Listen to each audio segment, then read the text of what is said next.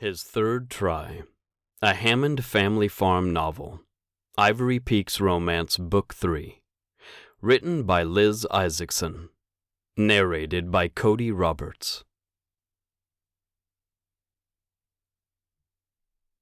16. Gray Hammond looked up from his computer as his wife walked into the office. "Thanks for dinner, my love." "Of course." Elise came around to his side of the desk, and he pushed the rolling chair back to take her onto his lap.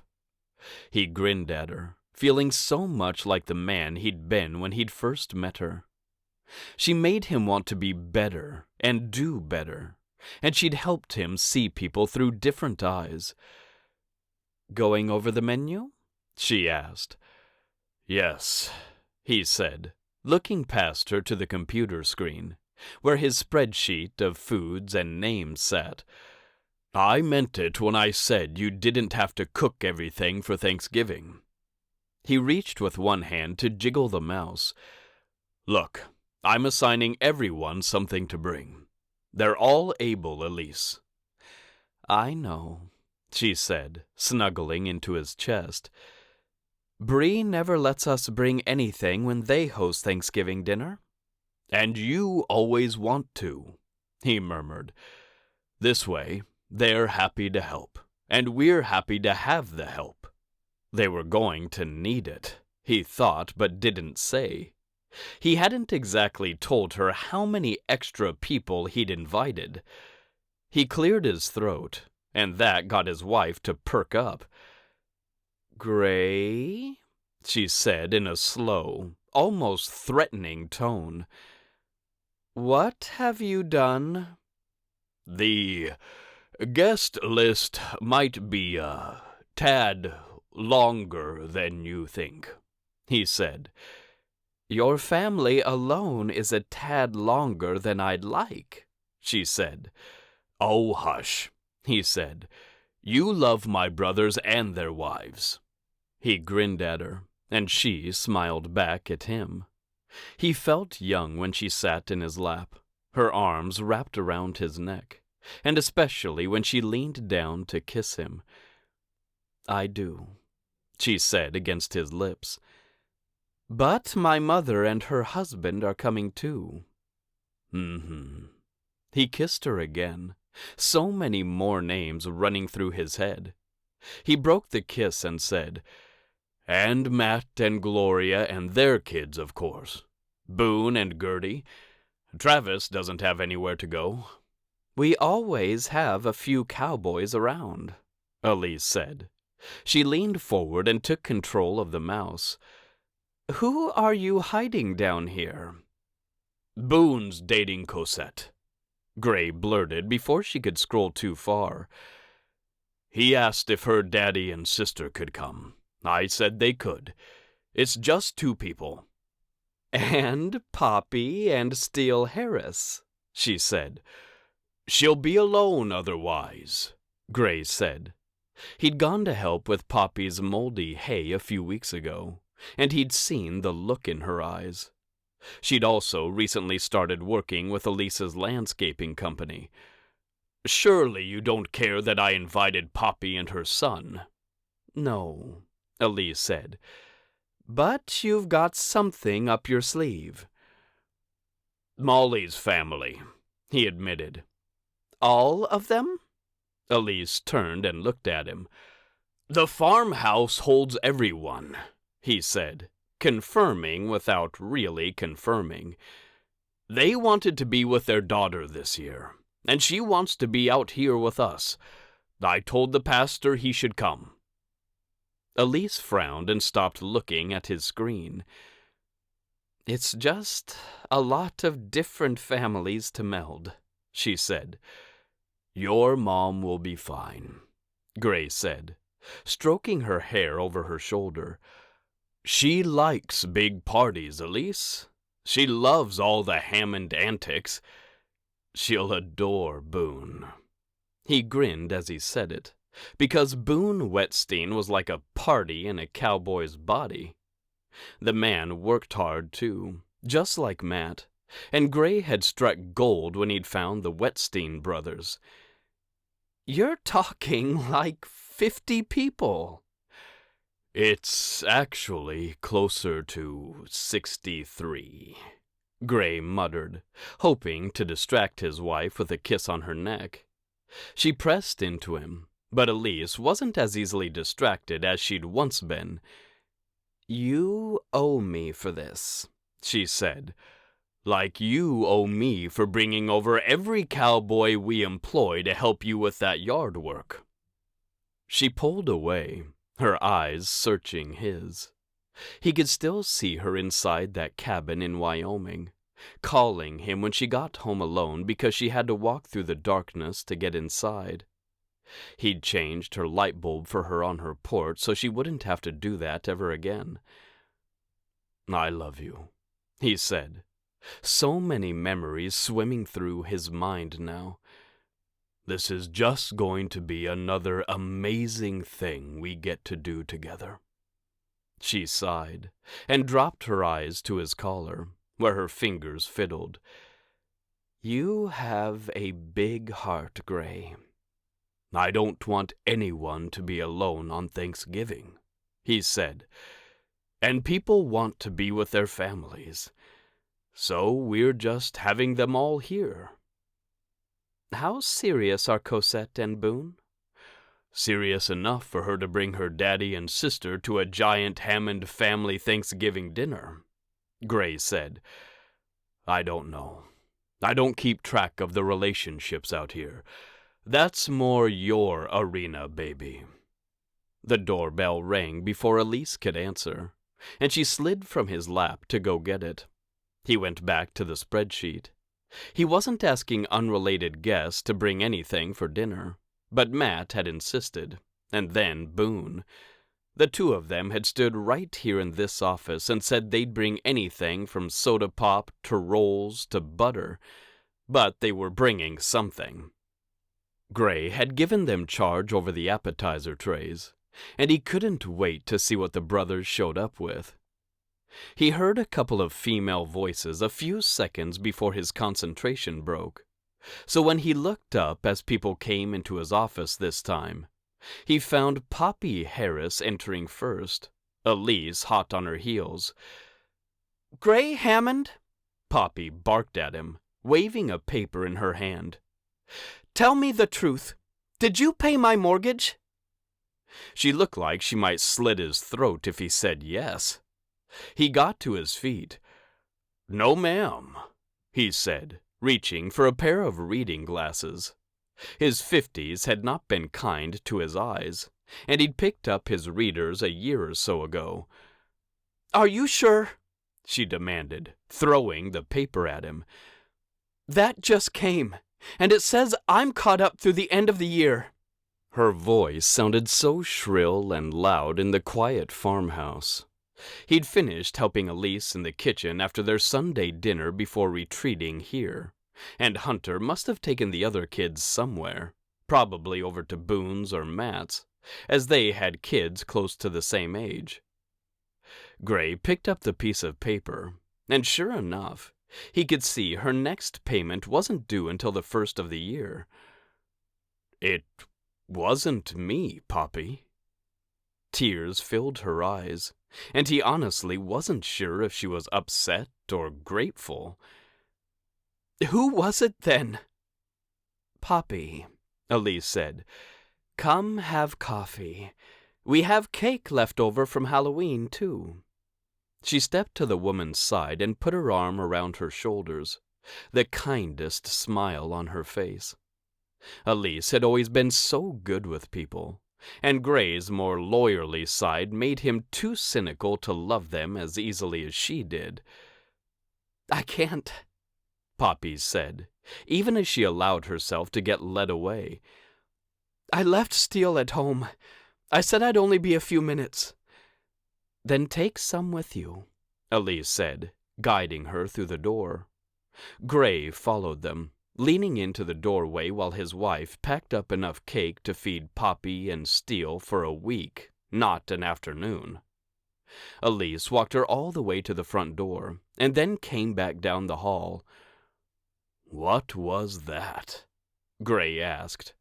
Poppy hadn't even taken her mortgage statement with her. "She thought you'd paid her bills," Elise said, cocking one eyebrow. "Tell me straight, Gray." "Elise," he said, "I would have spoken to you first had I thought we should do that." She nodded.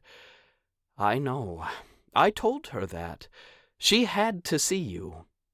Elise moved into the kitchen to put the cake away, and Gray went with her. "So?" he asked. "Who do you think did it?" "I know who did it," Elise said. "Did you tell her?" "No way." Elise shook her head. "Poppy is a wonderful woman, but she needs to learn that accepting help doesn't make her weak." She tucked the cake away on the back counter, and it didn't tempt him the way it did his brother Colton. "Who paid it?" Gray asked, still puzzling that piece out. "Who fixed her roof and then worked late over here because he hadn't gotten his chores done yet?" Elise asked. She leaned both hands into the island across from him. "Who organized all the men to go help her with that moldy hay?" Gray's eyes widened.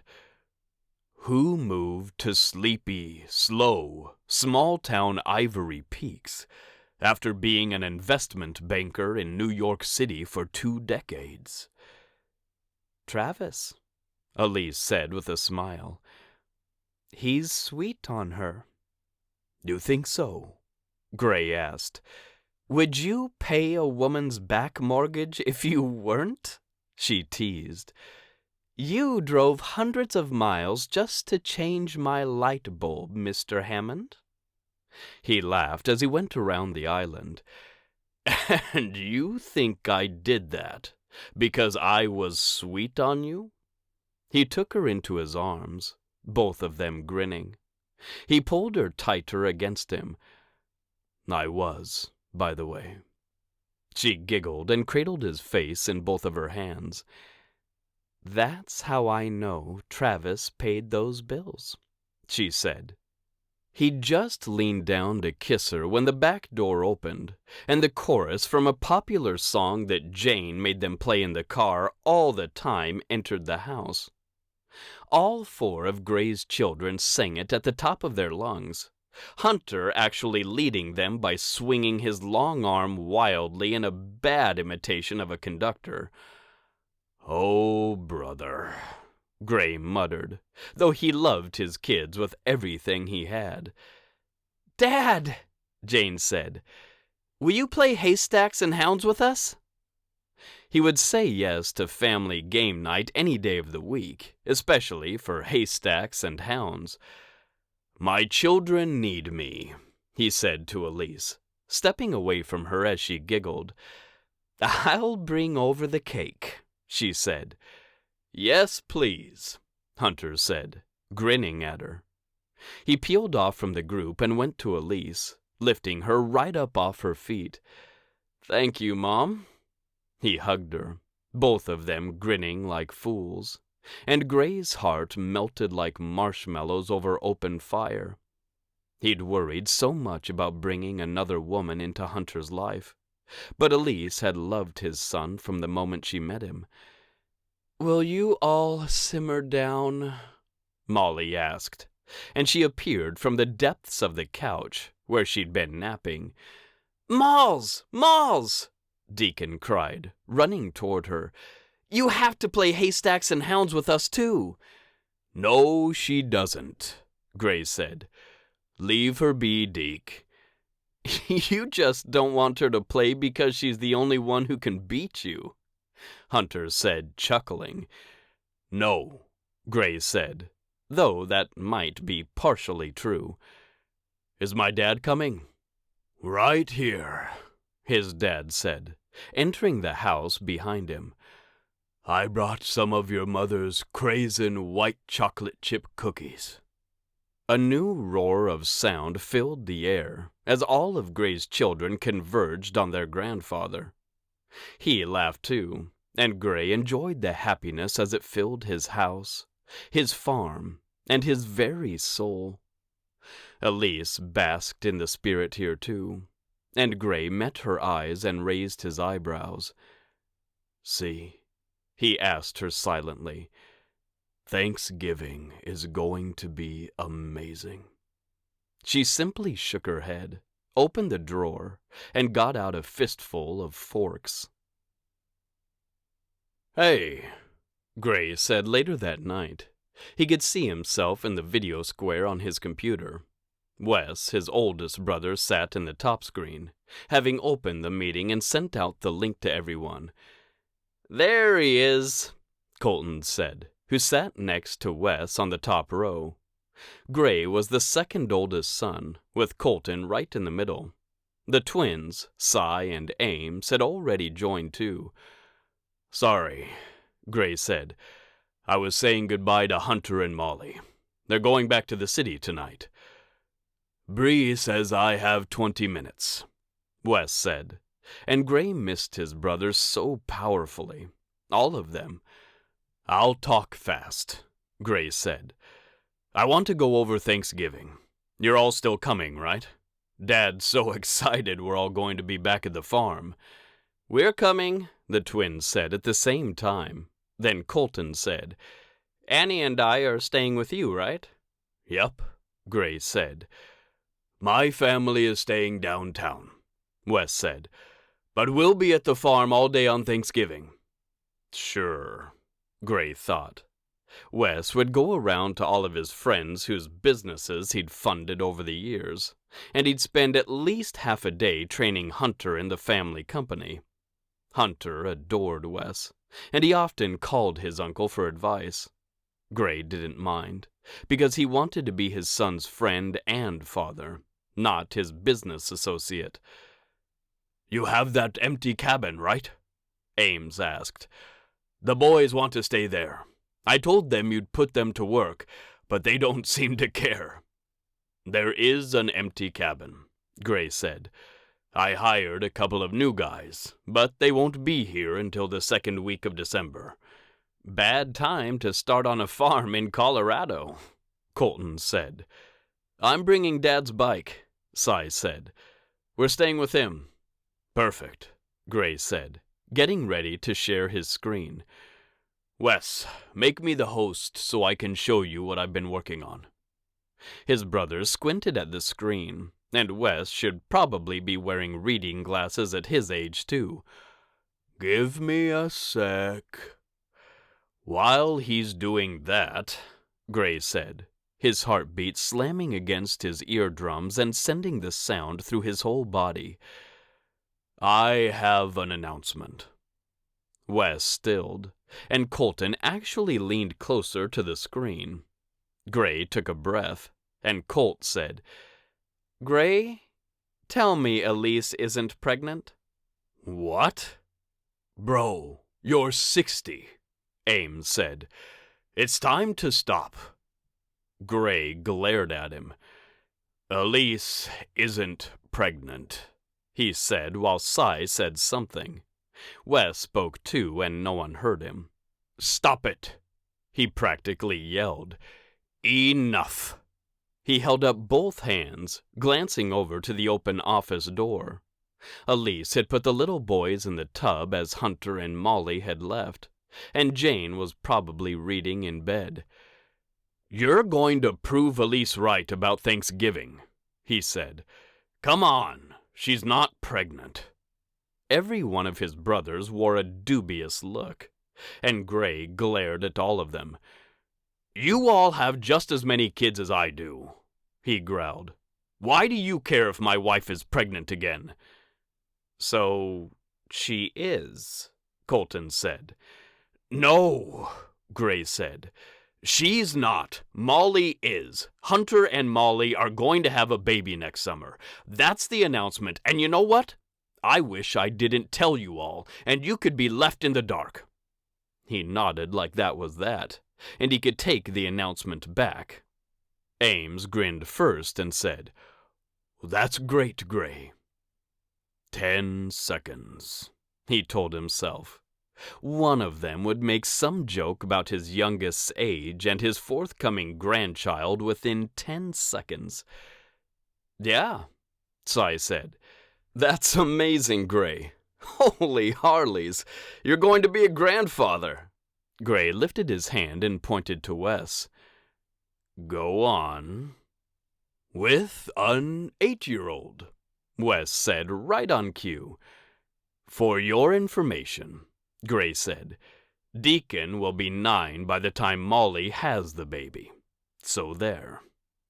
Everyone not in the room with him burst out laughing, and Gray couldn't help himself. He joined in, beyond glad to see all of them. Sometimes he felt so left out and so alone down here in Ivory Peaks while they all lived in Wyoming. He took his family north every summer, and he loved his time in the Tetons with his closest friends. "He'd like some help with HMC," Gray said to Wes. "So schedule that in while you're here." "Got it," Wes said. "And you're a host now." Gray could see the button that would allow him to share his screen now, and he said, "Thanks. Okay, I've made a spreadsheet, as we're going to have Elisa's mom here, some of our cowboys, a neighbor, Molly's family, and someone's girlfriend's family." "I can't even follow that," Ames said. "Don't bring your canine trainee," Cy said. That's what he said.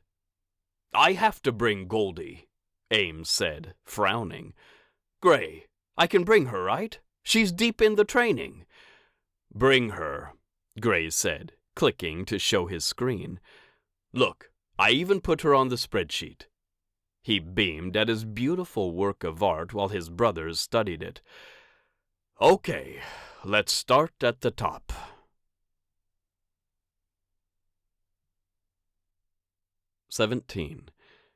Boone relished in the heat pouring through the administration barn, the weather outside today absolutely horrific.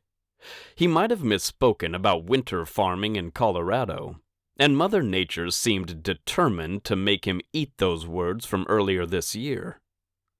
He knocked on Cosette's open door and lifted the tiny loaf of banana bread he and Gertie had made last night.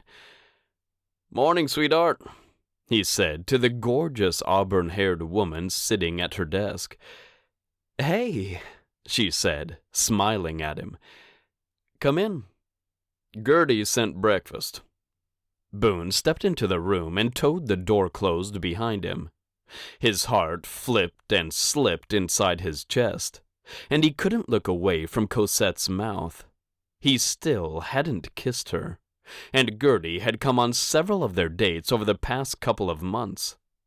He wasn't going to walk Cosette to her front door while his 13-year-old watched through the windshield. They had gone out alone plenty too, but Boone had meant it when he'd said he needed to go slow. Cosette hadn't been lying about it either. She got to her feet, her smile as wide as the Mississippi River. "She's so sweet. I help too, you know." Cosette gave him a placating smile as she took the loaf from him. "Of course you did." She swept her lips across his cheek and turned back to her desk. "Thank you, Boone." He sighed as she moved behind her desk again. He slouched into the chair in front of it, a groan coming from his mouth. She met his eye. "What's going on?" "It's freezing outside for one," he said. He didn't want to invite negativity into his life today.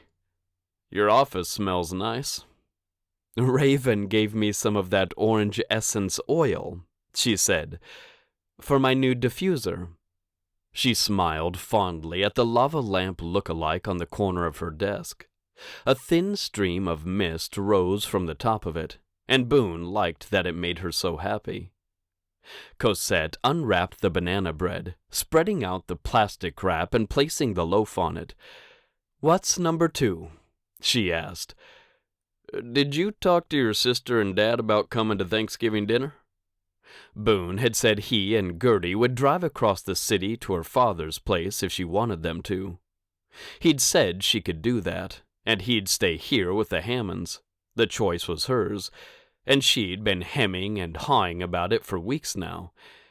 "Yes," she said.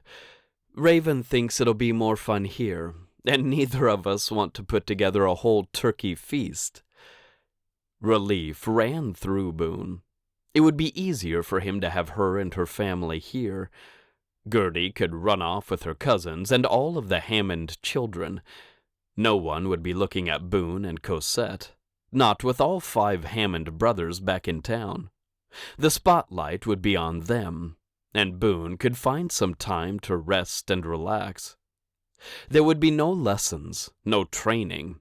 He, Matt, Gloria, Travis, Cody, Mission, and a new cowboy, Cord, would come take care of the horses twice that day, but nothing else. No fences to be fixed, no saddles to be repaired, no lofts to be swept, and no stalls to be cleaned out. The work on a farm never ended, and Boone normally didn't mind. But the weatherman had forecasted snow for Turkey Day, and Boone just wanted to bundle up, pop popcorn, and drink hot chocolate with his girlfriend. "I can't wait to meet your dad," he said, though a slip of nervousness ran through him. "He's excited to meet you too," Cosette said, a false note in her voice. Boone had let a couple of those slip throughout the months. "Is he?" he asked, deciding not to let this one go. "Yes." She looked at him, her eyes wide with a hint of nervousness in them. He's just overprotective. He's the first person I went to after I left Joel." Boone nodded, hoping he'd smoothed his face into passivity. Cosette hadn't talked about her ex-husband in a while. "I showed up on his doorstep in the middle of the night," she said. "I had quite a few bruises on my body, and it took some convincing to get him to take me to the hospital instead of driving back to Joel, and—" She shrugged and looked at the banana bread. "You know, giving him some of the same bruises he'd given me." "Cosette," Boone said, leaning forward and taking her hands in his. "He knows I'm not like Joel, right?" "He does," she said. "I've told him. Raven told him. He's just leery." He nodded. "I understand that. Is there anything I should do to try to win him over?" She cocked her head, a smile touching her lips. "Really, Boone? What does that mean?" He grinned back at her. "You're the most personable man alive," she said, shaking her head. "Do I just go into this? Take a big bite off the end?" "Yeah, sure," he said. "That's all yours. You don't need to slice it." He watched her pick up the loaf. "I'm the most personable man alive?" She nodded, didn't elaborate, and stuck the end of the banana bread loaf straight in her mouth. She took an enormous bite, her eyes sparkling like glittering gold. Boone laughed, because his proper 90-degree angle Cosette didn't take ginormous bites from a loaf of banana bread. She choked as she started to laugh too, her face turning a shade of red he hadn't seen before. That only made him laugh harder, and she covered her mouth with her hand. "Stop it," she said around the giggles and the gluten. "You went right in," he said, still laughing. "You said I could." "I didn't know you were going to gnaw on it like that." They laughed together again, and in the silence that followed, Boone couldn't stand going slow anymore. "There's a third thing." "Hmm?" Her eyebrows went up as she finished chewing and wiped a bit of chocolate from the corner of her mouth. We've been dating a while, Boone said, shifting in his seat. He wasn't sure how to blurt out, I want to kiss you. That's the third thing. Can I kiss you? Like, right now? He had closed the door. Cosette's office wasn't exactly a high-traffic hub. His stomach clenched, because he hadn't kissed anyone in a while, and he wasn't sure he'd land it right with Cosette. It would require a lot of touching, and while he sure did want that, and Cosette seemed to like holding his hand and kissing his cheek, she didn't seem too eager to do much more. Even that level was more than her telling him not to touch her when he'd tried to save her from falling down. She'd come a really long way since their first interaction, as they were able to have fun and serious conversations now. For a long time, she barely spoke to him, business only. An invoice here, a receipt there, move the horses over there. Boone had definitely been the one to push them to go out on Taco Tuesday, and he'd been the one to drive the hard conversations too. Still smiling at her, he decided this was just another of those times. Nothing? He teased. You don't think we've been dating a while? Yes, she said. We have. Maybe we haven't, he said, leaning back and folding his arms. What do you mean? I mean, when I was dating Nikki, she said if I wanted to be her boyfriend, I'd have to kiss her. Otherwise, she was going to dance with any cowboy who asked. He grinned as the color drained from Cosette's face. I kissed her on our first date. Cosette blinked fast and then blinked some more. Why doesn't that surprise me? I didn't want her going out with anyone else, he said simply. And Cosette, I don't want you going out with anyone else either. You don't need to worry about that. He studied her for a moment. Do you not kiss? I kiss, she said, licking her lips as her eyes dropped to his mouth. If you're not ready to, it's fine, he said. I've been thinking about it for a while, and I'm good to go at your pace. You know that. Well, I just figured maybe. Heat filled his face now, and he didn't finish the sentence. He got to his feet, her office suddenly too small and too hot. Well, I better get back outside. Travis is gonna think I'm trying to get out of restringing that carousel. She stumbled to her feet after him. What are you guys doing today? He'd just said what he was doing that day. The walking carousel in the third ring is busted, he said, turning back to her. We've got to restring it, and the wind is a mighty nuisance. She nodded, reaching up to wipe her mouth with her fingers. I'll bet. I saw a child lose his umbrella on the way to work this morning. Elise said she dropped the kids off at school mere moments before the hail started, Boone said.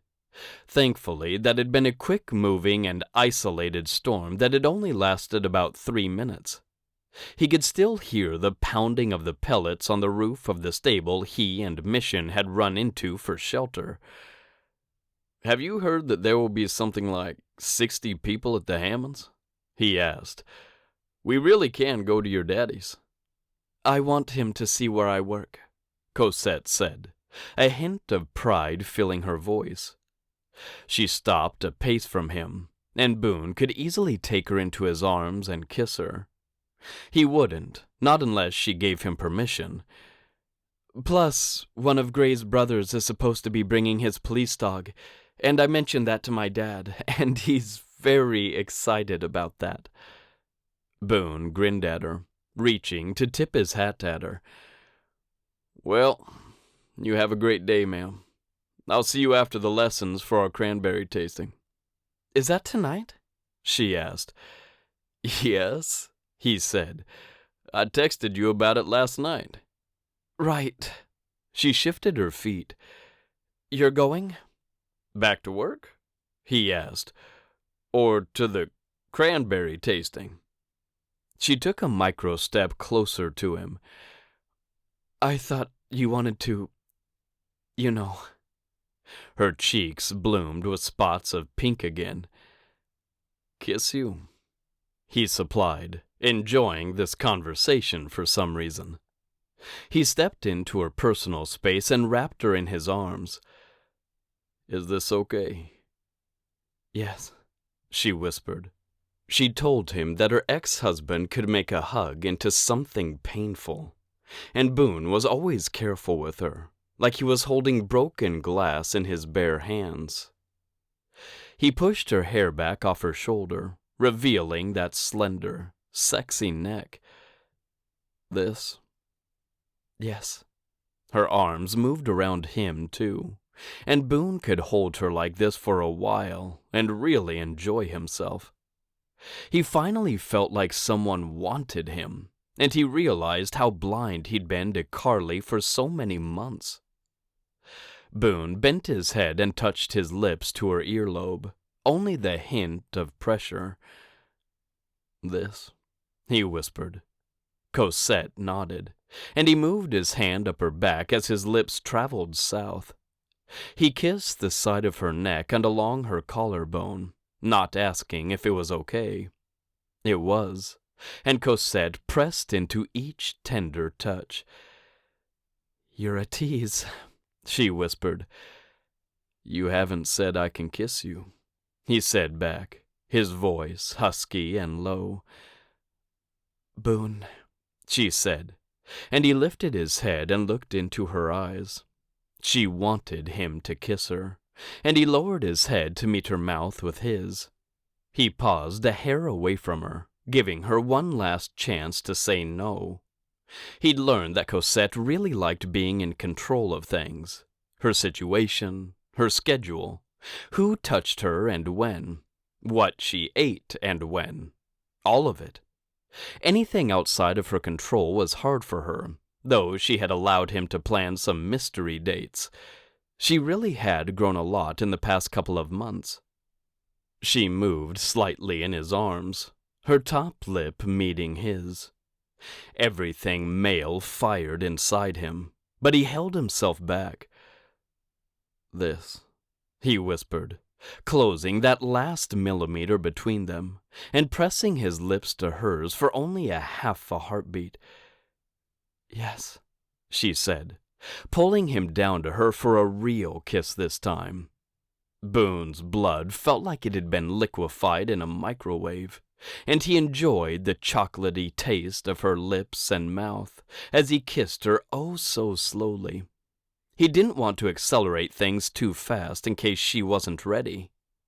He wanted her to lead, but she seemed content to let him. After a couple of seconds, he deepened the kiss, and she went right along with him. Something centered in Boone in that moment, and he felt the world spinning behind his closed eyes as he fell for Cosette Brian. He pulled back and asked, Okay? Yes, she breathed, her eyes still closed. Will you really be okay with a huge group at Thanksgiving? He asked, knowing she'd answer truthfully now that she'd softened in his arms. Yes, she said again, opening her eyes this time. I can do it, Boone. I'm okay. You'll tell me if you want to leave? He asked. I'll take you home or over to my place so you can have some peace and quiet. She gave him a shy, small smile. I'll tell you what I need. He said, smiling at her in a huge way. What about another kiss? Need one of those? She grinned back at him. Absolutely, she said, and this time she kissed him. Boone had the distinct thought that he never wanted to kiss anyone but her, and that maybe, just maybe, his third try at this love, life, and marriage thing would last longer than 8 or 9 years.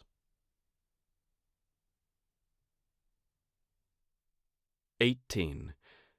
Cosette had been kissed before, but it had not been like this. Boone stood taller than other men she'd dated, and he held her like he could not get close enough to her. His mouth definitely explored hers, but he wasn't aggressive in any way. He seemed to be waiting for her to give her permission before moving his hands or kissing her deeper. She wasn't sure how she gave that permission, but she seemed to, because Boone kissed her and kissed her. When he pulled away the second time, she took in a deep breath through her nose, afraid to open her eyes in case everything that had just happened would poof away into nothing. "Okay," Boone asked, and she loved the way he articulated the word just for her. She opened her eyes, working hard to find the right words to say. They didn't come, so she nodded. He smiled sweetly at her and added, "I'm not going to hurt you. At least not willingly," Cosette thought, and she supposed that she'd come a long way in her thinking about men, cowboys in particular. "Do you like to dance?" she asked. He blinked, clearly not expecting the question. "What?" "Dancing," she said, stepping out of his arms. She suddenly didn't know what to do with her hands. "I used to love dancing, but I haven't been in a long time." She didn't need to say why. Dancing required standing in someone's arms, and she hadn't done that until very recently. "I can do it," Boone said. "Whether I like it or not, I'm not sure." "You don't know if you like dancing?" Boone took her into his arms again, his smile lighting up his whole face. "I don't do a whole lot of dancing, sweetheart. I suppose I'll have to give it a whirl to know if I like it or not." He spun her away from him, laughing. Cosette laughed too, especially when he brought her immediately back to his chest, his arms curling around her waist naturally. He swayed with her, and Cosette inched her hand up his back, smiling with him. "Yeah," Boone said. "I like dancing." Cosette laughed, and she pushed her boyfriend away. He stumbled in an over-exaggerated way, crashing into her closed office door. "Go on," she said through her giggles. "You have work to do." "I'll pick you up later." He bent and picked up his cowboy hat, reseated it on his head, and turned to leave her office. Cosette ran her fingers through her hair, finding some of it out of place. "All right." She had no idea who she was anymore, because her voice hardly sounded like her own. Boone gave her one last smile and went into the hall, and Cosette turned back to her desk, looking at it like it was a foreign object she'd never used before. She turned to her chair and sat down, sighing in the process. Her pulse still galloped through her chest and the rest of her body, and she wasn't sure how to get the adrenaline to wear off faster. She just kissed Boone Whettstein. Kissed a man. And it hadn't been horrible. In fact, it was the single best thing that had happened to her since she'd snuck away from Joel in the middle of the night. The thoughts of her ex-husband didn't stay long, certainly not the way they had in the past. She looked at her computer and tried to remember where she'd been before Boone had entered the office. Cosette had just reached the top of the hill, and she put both hands on her hips and looked up into the beautiful sky. It was gray and foaming with clouds this morning, but she didn't care. "I kissed Boone Whettstein," she said. Louisa shrieked and danced in front of Cosette. They both laughed as Louisa hugged, and Cosette had no problem embracing her friend and feeling the friendship and love between them. "When?" Louisa asked. "It better have been like an hour ago, or I'm going to be so mad you didn't tell me." "Just yesterday." She smiled at Louisa, as her friend stepped back. She'd once found Louisa's light brown eyes all-seeing and too heavy to shoulder. But now, she only found joy when she looked at her. "And?" Louisa asked, starting to walk again. Cosette fell into step beside her, their morning walk only 15 minutes old. "And it was great," Cosette said. "See?" Louisa asked. "I told you it would be." She laughed again, filling the morning sky with sound. "I'm so happy for you, Cosette." "Me too," she said. "Now, what about Stan? How did your date with him go?" "You know, it went okay," Louisa said, her voice pitching up a bit too high. Cosette wanted to accept her answer, but Louisa had pushed her in the past. "You sure?" she asked. "He seemed a little clueless," Louisa admitted. "So I just told him, 'Look, I like you and I think you like me, and let's not pretend like we don't.'" "You said that to him?" Cosette marveled at Louisa yet again. "I did," Louisa said. "I'm older than you, Cosette. I don't have time to mess around with a man who doesn't get dating." "Wow," Louisa giggled and said. "The date went far better after that. He held my hand, and the conversation was normal and fun. We're going out again after Thanksgiving." "You never cease to amaze me," Cosette said. "You're the amazing one." Louisa looped her arm through Cosette's. "Are you taking the tree today?" Cosette shook her head, her nerves braying at her again. "Not today," she said quietly. "But I've had it for a month, and I'm taking it over on Thanksgiving. I'm eating with Boone and all the Hammonds then." A few days later, Cosette had left her pecan tarts in the oven while she ran down the hall to finish her makeup. She'd drunk too much coffee this morning, and her heartbeat raced and raced as she lined her lips with a dark pink stick and then filled it in with lipstick. "Cosette!" Raven yelled just as she put her makeup back in the bag. "Coming!" Cosette called, zipping up the bag and putting it back in the top drawer in her bathroom vanity. She took a moment to look into her own eyes in the mirror, and she noticed that her hair had gotten longer than she usually let it. She touched it and let it ringlet back into place, not sure where her mind was. "It's beautiful," Raven said, appearing in the doorway. Cosette turned away from the mirror and her reflection and embraced her sister. "Hey, thanks for going to get Dad." "I went last night," her sister said. "We closed early for Thanksgiving." She stepped back, grinning. "But we better get out there. Dad's already opening all of your drawers." Cosette shook her head and led the way. "You told him he can't do that at the Hammonds, right?" "I told him not to do it here." Cosette went down the hall and into the kitchen, where her father stirred a spoon in a coffee mug. "Good morning, Dad."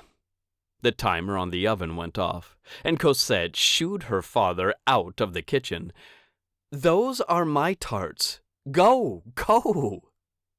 Everyone cleared the way, and Cosette pulled her treats out of the heat. The crusts looked a little bit too brown, but she wasn't going to worry about it. There'd be so many people at the farmhouse that everything would get eaten. "I've got the whipped cream in the car," Raven said. "We can whip it there, right?" "Yes," Cosette said. "Just let me get the other things I said I'd bring." She directed Raven to get out the boxes of stuffing, while she loaded up a sheet tray with all the cut-up veggies she'd prepared last night. "You're making Mom's gourmet vegetables?" Dad asked, and Cosette looked into her father's dark eyes. "Yes," she said. "Elise asked if I'd make a side dish, and this is my favorite Thanksgiving side dish." "I love them," Raven said. "We better get going. Are they going to have enough ovens there for all the things that need to be baked? There's a whole bunch of cabins there, Cosette said. Grab that pound of butter. Raven put it on the sheet tray, and together, the three of them took out the ingredients they needed for the gourmet vegetables as well as the pecan tarts. It seemed to take forever, with Dad saying he'd ride in the back, and Raven and Cosette arguing with him on every trip in and out of the house. Finally, Raven stood at the passenger door, holding it open while Dad ducked into the car. Cosette buckled her seatbelt while her sister got in the back seat. A sense of exhaustion pulled through her, and she hadn't even left the driveway yet. The drive to the farm usually took 25 minutes, but Dad kept telling Cosette she was going too fast, and she kept lifting her foot off the gas pedal. After several minutes of this, she finally speared her father with a sharp look. "Dad," she said, "I'm driving, and we're in no danger." She could drive whatever speed she wanted. On this clear, crisp morning, hardly anyone was out. They had their ovens going and their pots bubbling. Their friends and family gathered around. Cosette had been cooking for her sister and father for the last several years, and Raven would bring a store-bought pie and Dad would bring his favorite ice cream, and they'd all have a great time. As she drove past the pine trees and nearly got driven off the road by an enormous motorcycle with a long-haired cowboy holding on to the handlebars and a little girl clinging to his back, Cosette realized she'd entered a whole new world this year. Dad yelled, and Cosette swung the car wildly out of the way. The man riding the death trap obviously laughed as he irresponsibly took one hand off the handlebar to give her a wave. Cosette gripped the wheel as the car came to a stop. Her heart pounded, the rumbling sound of the motorcycle still vibrating in her ears. She squeezed her fingers and then got moving again. "This is going to be a wild party," Raven said gleefully from the back seat. Cosette took a deep breath as she caught sight of all the trucks and cars parked in front of the farmhouse. There were so many, a second aisle had been created, and Cosette pulled up next to a black truck that could run over hers and probably not even feel the bump. Everyone started getting out of the car, but Cosette took an extra moment to settle herself. Before she could get out, her door opened, and Boone said, "You made it." She stood, and he drew her into his arms. "Who's the guy on the motorcycle?" "Cy Hammond," Boone said, turning to look down the dirt lane. The engine of that bike couldn't be heard, but he'd be back with the last name of Hammond. Cosette followed Boone's gaze down the road, not realizing that her father had gotten out of the car. "You must be Jeff Bryan," Boone said, releasing her and reaching toward her dad. Cosette snapped back to attention and followed Boone. "Dad," she said, "this is Boone Whettstein." "So great to meet you," Boone boomed, pumping her dad's hand. He chuckled, because Boone always chuckled and was so happy to meet new people. She didn't need to introduce her dad, who likewise shook Boone's hand as he smiled. "It's good to see you too, Raven." Boone moved to hug her sister, and then the four of them stood there. "Well, come on," Boone said. "Let's get your stuff inside. It's a little crazy, but since it hasn't snowed yet, Gray and Wes just chased all the kids outside." Cosette looked up into the sky, which held plenty of gray clouds. "It might snow later." "Supposed to," Boone said, leading the way up the front steps.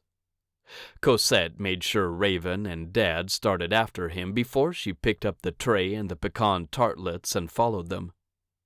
A wall of noise hit her when she reached the top of the steps behind the rest of her family, but she kept moving. "They're here!" Boone bellowed into the house, and Cosette seriously considered walking back out.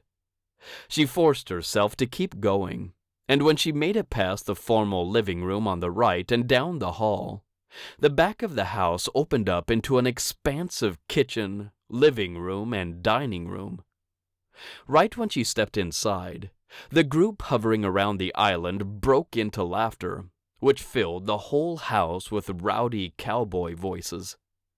Several people had turned toward Boone when he'd called into the house, and Gloria took the tray from Raven, saying, "I'm Gloria Whettstein.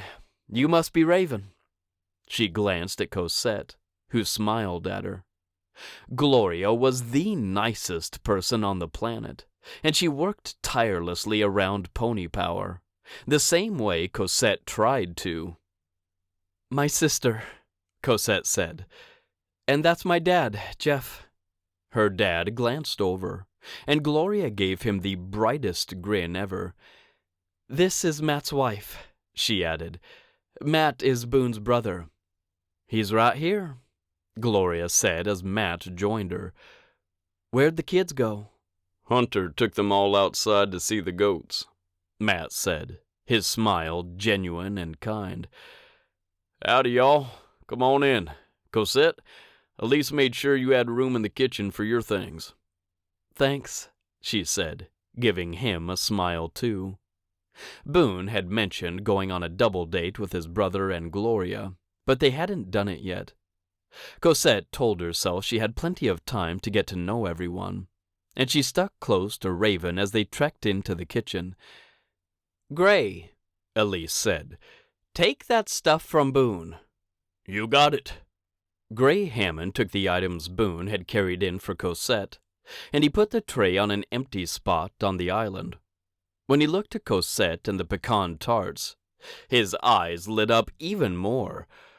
"Oh, Colton's going to love you." Cosette grinned and took in the enormity of food on the island countertop. "This doesn't look like desserts." "Nope," another man said, and he clearly belonged to Gray. "You want to come with me?" He gestured for her to come, and he took one of the trays of tarts. "Don't let him eat those," Gray called after her, and Cosette finally felt herself relax into the family atmosphere. All of the men wore their cowboy hats indoors, though she'd assumed they wouldn't. Boone said his mother had made them take off their hats the moment they came inside. Of course, he'd follow that up with, "Then she left, and we did what we wanted. Daddy didn't care if we wore our hats during dinner. He wore his." Cosette admired his resiliency and optimism, two things she was working on obtaining too. "Right here," the Hammond brothers said. "I'm Colton, the most normal of the Hammonds."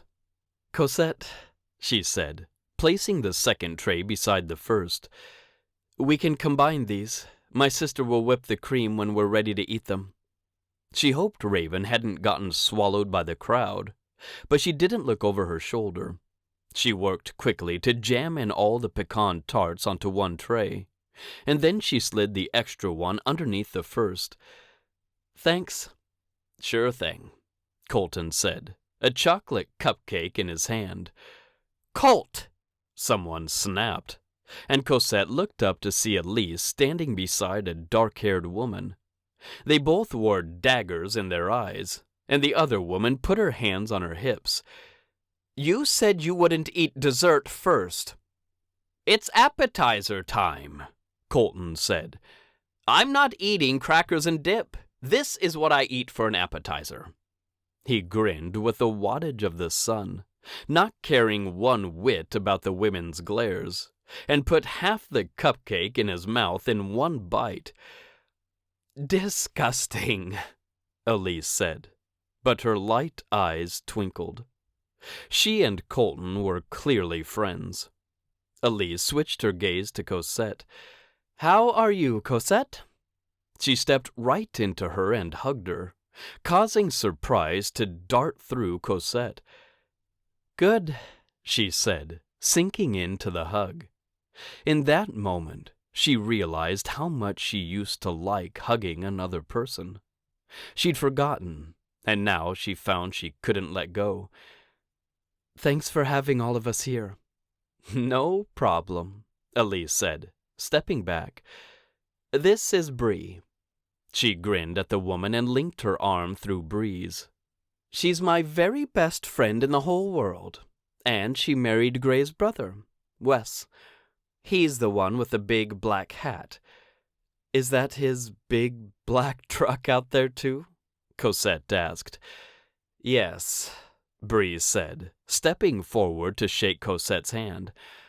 "I can't tame him and his love of big trucks." "I understand," Cosette said, as Boone laughed loudly a few paces away. "They are who they are, aren't they?"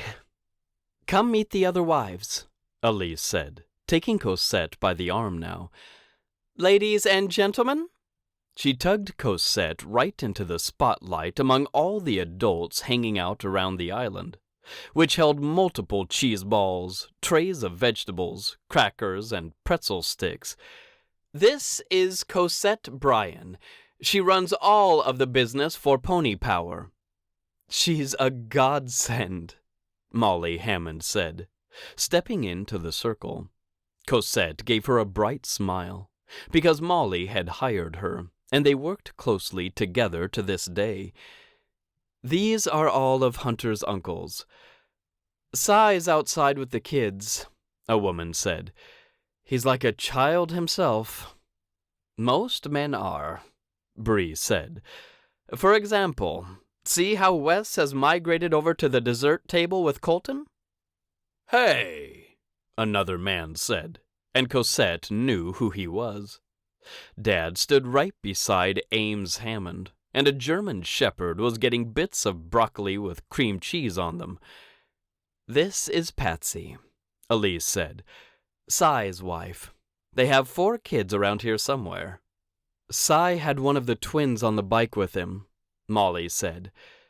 "Annie," Elise continued, "she's married to Colton. They have 1 daughter who's with her boyfriend this year, and 2 others who are married."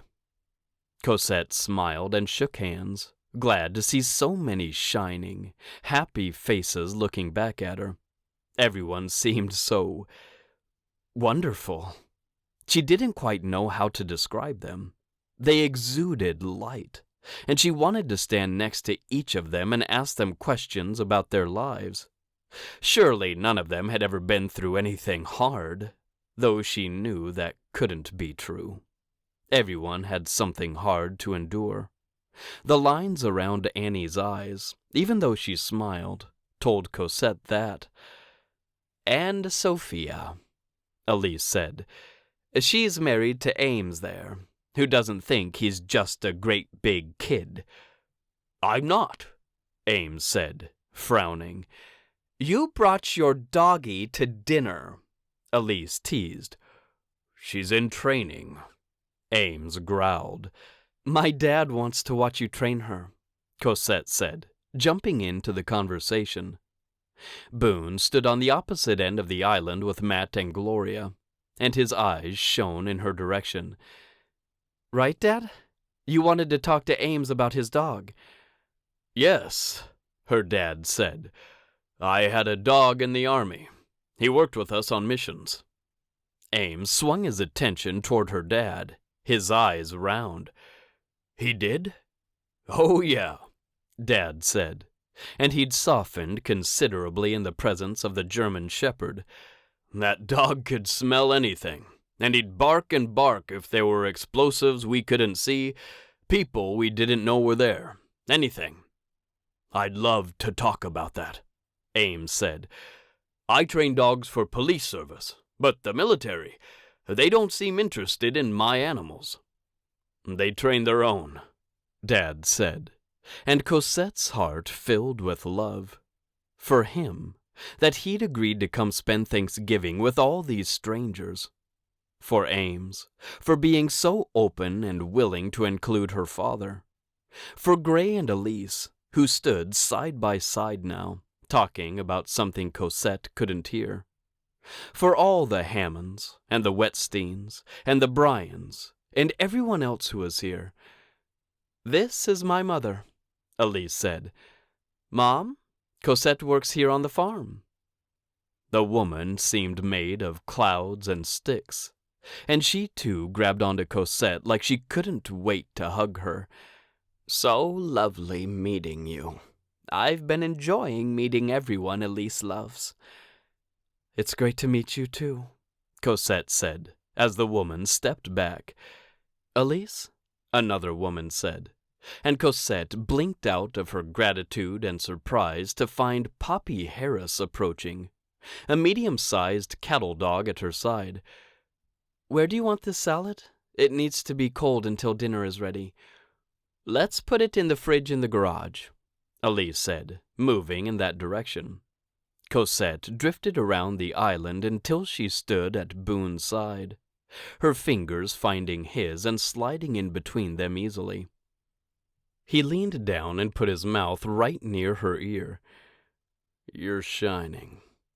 "It's Thanksgiving," she said in return.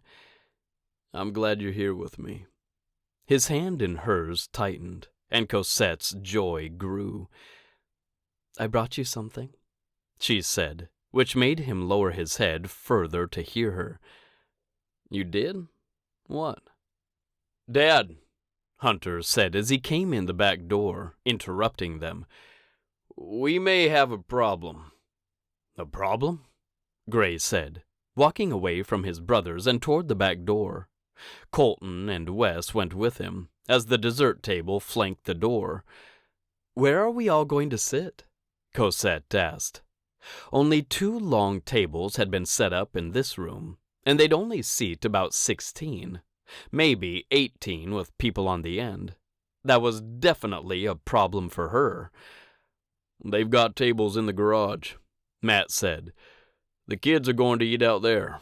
Adults in here." Cosette nodded and turned her attention back to the door, where Gray spoke with his son and his brother.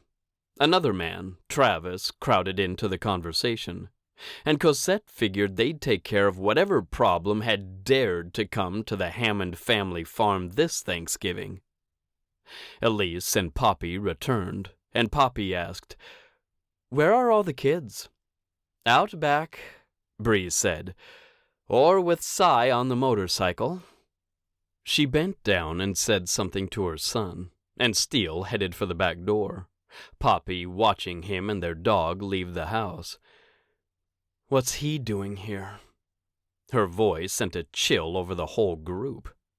Cosette looked at her, and she had her eagle eyes trained on Travis. Her heart bumped out 1 extra beat, then 2. "His family is back east," Elise said easily.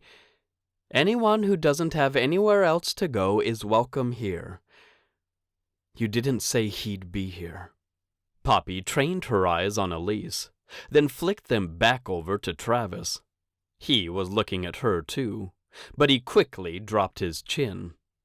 Her hand in Boone's tightened, and Boone said nothing. Everyone watched as Poppy marched away. Only Elise said, "Poppy," weakly, but the woman wasn't going to be deterred. She muscled her way into the conversation with the 4 cowboys, and she put 1 palm against Travis's chest, and he backed up 1 step, then 2, before turning and leaving the house, Poppy going with him. The awkwardness and tension that arose went with them, and Cosette breathed out. "Are they dating?" Bree asked. Elise gave her a look, didn't confirm or deny it, and said, "All right, the turkeys are almost done. Potatoes peeled. Cosette, let's get started on your veggies." "Yes," Cosette said, already sweating about cooking in front of all of these people. She caught sight of Raven as she sank onto the couch with another cowboy, completely unsurprised that her sister had found someone to pal around with today. She was so very good at that, and she could talk to a fence post and probably get it to laugh at some point. "All right," a man yelled. "Who wants to see Dad ride his bike?" The kitchen emptied as they all followed Cy Hammond down the front hallway and out the front door, leaving silence in their wake. It actually rang in Cosette's ears, and she was unsurprised to see Boone had gone. He loved Chris Hammond, and if he didn't eat lunch with her, she knew she could find him at Chris's with Matt, Gloria, and Molly. He'd asked her to join them a few times, but Cosette hadn't felt comfortable. If he asked again, she'd go, because she had new pieces getting put into place every single day. "What's the problem?" Elise asked, wiping her hands on a towel as she went with Gray. Cosette brought up the rear, everyone else in front of them, stalling as the hallway bottlenecked everyone and slowed them down. "We have several," Gray said. "The heaters in the garage tripped the breaker, and we can only run one." "Okay," Elise said. "We can move a table or two inside." "Poppy knows Travis paid her mortgage," Gray continued. "Well," Elise blew out her breath. "Nothing to be done about that."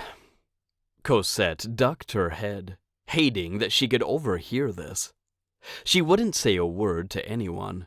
She worked with Travis, but they didn't have to talk about personal things. "Britt and Pearl got all muddy out on the farm, so Gertie's taking them back to the cabin to get cleaned up," Gray said. "And my dad might kill himself on this super souped-up motorcycle my brother built for him. Happy Thanksgiving?" Elise giggled, and Cosette couldn't hold her laughter back either. Gray turned to look at her, a smile on his face. "Sorry," she said. "I didn't mean to eavesdrop, and that was funny." "Cy doesn't understand limits," Gray said, rolling his eyes. "Or seem to know that our father is in his 80s. They finally emerged onto the porch, and Boone caught Cosette's eye, reaching for her. She went to his side, glad he tucked her close. "Okay?" Boone asked. "Sort of," Cosette said. "You didn't kiss me hello." Boone grinned and pressed his lips to her temple. "I'll be sure to kiss you goodbye," he whispered just as Cy Hammond held up both hands. All right, he yelled. "Dad's always wanted a bike, and since I build custom bikes, his wish has finally come true." He grinned at the huge motorcycle sitting to his right. It was painted to look like a black stallion, and Cosette had never seen anything like it. "Start her up, Dad," Cy said, and Chris Hammond went down the steps. He paused in front of his son and hugged him, then continued toward the motorcycle. When he threw his leg over the seat and twisted the key, an enormous roar filled the air. All of his grandchildren cheered, and Cosette couldn't help smiling herself. And when Hunter jumped to his feet from the lawn in front of the porch and started chanting, "Grandpa! Grandpa!" and getting all the other kids to do it too, her heart dang near exploded. Perhaps she did want a family to belong to, a place where she could be her best self and her worst one. Children? Her muscles froze, and Cosette told herself to relax. She watched the children down on the grass, and each and every one of them was adorable. Each and every one of them healed a part of her heart that had gone black years ago. They came in all shapes, heights, and ages, some with dark, dark hair like Matt, and some with blonde hair like Elise. They were all different, but they all belonged. They were all loved. Chris Hammond revved the engine, and his grandkids got louder too. Cosette leaned into Boone, feeling almost drunk with all of the new growth happening inside her. He held her close and held her up, and she was so very grateful for him today. 19. Boone's first inclination was to join in the chanting happening down on the lawn. None of the other adults did, however, and Boone held back. Another reason he kept his voice quiet despite the urge to get into the party was because of how Cosette stood beside him. She seemed to need him, and he cherished the thought of being necessary for someone. Chris Hammond finally put the motorcycle in gear and sped down the road, Cy and Hunter laughing in the front yard, while Wes, Gray, and Colton Hammond all said in tandem, "Dear Lord, don't let him die." Boone couldn't help laughing then. "Did you guys practice that?" Gray shook his head and looked at Boone. "He's 86 years old." "He handled that thing well," Boone said. He itched to ride the motorcycle, and he would. Later. Just like he'd eat a lot of turkey and mashed potatoes later. And kiss Cosette later. "I hope I can be as spry as him in 40 years. "Not helping," Matt said from beside Boone, and everyone started to drift back inside the house. "Come see what I brought," Cosette said, leading him down the steps. Boone went with her easily, because he wasn't really needed in the house, and maybe he'd get to kiss her now and when he said goodbye. She led him to her SUV and opened the back. As the tailgate lifted, a long box came into view. Boone's breath hitched in his chest. "Cosette," he said, ducking under the liftgate to get the box. "This is a pine tree." "For your cabin," she said. "You asked me to get one and help you set it up, and we never did." Boone looked at the picture of the pre-lit tree on the box, and then swung his attention to the good woman who'd brought it. He engulfed her in a hug, every cell in his body vibrating with gratitude. "Thank you," he whispered. She wrapped him in a hug too and said, "Maybe we can go set it up after the feast." 100%. Boone stepped back and bent toward her to kiss her. He kept his lips light against hers, the kiss meaningful and sweet at the same time. "Thank you." "You'll talk to Gertie about it?" "Yeah." She reached up and touched the button to close the back of her SUV. "Okay, well, we'll just leave it there until we're ready." Boone went with her back to the porch, where the kids were still tumbling up the steps, from the biggest to the littlest, and Boone grinned at all of them. "Boone!" one of the little boys said at the bottom of the steps. "Carry me!" "Sure thing, bud," Boone said, sweeping the child off his feet. "Have you met Cosette?" The little boy giggled as Boone put him on his hip. "Wade here is 4, he said, grinning at the boy. "Say hi to Cosette. She's with me." He looked at her, and Cosette's hazel eyes shone like polished gems. "Howdy, Wade," she said. "Who are your mom and dad?" Wade squirmed to look over his shoulder. "Daddy's over there." "He belongs to Cy and Patsy," Boone said. "Grows apples, right, bud?" Wade nodded, the biggest pair of dark blue eyes on his face. "Coral Canyon sounds great," Cosette said. She moved a couple of steps away from him, and Boone noted that Hunter and Molly had stayed outside with all the grandkids. Boone supposed Hunter was Chris's grandchild, though he was all grown up. He towered above the other kids, and Michael Hammond never got too far from Hunter. Gertie, unfortunately, stood right beside Michael. They weren't holding hands or anything, but Boone didn't think for a second that her crush on the boy was over. Oh no. She'd run from the house yesterday afternoon yelling, "Mike's here, Daddy! Be back later!" She hadn't asked, She hadn't said where she'd be.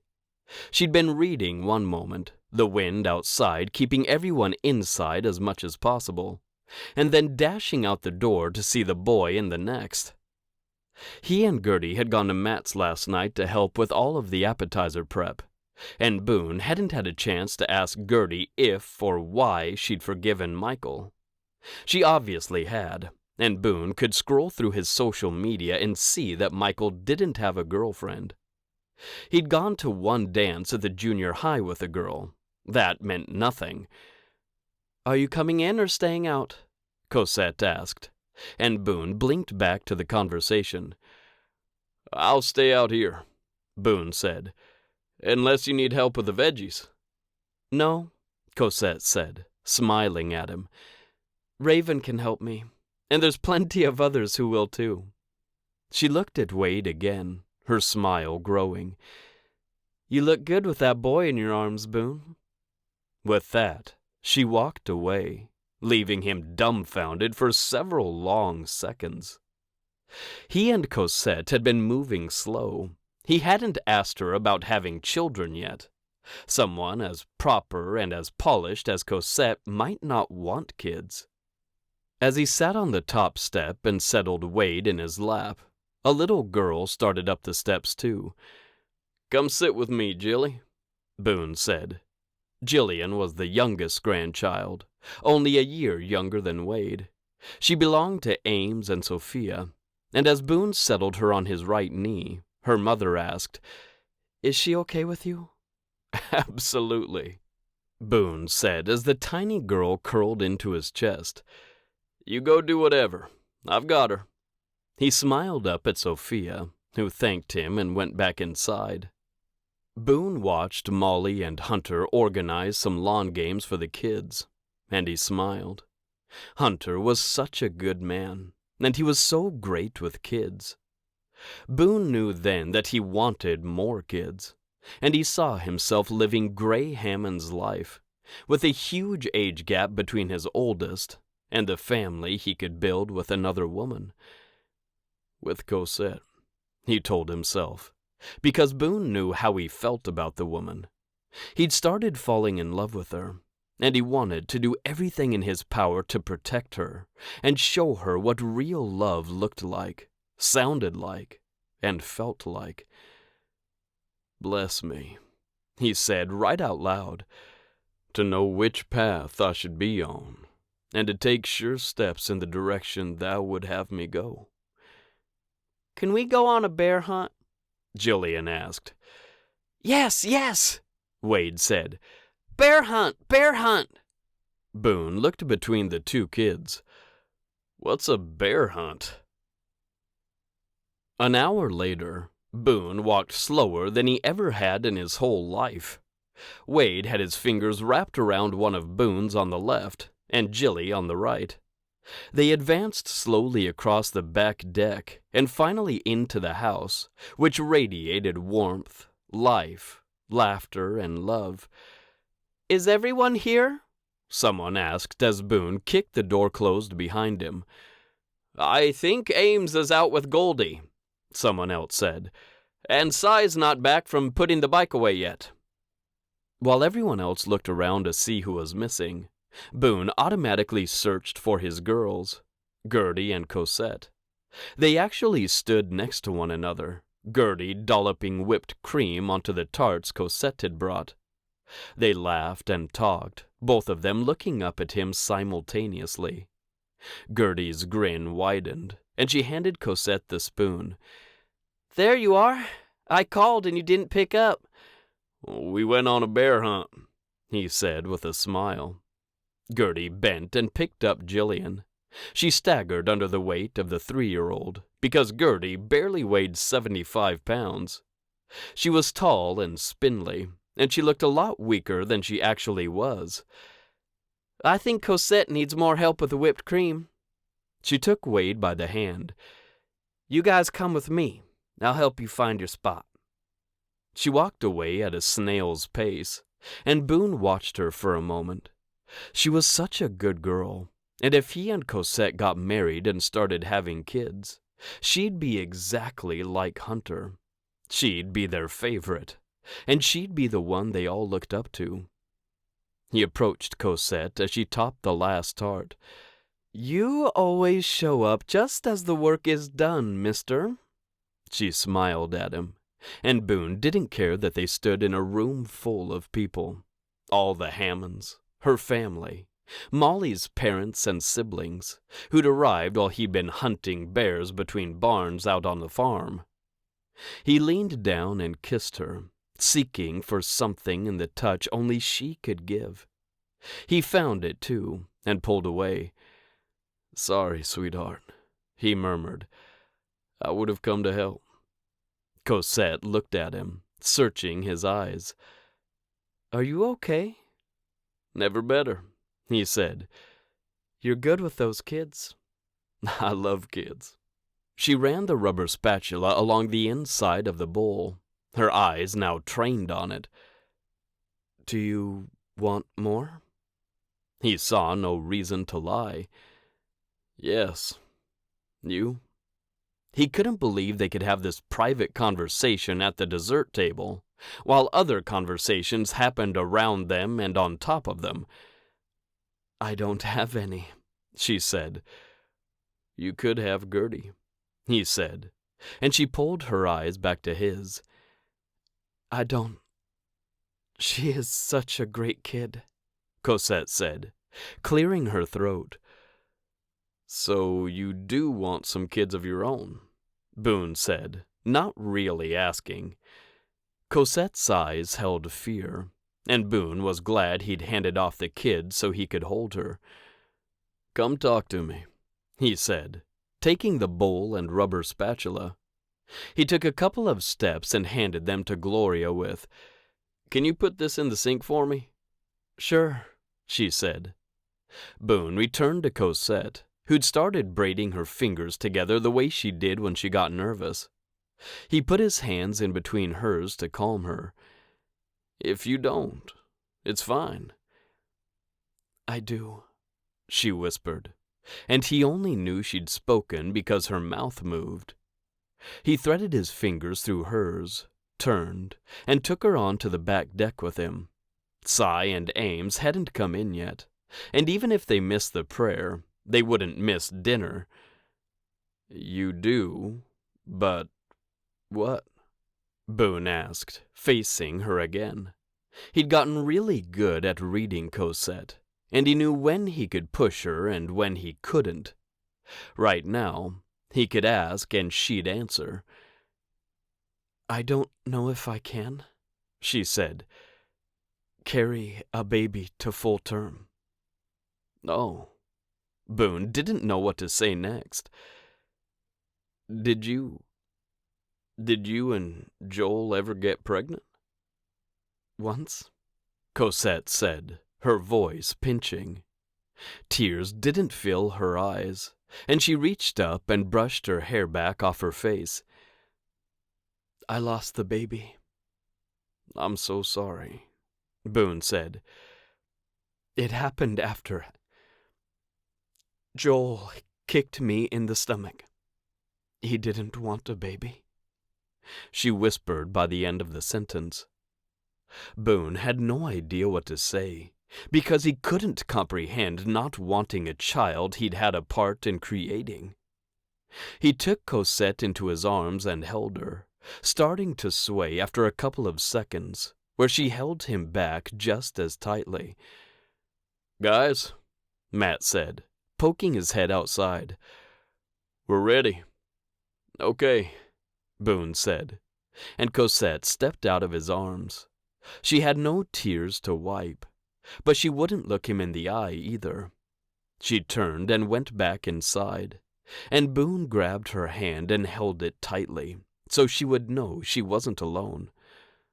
"Thank you all for coming," Gray said, beaming out at everyone. He'd climbed up onto a step stool, so he was taller than everyone else. "I love having all of my brothers and their wives and families here in Ivory Peaks with me, and it sure means a lot to us to have you all here. There will always be a place for someone who needs it at this farm." Chris said from Gray's side. "We're glad we have some of our cowboys with us. And Matt and Gloria, of course. Hunter and Molly. And all of the Bensons. Thanks for joining us out here." "There's so much food," Elise said. "No one needs to push, and if you're like some of the Hammonds, you can start at the dessert table." "No kids can start at the dessert table," Wes Hammond said. "At least not mine." "Mine either," Cy and Ames said at the same time, and Boone smiled at them. They were twins, and while they couldn't be more different as men, they did look alike, and they did seem to know exactly when and what the other was going to say. "I'm starting at the dessert table," Colton said loudly, and Boone chuckled with several others. "Dad, can I start at the dessert table?" one of Ames's twins asked, and his father shook his head. Boone grinned at the boy, because Ames had literally just said his kids couldn't eat dessert first. "We've got 2 tables in the garage for the kids," Gray said. "All of the adults and our older children can eat in here. There are no assigned seats or fancy china here. Dad's going to say a prayer, and then you can come get a paper plate and get some food." He looked at his father, and cowboy hats got removed from heads. Arms got folded. Younger children got shushed. With peace and silence raining down on the farmhouse Boone had grown to love, Chris Hammond took a breath and said, "Dear Lord, we're so grateful to be gathered here today on this Thanksgiving Day. We give glory to Thee and to Thy Son for all of our blessings, for this land which we love and have tried to honor, for those who come here to work and serve. Bless their minds that they may heal, and their hands that they may work and be safe." He paused, and Boone simply basked in the spirit flowing through the house.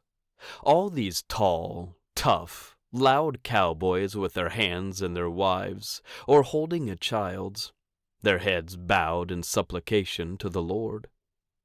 Boone's chest pinched, and he wished Gertie stood on his left, so he could have Cosette on one side and his daughter on the other.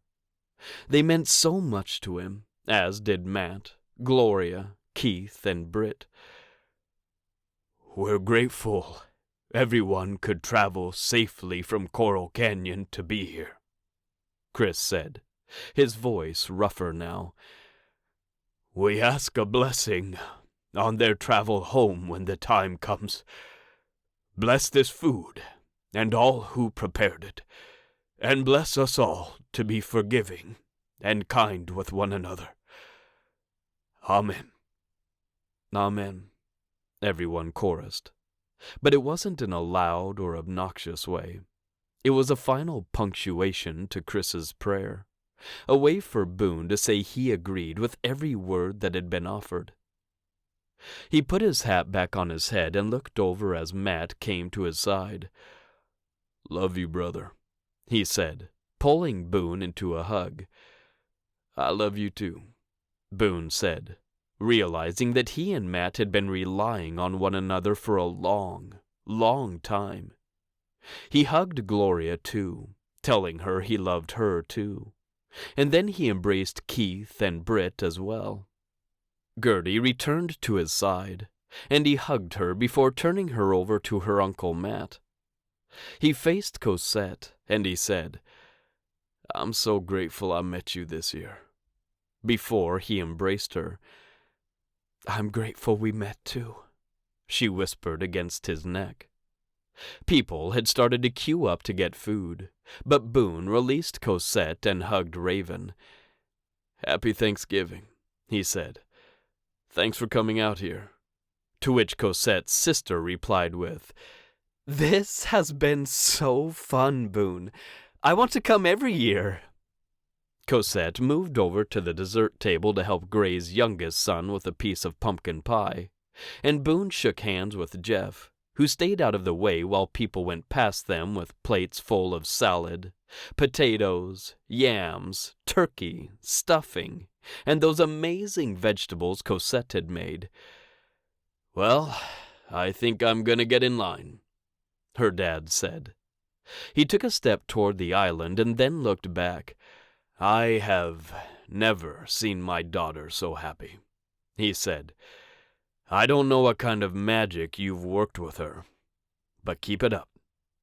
He nodded, and since Boone had no idea how to tell the man there was no magic involved in his relationship with Cosette, he simply nodded too.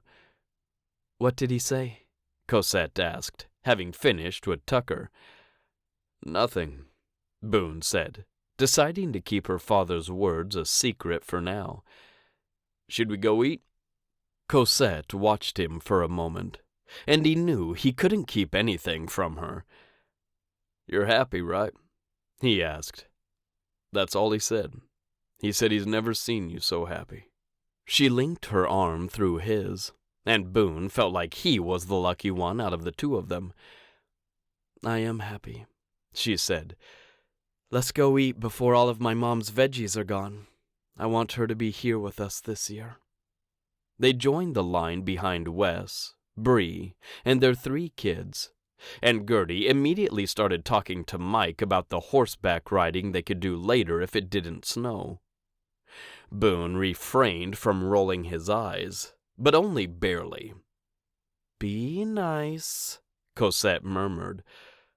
"That was me being nice," Boone muttered as he picked up a paper plate and passed it to her. Their eyes met, and they both smiled and laughed lightly.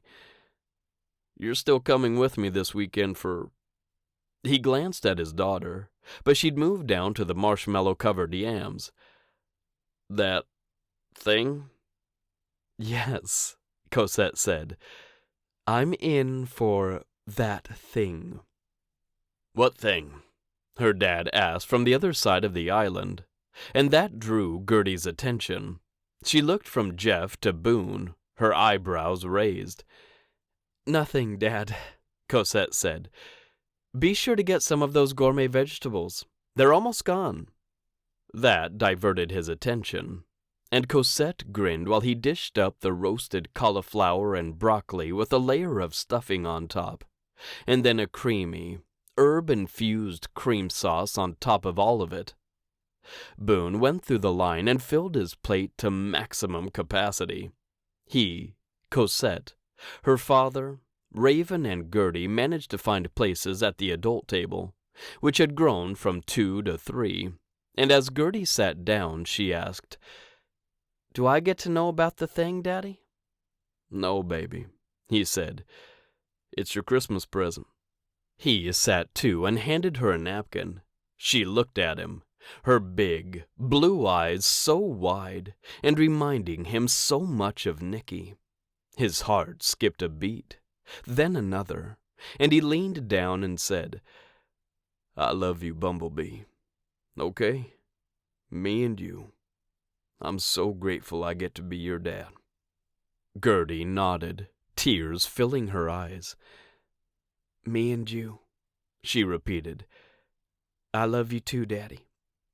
He spread his napkin over his knee. "Missing your mom?" She was, he could tell. Gertie had a look in her eye when she thought about her mother. Boone could admit that holidays were hard on him, because his family hadn't been complete since Nicky had passed away. "A little," she admitted. "Cosette made this huge pan of vegetables for her mom. I should have done something." "What would you do?" Boone asked, mixing his potatoes and gravy together and scooping up a bite. "Did your mom cook?" Cosette asked from his other side. "Not really," Gertie said. "Those frozen lasagnas." Her face lit up then. "But she loves chocolate pudding." Boone chuckled and nodded, his mouth full of delicious foods and his heart so full it felt like it might burst. He swallowed and said, "We'll make some chocolate pudding for her tonight, baby. The day's not over yet." He glanced at Cosette. "Oh, and Cosette brought us a tree for your mama." "I'd love to come help with the pudding or the tree," Cosette said. "Or to just eat the chocolate pudding. I haven't had that since I was a girl." Boone said nothing, giving Gertie the chance to invite her. His daughter's face lit up the way the pre-lit tree would. "You got us a tree?"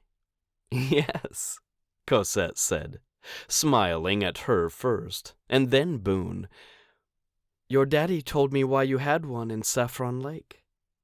"Thank you," Gertie said, leaning forward to peer past Boone.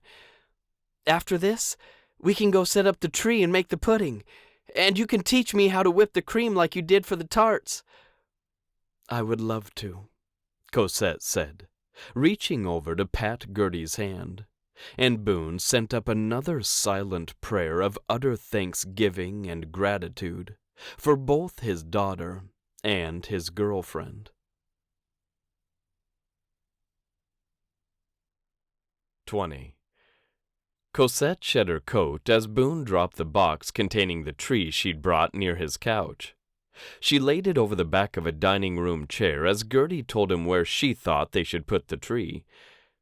"Should we decorate it for Christmas?" The girl looked nervously at her father, and Cosette decided to stay out of the way. She opened her phone and started searching for chocolate pudding recipes. She wasn't sure if Boone had a family one or not, and she could ask once they got the tree squared away. "What do you think?" Boone asked, and Cosette looked up. "Me?" "Yeah, you." He grinned at her. "Christmas?" "It is almost Christmas," she said. "And you two don't have a tree here." Gertie sliced through the tape on the box. "We don't have any of Mom's decorations, Daddy." "I'll get 'em when I go in January," he said easily. "We can buy some new Christmas stuff here for this year." He looked from his daughter to Cosette. Something lit in his eyes. "A new start and all." "Okay," Gertie said, struggling to pull out part of the tree. "Dad." Boone lunged toward her, and together they pulled out the 3 sections of the tree. Cosette abandoned her search for a chocolate pudding recipe and went to help them. She held the cord while Boone set up the stand, and then she plugged in the bottom third of the tree as Gertie tightened the screw holding it. Another slide, and then one more, and the other 2 sections of the tree went on smoothly. Gertie found the plug for the second section, and Boone had to dig around on the tallest section to get it lit.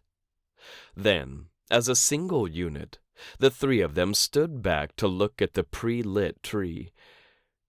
"I got all white lights," Cosette said into the silence.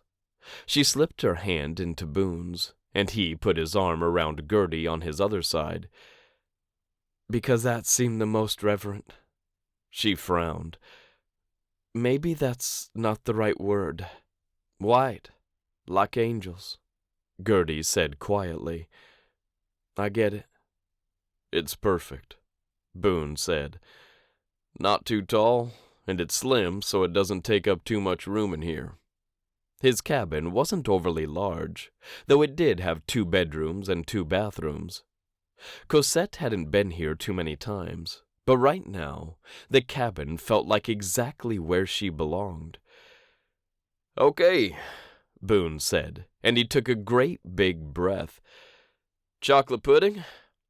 He stepped away from his daughter, and he kept his hand in Cosette's.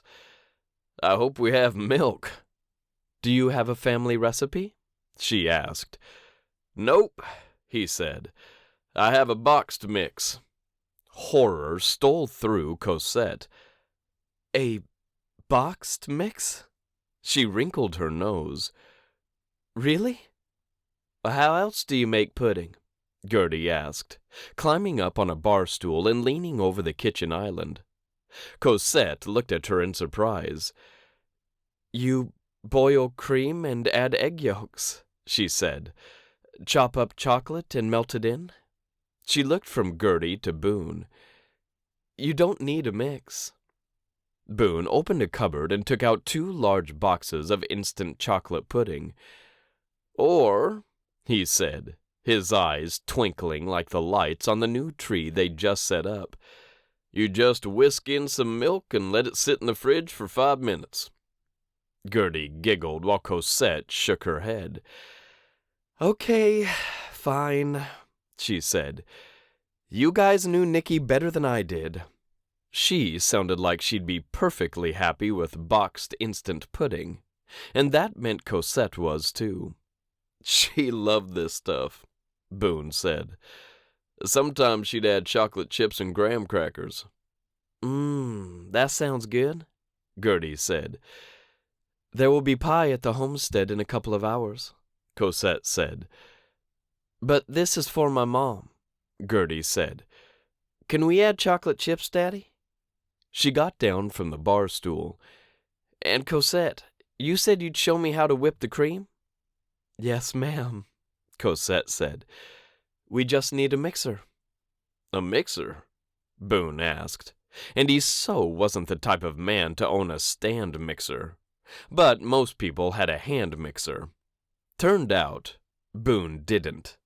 So Cosette got out a bowl and poured in the extra cream she hadn't used on her pecan tartlets. This is so much easier with a mixer, she said, grinning at the 2 of them. But we can do it by hand, too. She started whisking, and then she added, Get a bit of sugar, Gertie. Vanilla, too, if you have it. After quite the search through their cupboards, Boone and Gertie came up with vanilla, and Cosette instructed Gertie to put in 1 teaspoon, along with a couple of the sugar. Several minutes later, the cream finally peaked, and Boone pulled the pudding out of the fridge, too. He added a handful of chocolate chips and stirred them in, then divided up the pudding into 3 bowls. Here you go, he said, and Cosette added a dollop of whipped cream to their pudding. Done, she said. Let's eat it by the tree, Gertie said, leading them all over to the single couch in the living room. She sat on one end, leaving the other 2 spots for Boone and Cosette.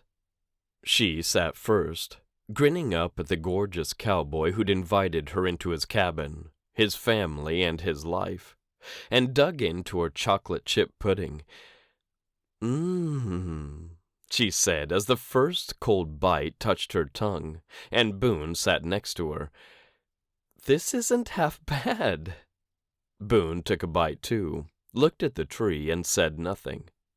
The feeling of acceptance and peace in the cabin overcame Cosette, and she took another bite of her pudding with the hint of tears burning in the backs of her eyes. Thanks for this, she said after several minutes of silence. They'd all finished their pudding, and she got up. She turned back and took their bowls, both Gertie and Boone looking up at her as she did. Thanks, Cosette, Gertie said with a smile, and Boone stood and followed her into the kitchen. She put the bowls in his sink and stood still as he slid his arm around her waist. Leaning into him felt natural and wonderful, and he pressed a kiss to her temple. Thank you, he whispered. This means so much to me, and to Gertie. A smile touched Cosette's mouth and infused in her soul, and she snuggled further into Boone's chest. Happy Thanksgiving, she said, her gratitude for a great many things expanding faster than she could catalog it. Cosette pulled on her boots, tugging them all the way up to her knees. She zipped up the sides, feeling the chill of the new winter weather, though all of her doors and windows remained closed. She stood and reached for her coat, and thankfully, the snow had stopped overnight. She waved to the teenage boys who lived down the street as they'd finished up with plowing her driveway and shoveling her walk. She could pay them electronically, and she didn't have to freeze while she tried to lift the heavy, wet snow. She sipped her coffee and made toast and eggs for breakfast, buoyed by the fact that Boone would take her to lunch after they went to look at the horses for sale at a farm about an hour away from Ivory Peaks. Her doorbell rang, and Cosette grabbed her purse from the kitchen island and turned toward the door. "Coming!" she called, beyond excited to see the man on the other side of the door. That was such a new feeling for her, and Cosette took a moment to enjoy the feathery, fluttering way her pulse moved through her body as she walked to get the door. She opened it, but Boone didn't stand there. "Oh," she said, hitching her purse higher up on her shoulder as she stepped back.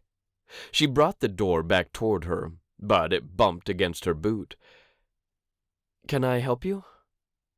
She didn't need to be afraid of every male she came in contact with, but her pulse had started to act weirdly at the sight of this one on her step. She gripped the door and edged her boot behind it slightly. "Yes," the man said, his smile instant. "I see your driveway is cleared already. My wife and I just moved in around the corner, and I have a couple of slipped discs in my back. Did you do this, or do you hire it out?" Relief sang through Cosette, and she returned the man's smile. "There's a couple of boys 3 houses down," she said, hooking her thumb to the left.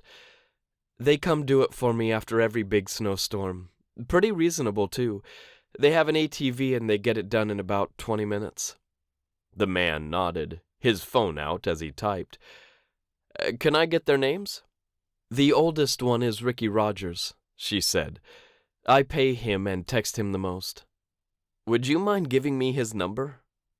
The man looked so hopeful, but Cosette hesitated. She wouldn't want someone giving out her phone number. But she reasoned through the discomfort before jumping to a conclusion. "Sure," she said. "He's only 15, so I'm pretty sure his mom checks his phone." She gave the man the number, and he thanked her. He started down the steps as the grumbling engine of Boone's truck arrived in her driveway. Cosette waved to him, then quickly pulled her phone from her purse and sent a message to Ricky about the new person in town. "Howdy," Boone said outside on the sidewalk, clearly undisturbed by the stranger leaving Cosette's house. Their lower male voices mingled as they chatted for a moment, and Cosette got a confirmation from Ricky, as well as an expression of gratitude for passing along his name and number, and she stepped out onto her porch. "Good morning," Boone said at the bottom of the steps. Cosette practically skipped down them toward him, that humming feeling returning at the sight of him. He wore blue jeans, cowboy boots, and a dark brown leather jacket that had to be tinted the exact same color as his cowboy hat. "Wow, you look amazing," she said. "I thought we were going to look at horses." She reached him and ran one hand up the front of his jacket. He grinned down at her and received her into his arms effortlessly. "We are," he said, leaning down to kiss her. Despite the cold, Cosette could stand outside and kiss this man for a good, long while. She didn't need to give her neighbors a show, so she stepped back after hardly any time at all. "You look pretty today, too," he said, taking her hand and going with her down the sidewalk to his truck. "Thanks," Cosette said, because she had put some effort into her clothes and makeup that day, and it was nice to hear. "You ate breakfast?" Boone asked. "Yes, sir," she said. "You told me we had a drive, and then the horses, and then we could go to lunch." She looked over to him and found that hint of mischief in his eyes. "Boone," she said, her voice full of warning. "I was just thinking that there's all this glorious snow, and they're doing 2 shows today for the horses." He lifted one shoulder in a shrug as they continued around the front of his truck. "Maybe we could do something else this morning, and see the horses this afternoon." "Don't you have one you want for Gertie?" "They're going to hold it for me." Boone said. Cosette blinked at him, sure she hadn't heard him right. Then, she realized that men like Boone Whettstein simply possessed charm and charisma that allowed them to go play in the snow, take their girlfriends to lunch, and still get the horse they wanted. He seemed touched with gold and magic, and Cosette took in a deep breath of him. "You sweet-talked the owner." He grinned. "Maybe," he said, opening her door for her. She climbed into the truck and set her purse on the floor at her feet, while Boone crowded into her side. "You don't want to go see if we can take a sleigh ride? They started those today, out in Goldendale." He put his hand across her lap, then ran it up her arm, finally curling it around the back of her head to bring her closer to him. "Sounds fun, right?" He spoke with the low, husky voice that caused shivers to run down Cosette's spine. "You have tickets already, don't you?" "Maybe," he whispered just before he kissed her. Cosette told herself the truck concealed them, and she didn't need to worry about anyone seeing her kiss Boone. When he deepened the kiss, that sexy groan coming from his throat, she stopped caring who saw. She matched Boone stroke for stroke, telling herself it was okay to enjoy kissing him. It was okay to spend the whole day with him. It was okay to fall in love with him. He pulled away, and when Cosette finally opened her eyes, he was already gazing at her. "I sure do like kissing you, Cosette," he said, that mouth able to say so many things she couldn't. "You like me too, right?" she asked, her voice a tad higher than normal. She couldn't believe she'd asked him that, and she didn't have to look for longer than half a second to see how he felt about her, right there in his eyes. "I adore you," he said, and her smile spread across her face and through her whole soul. She kissed him again, hoping she could show him how much she adored him. He chuckled against her lips, breaking their connection. "I do have tickets for that sleigh ride. You can't just kiss me all morning." He started to back up, his confidence one of the things she liked best about him. "Boone," she said, and he turned back to her. She swallowed, those brown eyes of his waiting, open, ready. "I adore you too." The words very nearly scraped her throat on the way out, and she was lucky she'd been able to vocalize them. He grinned wider than any other time she'd seen him, and he ducked his head in the most adorable way ever. "I'm glad, Cosette." He closed her door and walked toward the front of the truck. Cosette watched him, wondering when she'd become someone who could feel and love again. Things had gotten so messed up inside her mind and heart, but because Boone could whisper to horses on their own level, and he didn't have a mean or aggressive bone in his body, he'd somehow been able to coax Cosette out of her shell, away from the cave where she'd buried herself, and back out into the light. She bent to get out her sunglasses as the man swung into the truck, and she put them on as she turned toward him. "Ready?" "So ready," he said. "And if you didn't eat a big breakfast, they'll have hot chocolate and scones with raspberry butter on the sleigh ride." He flipped the truck into reverse and eased out of her driveway. "I swear, Boone," she said, plenty of teasing in her voice, "only you could make riding around in frigid temperatures so fun." "If you don't want to go," he said, "we don't have to." He brought the truck to a stop. "I'd just hang out here with you." He reached over and took her hand in his. "I got Gertie off to that riding camp today, and I just want to spend the whole day with you." He brought her wrist to his lips.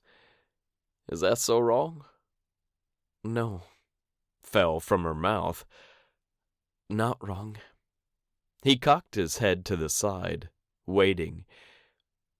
"It's just," she exhaled and looked out the window, gently pulling her hand back from his. "I'm not used to anyone wanting to spend all day with me." "Well, I do want that," Boone said. "So sleigh or no sleigh?" "I'm not going to say no to hot chocolate and scones with raspberry butter." Boone laughed, and Cosette put a smile on her face. She looked away from him as he started to drive again, wondering why she felt so awkward. Everything with Boone had been easy, and Cosette had truly been surprised several times over the past few months they'd been dating and getting to know one another. Surprised at herself. Surprised that her heart hadn't been completely shriveled and blackened by her experiences with Joel. Surprised that her spirit hadn't been totally crushed, and that she'd been able to recover as much as she had. "Boone?" she asked. She turned toward him. "Can we spend Christmas at my house? Just the three of us?" He glanced over to her. "Me, you, and Gertie?" "I guess there will be 4, she said. "With the horse." Boone smiled and nodded. "We can definitely do that." "Gertie won't be upset? I could come to your house." He'd be keeping the horse at the farm already, and she certainly had nowhere to house the equine for Gertie to find on Christmas morning. "Why don't you come over in the morning?" he suggested. "I'll make breakfast, and we'll do the present thing." He looked at her again. "I already know what I'm going to get for you." "You do?" He smiled as wide as the sky again. "Oh, yeah." "I have no idea what to get for you," she said. "What?" he asked. "I'm easy. Just put together one of those gift baskets I've seen you hand out to parents. I'd love that." Horror shot through Cosette. "A gift basket? You're joking." "I am? Why?" "Gift baskets are what realtors give to their clients when they sign all their documents. It's what we give out to people as a token of appreciation. It's not what a girlfriend gives to her very serious boyfriend for the biggest gift-giving holiday of the year." She shook her head, disgusted with the very idea. "Very serious boyfriend?" "Come on," she said without looking at him. "You know where I'm coming from. You know you're the first person I've even considered dating in over a decade. If this isn't very serious, you better take me home right now." Boone didn't so much as let up on the accelerator. "It's very serious," he said in a very serious voice. "Yeah, you're just very serious about the scones," Cosette said in a dry tone. Boone laughed again, and she did love the easy, free sound of his voice in her life. "It's actually the hot cocoa, Cosette. I'm a sucker for that stuff. Put together a hot chocolate gift basket for Christmas, and I just might ask you to marry me." Cosette shook her head while he laughed again, and when he reached for her hand, she willingly slipped her fingers between his. He drove them west, further into the mountains, along the plowed road until they reached the trailhead for a hike Cosette had never done. A few people milled about, and when Boone opened her door for her, he stayed back to let her out. He said, "I brought gloves and a hat for you." He retrieved them from the back seat and handed them to her. "Look, they even match." He smiled as she put them on, because there was no way she could get in an open-air, moving vehicle without something to keep her hands and ears warm. "You're amazing," he said, taking her into his arms. "And so cute in that hat." He touched his lips to her cheek. "One serious question before we go check in." "All right," she said, holding on to him as they stood beside his truck. "If you met the right man, and fell in love with him, you'd want to get married, right? Cosette stepped away from Boone, finding a river of uncertainty and anxiety in his eyes that she rarely saw on the man's face. Joel didn't ruin you completely to the idea of marriage, home, family, did he? Yes, she said.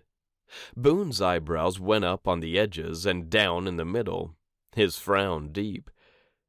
Yes, he did? I mean, no, Cosette said, frustration and a flustery feeling filling her. If I met this amazing, handsome, charming cowboy with a seriously cute, smart, and loving daughter, and I fell in love with him, and he loved me, and we wanted to grow our family, I'd think about marrying him. Oh, boy, Boone said, everything about his expression lightening. I'm gonna have to figure out how to be amazing, handsome, and charming. Cosette laughed, her heart growing wings and taking off into the sky. Boone! Someone called behind them, and he turned. That's us, baby. Let's go get our sleigh ride on. Still giggling, Cosette went with him, collected her hot cocoa and warm scone with raspberry butter, and climbed into the sleigh. "Oh, the seats are heated," she said. "And look," he pointed with his mug, "cup holders and a tray." He leaned forward and put his box scone on the tray which had been fashioned over the seat on the opposite side. With a warm blanket covering both of their legs, the driver yawed at his horse, and the sleigh started swishing through the snow. Cosette closed her eyes and turned her face heavenward, feeling the warmth of the sun, but the cold bite in the air on her skin at the same time. "Help me to heal enough to keep Boone in my life," she prayed. "Help me to be enough for him and for Gertie, though I'm nothing too special." She opened her eyes, the last of her prayer dissipating into nothingness. She had the overwhelming feeling that she was special, very special, and she needed to stop thinking she wasn't. "Help me with believing and knowing that, too," she thought, just before Boone handed her a plastic knife so she could slather the raspberry butter all over her scone. 21. Matthew Whettstein hefted another bag of feed out of the back of the truck and turned. He went past Mission and Cord, both of whom were lined up to get their loads too. In the storage room, Travis held a clipboard in his hand, and he checked off the chicken feed and pointed to the far corner. "Over there, Matt. Thanks." The muscles in Matt's back and arms felt like wet noodles, but he got the feed where it belonged. Cord brought in a couple of sacks of horse pellets, as did Mission. Cody brought up the rear with more chicken feed, and by then Matt headed out again. Back and forth the four of them moved, unloading their supplies for the next 6 weeks. That would get them through the holidays, and all of January, and Matt wasn't looking forward to this job again, that was for sure. Though he wore gloves, his fingers felt like blocks of ice, and the wind whistled at him every time he had to take the 2 steps outside of the barn to pick up his load. Finally, Cody hauled in the last 2 bags of hay cubes, which a couple of the horses down the aisle could seem to smell from a mile away. They'd nickered as he'd gone by, and Travis led the men back outside to the truck. He signed the work order, and the truck driver signed his clipboard, and the job finally finished. Matt's day still held plenty of things to do, but he took the water bottle offered to him by Travis, and the 5 of them stood in a huddle in the heated stable to take a much-needed break and rehydrate. "What are y'all doing for the holidays?" Cord asked. He was new on the farm, and Gray had originally hired him to build the stable in which they now stood. He'd done a bang-up job of it, too, and Matt had never seen anyone work as fast as Cord Bear did with a hammer in his hands. He hailed from Texas, as evidenced by his stronger cowboy drawl than anyone else on the farm. "Well, I'm staying here," Matt said. "Travis is too, I believe." He looked at the other cowboy for confirmation. "Thanksgiving was such a riot, I figured why not?" Travis smiled around at the group. "Yeah, I think Poppy Harris was the thing keeping you in town," Mission said before throwing back the last of his water like it was something else. "No," Travis said, though he ducked his head, minimizing the power the word could have had. He raised his head again and gazed around at everyone. "She doesn't like me all that much, trust me. Took me outside and chewed me up one side and down the other." Matt said nothing, but his mind moved through scenarios that would warrant that.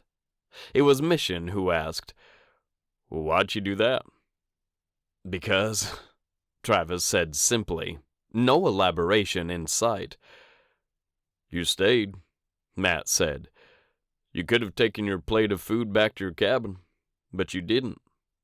Travis nodded a few times. "There's something about being all alone on major holidays," he said. "Well, I don't like being alone much." "Really?" Cord asked, his eyebrows shooting sky high. "That's not what you bellowed at me yesterday morning. I seem to recall something about how you used to enjoy yourself in the mornings before I moved in." He grinned at Travis, who looked back at him stone-faced. "I believe I said I used to be able to get ready on time," Travis said with zero inflection in his voice. Matt grinned at Cord and shook his head. "All right, boys," he said, remembering that he'd put Travis in charge of the unloading, but he was the acting farm manager. "We just have our evening feed, and we're done for today. Elise is doing the donuts tonight," Cody said, "for anyone who wants to come." He held up his phone. "We just got a text reminding us of the Sweet Treats event." Matt's heart warmed at the way Gray and Elise included everyone who worked on the farm in their family activities. Molly and Hunter would likely be at the farmhouse, as would Chris. Matt wanted to go, because he wanted his kids to have the familial experiences of a big family like the Hammonds had. "Great," Mission said. "Let's get these chores done and get dinner over with. I can't eat a mountain of donuts on an empty stomach." He and Cody went to tend to their assigned animals, and Cord followed them. Travis hung back, and Matt glanced at him. "Everything's okay with Cord, right?" he asked, almost under his breath. "Yep." Travis handed the clipboard to Matt, who didn't look at it. Gray would want it on his desk, but Matt didn't think he'd look at it either, unless there was a problem. Then Gray would handle anything. "He's great. I was just teasing him the other morning. He does take forever to trim his beard." Matt chuckled and nodded. "You should see Boone. He thinks that beard is his saving grace." Travik's stoic demeanor finally cracked, and he too smiled and shook his head. "Boone, that guy's a real character." He met Matt's eye. "He seems to be getting on well with Cosette." "Yep," Matt said, because he didn't want to divulge details of Boone's private life. Not that he knew many. Boone had been particularly tight-lipped about his relationship with Cosette, and though he'd mentioned going on a double date several times, Matt and Gloria still had not gone out with them. His kids made that harder than it might be otherwise, as did Gertie. If the two couples went out, someone would have to take all 3 kids. In all honesty, Keith could stay home and make sure the girls didn't burn the house to the ground while the adults went out. He could drive them to the medical center if there was an emergency. And Keith was very responsible when it came to Britt and Gertie. Good for him, Travis said. I've known Cosette a while, and she's a bit of a tough nut to crack. True, Matt said. Boone had mentioned that she had some hard things in her past, and Matt had kindly pointed out that so did he. Their mom leaving when they were younger, their dad withdrawing even though he'd stayed, his wife dying, leaving Saffron Lake. Boone hadn't even sold the place yet, and Matt had stopped asking him about the 10 acres in Montana that his brothers still owned. His phone chimed several times in quick succession, and he pulled it from his coat pocket. It's Gloria, he said, frowning at the multiple messages that said the same thing. Well, I might be in a dead zone. Matt, someone called. Matt! Molly's voice sounded on the outer edge of panic, and Matt looked up from his device at the same time he started toward the sound of her voice. I'm here, he called, Travis right behind him. What's wrong? Molly exited the hallway in a jog, which definitely meant something was wrong. Gloria needs you, she said. Is it Britt? He asked, reaching her. You don't need to run.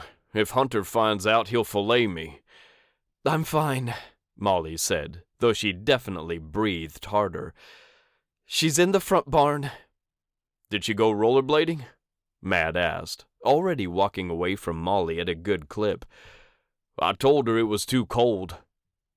Gloria loved to go out on the open road, nothing but the open sky in front of her, a dog and a horse trotting at her side, and Britt in the running stroller in front of her. Britt loved it too, and Matt wouldn't deny his wife or his daughter anything if he didn't have to. Gloria had taken other children from Pony Power on her rollerblading excursions, and everyone seemed to love it. He burst out of the back barn and kept going. Thunder crashed overhead, but he didn't care. He barely heard Molly and Travis behind him as he yanked open the door to get into the next barn. Gloria! He called as he ran down the aisle. Where are you? Had come through his phone twice. I need to talk to you. Had as well. He made it past the stalls to the big open area where they unloaded new horses when they got them. In front of him, a row of washing stalls were usually occupied by horses and Gertie, who was in charge of making sure everyone was clean when they needed to be. Right now, Gloria stood in front of one of the stalls, and when she turned at the sound of his steps, he saw instantly that she'd been crying. Hey, he said, jogging toward her still. What's going on? I was in the back barn and didn't get your text until Molly had found me anyway. He reached her and took her into his arms, searching her face. Did you fall? Where's Britt? Gloria didn't seem to have a scratch on her, and Matt held on to her shoulders as he looked at her. His heart pounded in the back of his throat and behind his eyes. His wife didn't cry, very rarely at least. Britt's okay, Gloria said, her voice nasally and her eyes filling with tears again. The kids are fine. Matt waited, his hands moving up and down his wife's arms. Gloria, he said, you never cry. She looked down at the ground, her tears splashing her cheeks as she did. She shook her head and looked up into his eyes again. Matt, I'm pregnant. His eyes widened as his spirit soared. You are? She nodded, her smile matching the one filling him from head to toe and back to the very tippy top of his skull. He grinned too, his hands tightening on her biceps. You are. He wasn't asking this time, and his heart raced through his ribs for an entirely different reason now. He started to laugh, and he leaned down to press a sloppy kiss to his wife's lips. Well, I'm so happy, he whispered, leaning his forehead against hers. He wasn't the whooping, throw his hat up into the air kind of cowboy. Boone would have done that. But Matt held his wife in his arms, closed his eyes, and swayed with her, imagining what their child would look like. Me too, Gloria whispered. Do you want a boy or a girl? Both, Matt said, straightening again. He couldn't wipe the smile from his face. One at a time, cowboy, she said, and he wiped her tears from her cheeks gently. You're crying out of happiness, he said. Yes? Or shock? Both, she said. I took 2 tests because I didn't believe the first one. He found her, Molly said, arriving in the barn. Matt turned toward her, the news wanting to burst from him. He should tell Boone first, however, and the children. So he slipped his hand into Gloria's as they faced their boss. Well, I found her, he said, joy spilling from him in waves. Travis was hot on Molly's heels, his concern written in his eyes. We're fine. Everything is okay. Molly nodded, her eyes flitting from Gloria to Matt and back. Okay, she said. Are you sure? Anything I can do? Just make sure they don't run out of donuts tonight until we get back, Matt said, squeezing Gloria's hand. They hadn't discussed who'd they'd tell if she ever did get pregnant. He was no spring chicken, and neither was she. They decided not to wait to try to have children, and they'd only been married for about 4 months. Do you need me to take care of your horses? Travis asked. No, Gloria said, sniffing and wiping her face. We can do it. Really, I'm okay.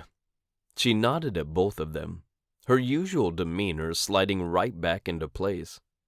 Matt exchanged a glance with her, and they both nodded at Molly and Travis again.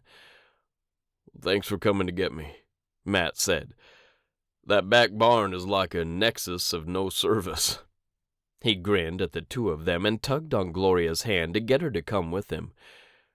We'll be down the aisle for a bit. They got to work, and Matt said nothing while Molly talked to Travis for a couple of minutes. Only when they'd both left, and he and Gloria were alone, did he sneak into the stall where his wife spread out new straw and say, Well, I love you, sweetheart. He kissed her, beyond glad the Lord had brought them back together after many years apart. He'd now trusted them with a brand new life to raise, nurture, and love. And Matt prayed with all the energy of his soul that he could be the father and husband the Lord wanted him to be. Should we have Boone for dinner? Gloria whispered. Tell him and the kids together? Sure, Matt said, kissing her again. When? Whenever, Gloria said, leaning back against the wall in the stall. Maybe when we have our Christmas dinner together. She smiled as she looked into his eyes, her fingers tracing down the side of his face in a tender, loving way. Matt nodded, touching his lips to hers once more. Boone, Cosette, and Gertie were slated to come for dinner next weekend, which was the last before Christmas. Matt hadn't known how happy he'd be to have family in the area, but being able to celebrate Whettstein style with Boone and his family had brought him more satisfaction than he could describe. We'll tell them next week, he whispered, and then he kissed the woman he loved one more time. We'll definitely be late for donuts if you keep this up, she whispered, but she tilted her head back to give him clear access to her neck. He couldn't just walk away from kissing her there. He said. Donuts were nothing when compared to kissing Gloria, and he decided they could be late to the farmhouse for the Sweet Treats event.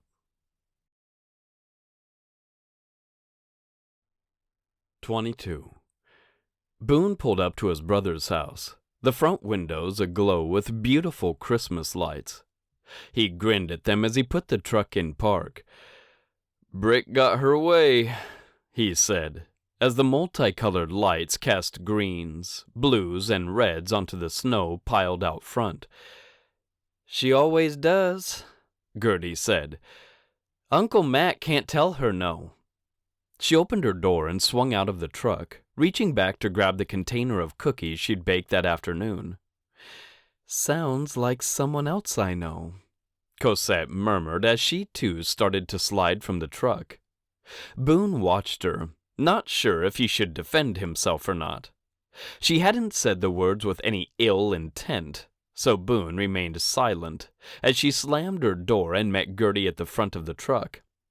Cosette put her arm around Gertie and smiled at her. His daughter actually smiled back. And Boone was once again reminded of how powerful it was to have two parents. When all he wanted to do was gripe at Gertie for making a huge mess in the kitchen, Cosette told her how amazing her baking skills were. They went into the open garage and up the few steps to the small landing before entering the house. More light peeked out as they entered, and then the door closed again. Boone sat in the silence, his heart beating out a steady rhythm. He closed his eyes and listened. "Lord," he finally said. Nothing else came to his mind. He floated in all the darkness, just the hint of Christmas lights outside his eyelids. He sure had enjoyed the past 3 weeks since Thanksgiving, and he needed to be here at Matt's tonight. They hadn't shared Christmas together in a while, and he finally got out of the truck and followed Gertie and Cosette inside. "And then you put on the eyes," Britt said from her position on the kitchen counter. The girl was a waif at best, and Boone could always find her on top of something, usually with Pearl nearby. Tonight, Boone didn't see the golden retriever, and he supposed someone else had taken her home with them. "Uncle Boone," Britt said, looking up at him, "come make your pizza." "We have to make our own pizzas?" He handed the 6-pack of soda he'd brought to his brother, then hugged him. "Merry Christmas, bro." "Everything's practically done," Matt said, grinning as he stepped back. "Merry Christmas to you too." Matt wore something calculating in his eye, and Boone didn't want to talk about anything serious tonight. He wanted pizza and cake. He wanted to exchange stockings. He wanted to sing carols around the piano. Both he and Matt played, and he'd texted his brother about who would be on the bench tonight. Matt had volunteered, of course, claiming that Boone was better out in front of the crowd, getting them hyped up and waving his arms around like a fool pretending to be a conductor. Tonight, Boone didn't feel like being out front. He wasn't sure why. He'd been looking forward to tonight's dinner for a couple of weeks now, since Gloria had invited him, Cosette, and Gertie. Gray and Elise had been having family events all month long, and the big Christmas party for the farm would be on Sunday evening, 2 nights from now. Then the Hammonds were going to Coral Canyon for Christmas, something they did every year. Matt and Gloria were taking the kids north with Gray and Elise this year, because Gray had spent so much time talking about the tree cutting and decorating that happened at a lodge in Wyoming. Boone wondered what it would be like to have so much money he didn't have to worry about his farm. He could leave whenever he wanted, for as long as he wanted, and he could afford to pay someone else to look after everything. He thought about his farm up in Montana, and he wondered if he and Gertie should take a trip north too. He glanced over to Cosette, wondering if she'd ever leave Ivory Peaks and the Denver area. Probably not, he thought, his mind whispering the words. Raven and her dad lived here, and Cosette did need a very strong support system. Boone didn't really want to return to Saffron Lake anyway. While the place held plenty of amazing memories for him, It was also a sight of great loss and tremendous heartache. He didn't want to explain anything to the people in town, and he thought it was probably time to let go of Saffron Lake and Montana. He just didn't know how. He wanted to talk to Matt about it, but his brother had been extraordinarily busy with all the bad weather, his kids and the end of their term at school, and getting ready to go on a road trip with his family. Not only that, but Matt had to make sure the farm was taken care of in his absence too, and Boone couldn't simply leave because he wanted to. He'd committed to Matt to help out while he and Gray were gone, and his fantasies about taking time off to travel dried right up. "Boone," Matt said, and Boone blinked. "What?" He glared at his brother, who stood maybe a foot from him, his voice loud and still echoing through Boone's head. "You zoned out on me," Matt said. "Sorry," Boone mumbled, while Matt asked, "Did you want to build your own pizza or just eat the combination we made?" "Combination is fine," he said, looking over to Britt. Her big, blue eyes tugged at his soul, and he changed his mind. "I mean, I want to build my own." He obviously couldn't tell his niece no either, and he didn't blame Matt for a moment. "Come look at mine, Uncle Boone," Britt said. "I made a reindeer." Boone took the couple of steps to the counter where she sat and looked at her dough, sauce, cheese, and toppings. He couldn't find any semblance of an animal, deer or not, but he smiled at her. "Look at that." "Do you want olives?" she asked, lifting the bowl. "I need some dough first," he said, looking at Gertie's pizza. "Well, maybe I could share with you." "Nope," his daughter said, her teen superiority voice employed. "Cosette and I are building one together." She looked at him, her blue eyes cold like winter ice. "Sorry, Daddy." She didn't sound sorry, but Boone only nodded. "Dough right here," Gloria said, pressing in beside him to put a personal-sized circle of dough in front of him.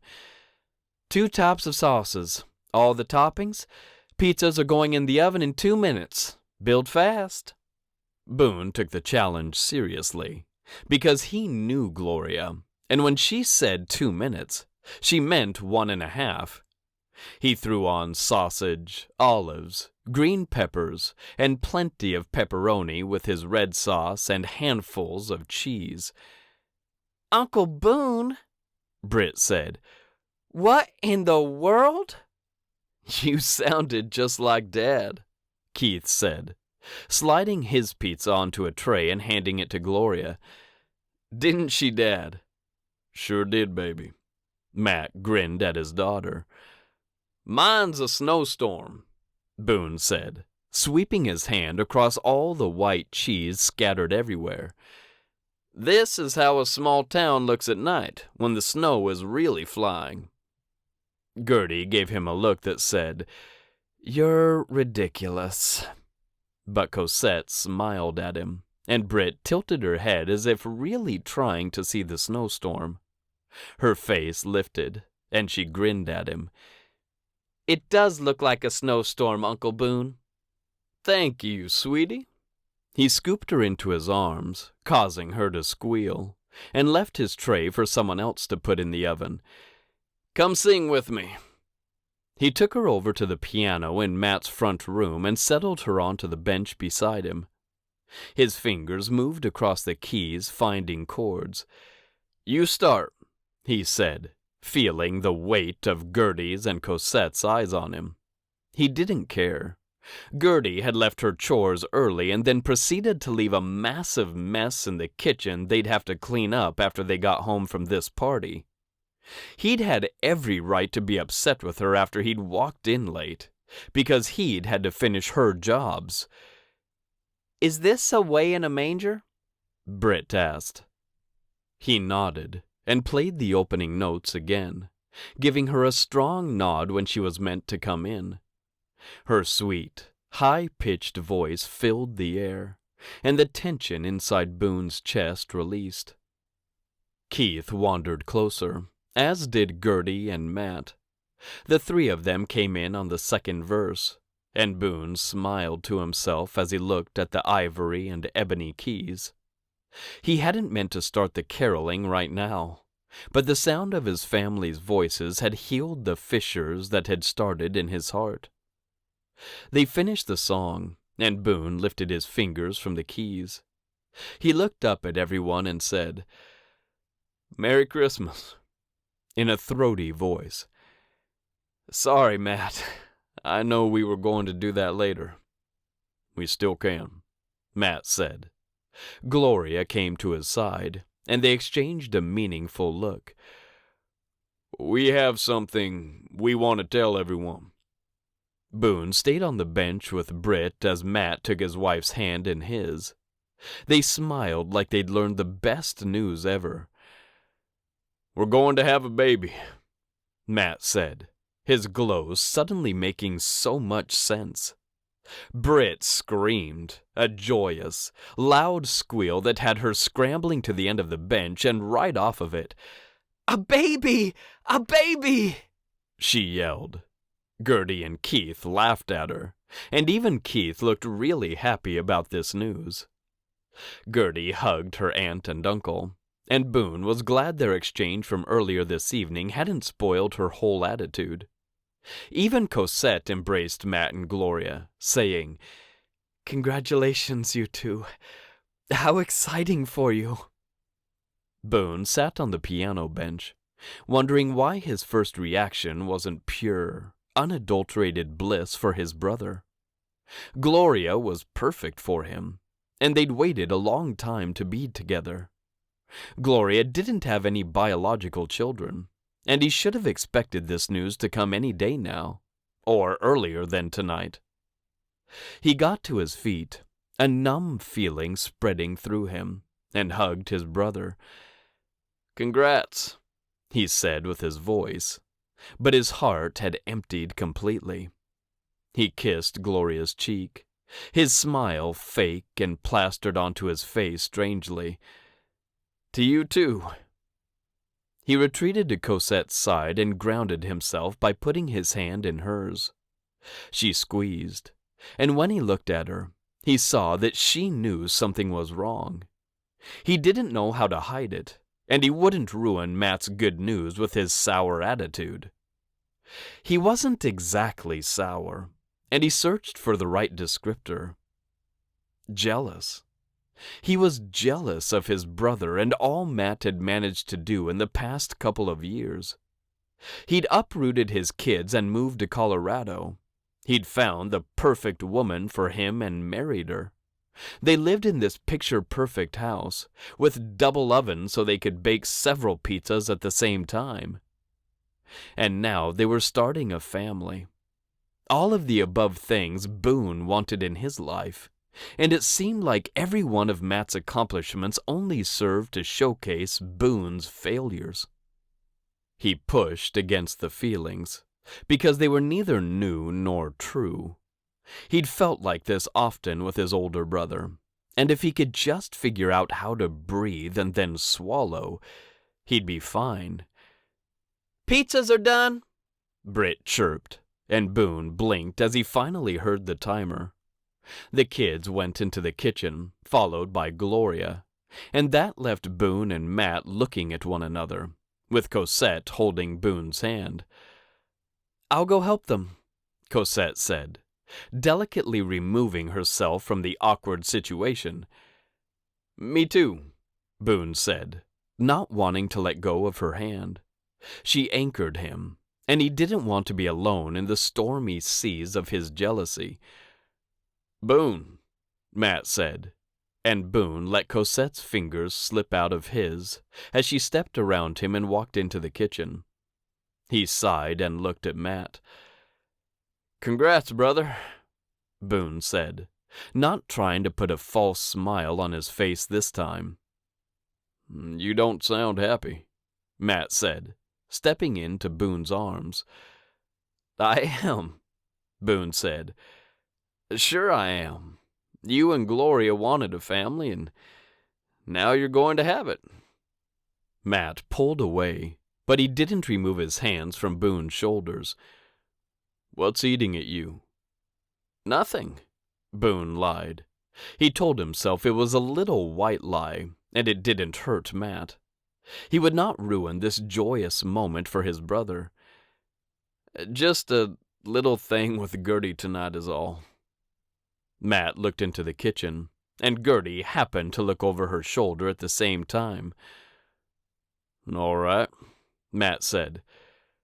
"You send her over here if she's really bugging you." "She's not," Boone said. "You're going to be gone anyway."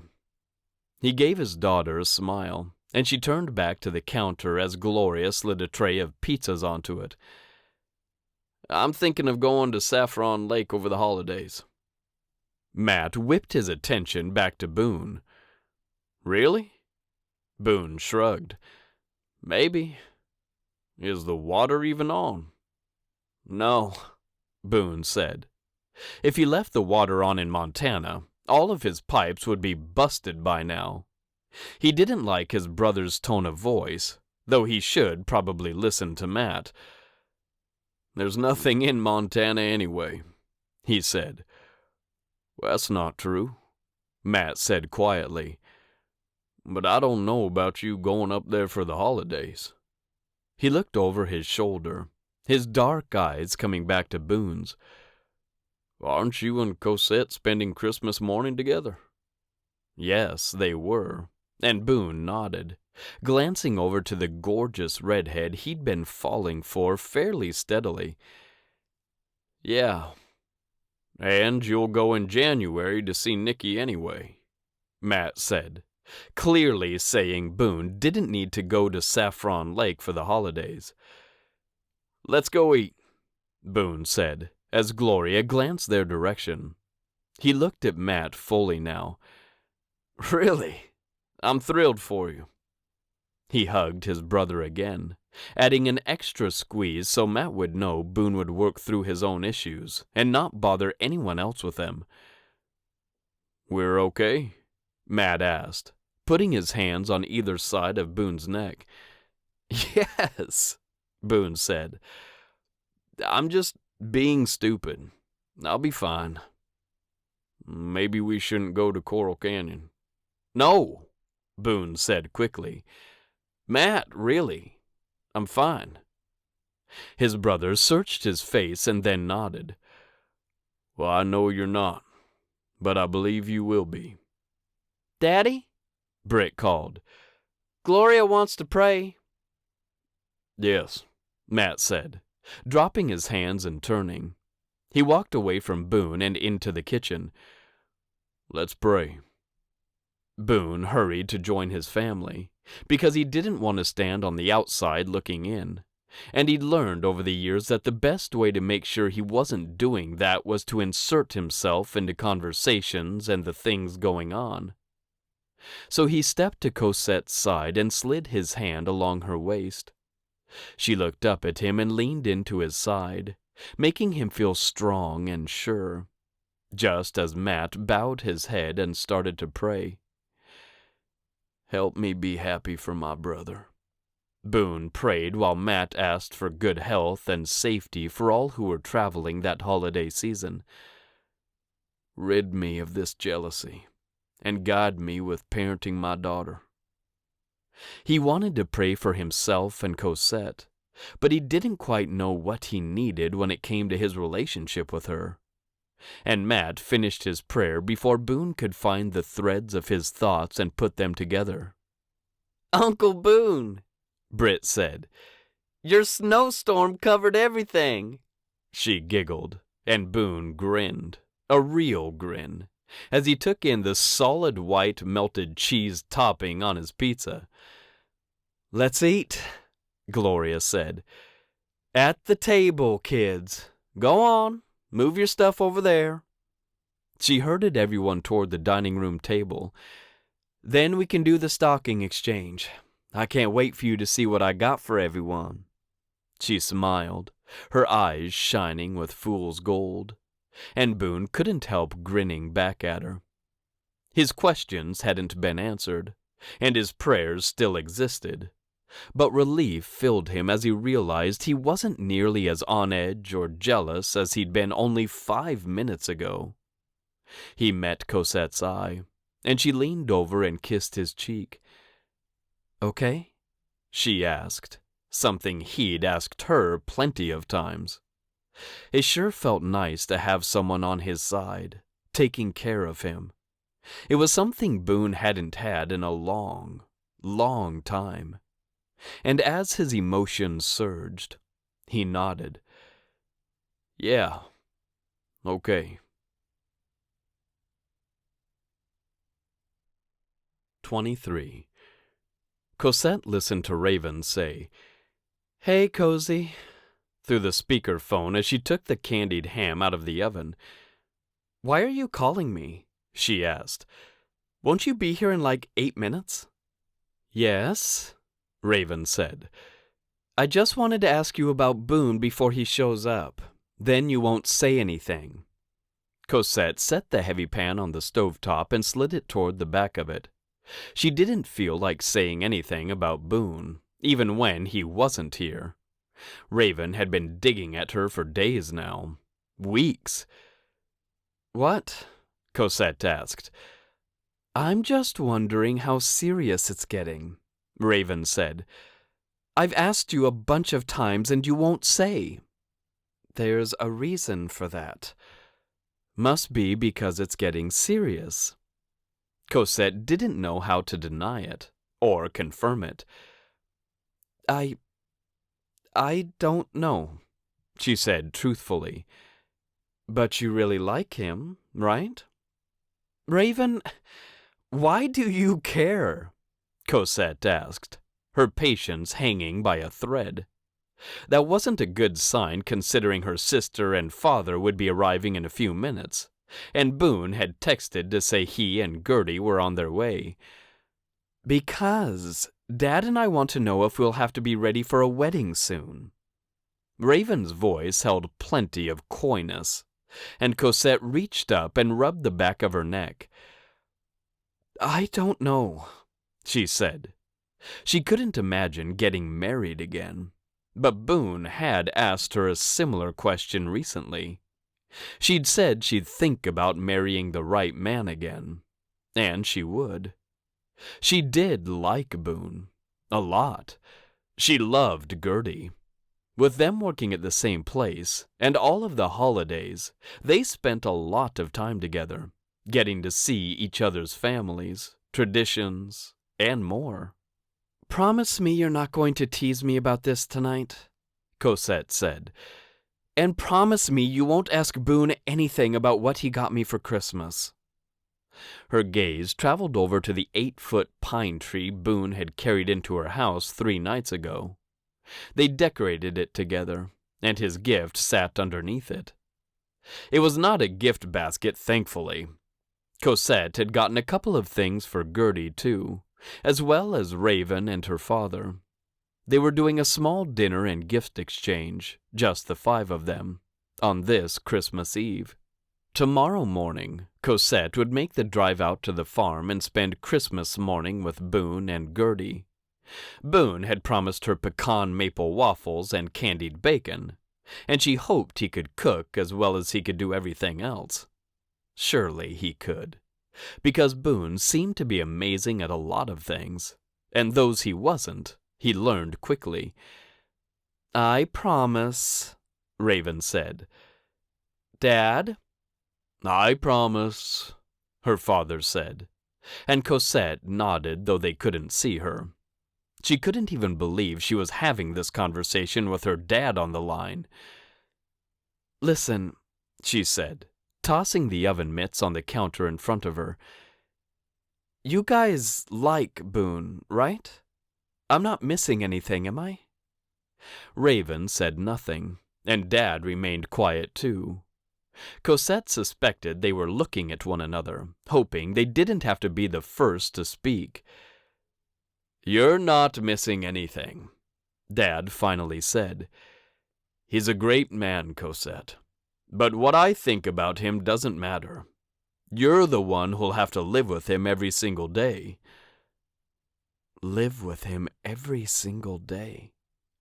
Cosette blinked, hearing what marriage was in a different way than she'd thought of before. Intellectually, she knew when people got married, they lived together every day. They talked every day. She and Boone conversed every day right now. He stopped by her office all the time, or she wandered outside to watch him work with a horse for a few minutes.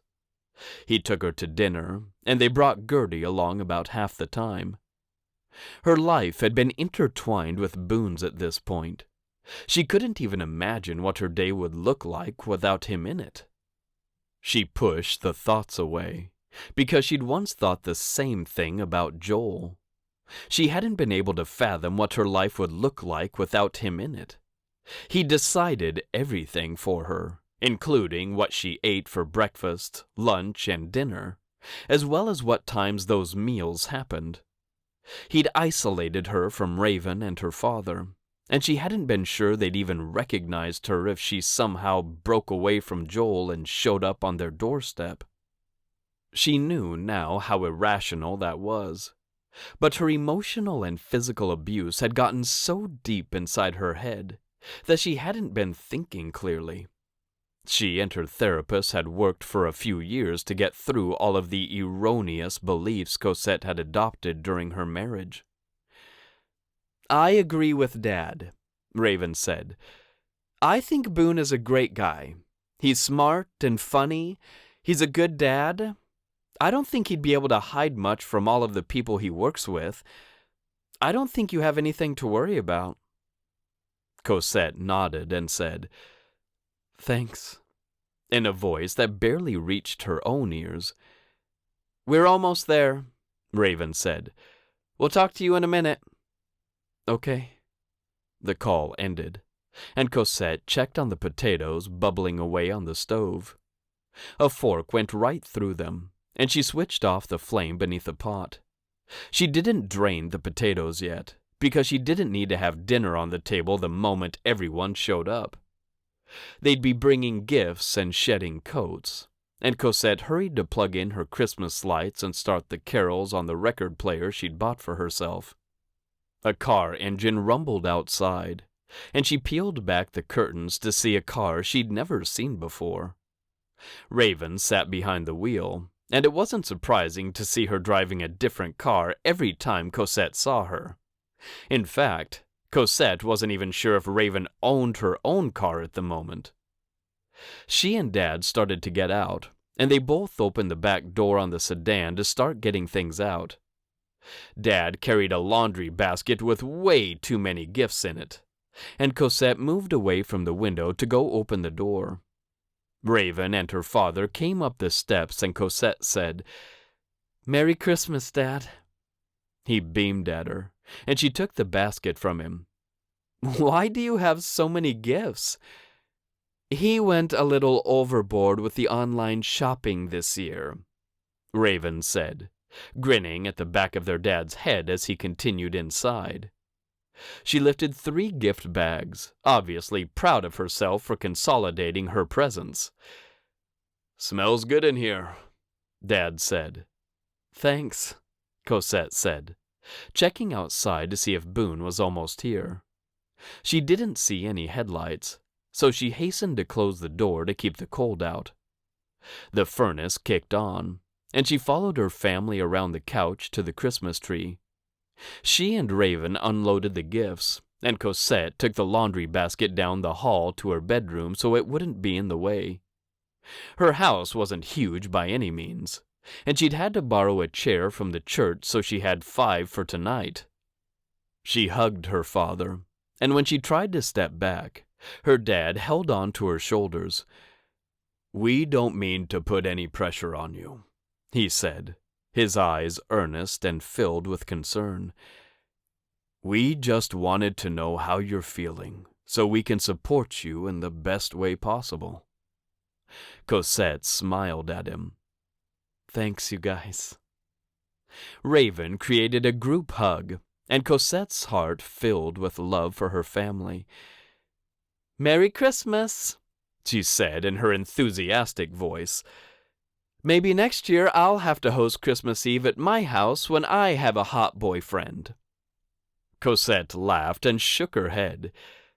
"This year is a fluke," she said. "Obviously." "I'm totally going to find a husband next year," Raven said. "Yeah?" Cosette stepped back. "Do you have a plan for that?"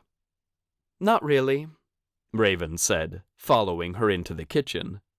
She picked up a cracker and swiped it through the hummus Cosette had made that morning. "But I think this amazing guy is going to come into the dealership looking for a killer car and an amazing wife." She grinned almost maniacally, and Cosette laughed again. "Boone's here," her dad said, as he'd gone into the living room while Cosette and her sister had gone into the kitchen. She turned toward the door, but her dad had already gone around the couch. He opened the door and stepped out onto the porch, calling to Boone and Gertie. Cosette exchanged a look with Raven, who just shook her head. So Cosette didn't go join her dad on the porch. It was obvious he really liked Boone, and that meant a lot to her. A chill seeped into the house, but neither her nor Raven went to close the door. Half a minute later, Boone's booming laughter filled the sky, the porch, and the living room as he entered. He carried various gifts in his arms, as did Gertie, and her father had a pie in each hand. "Wow," Cosette said, not moving a muscle to help them. Dad kicked the door closed behind him, and Boone's gaze latched onto hers. "Wow is right," he said. "Look at that sweater." Cosette looked down at her sweater, though she knew what she had on.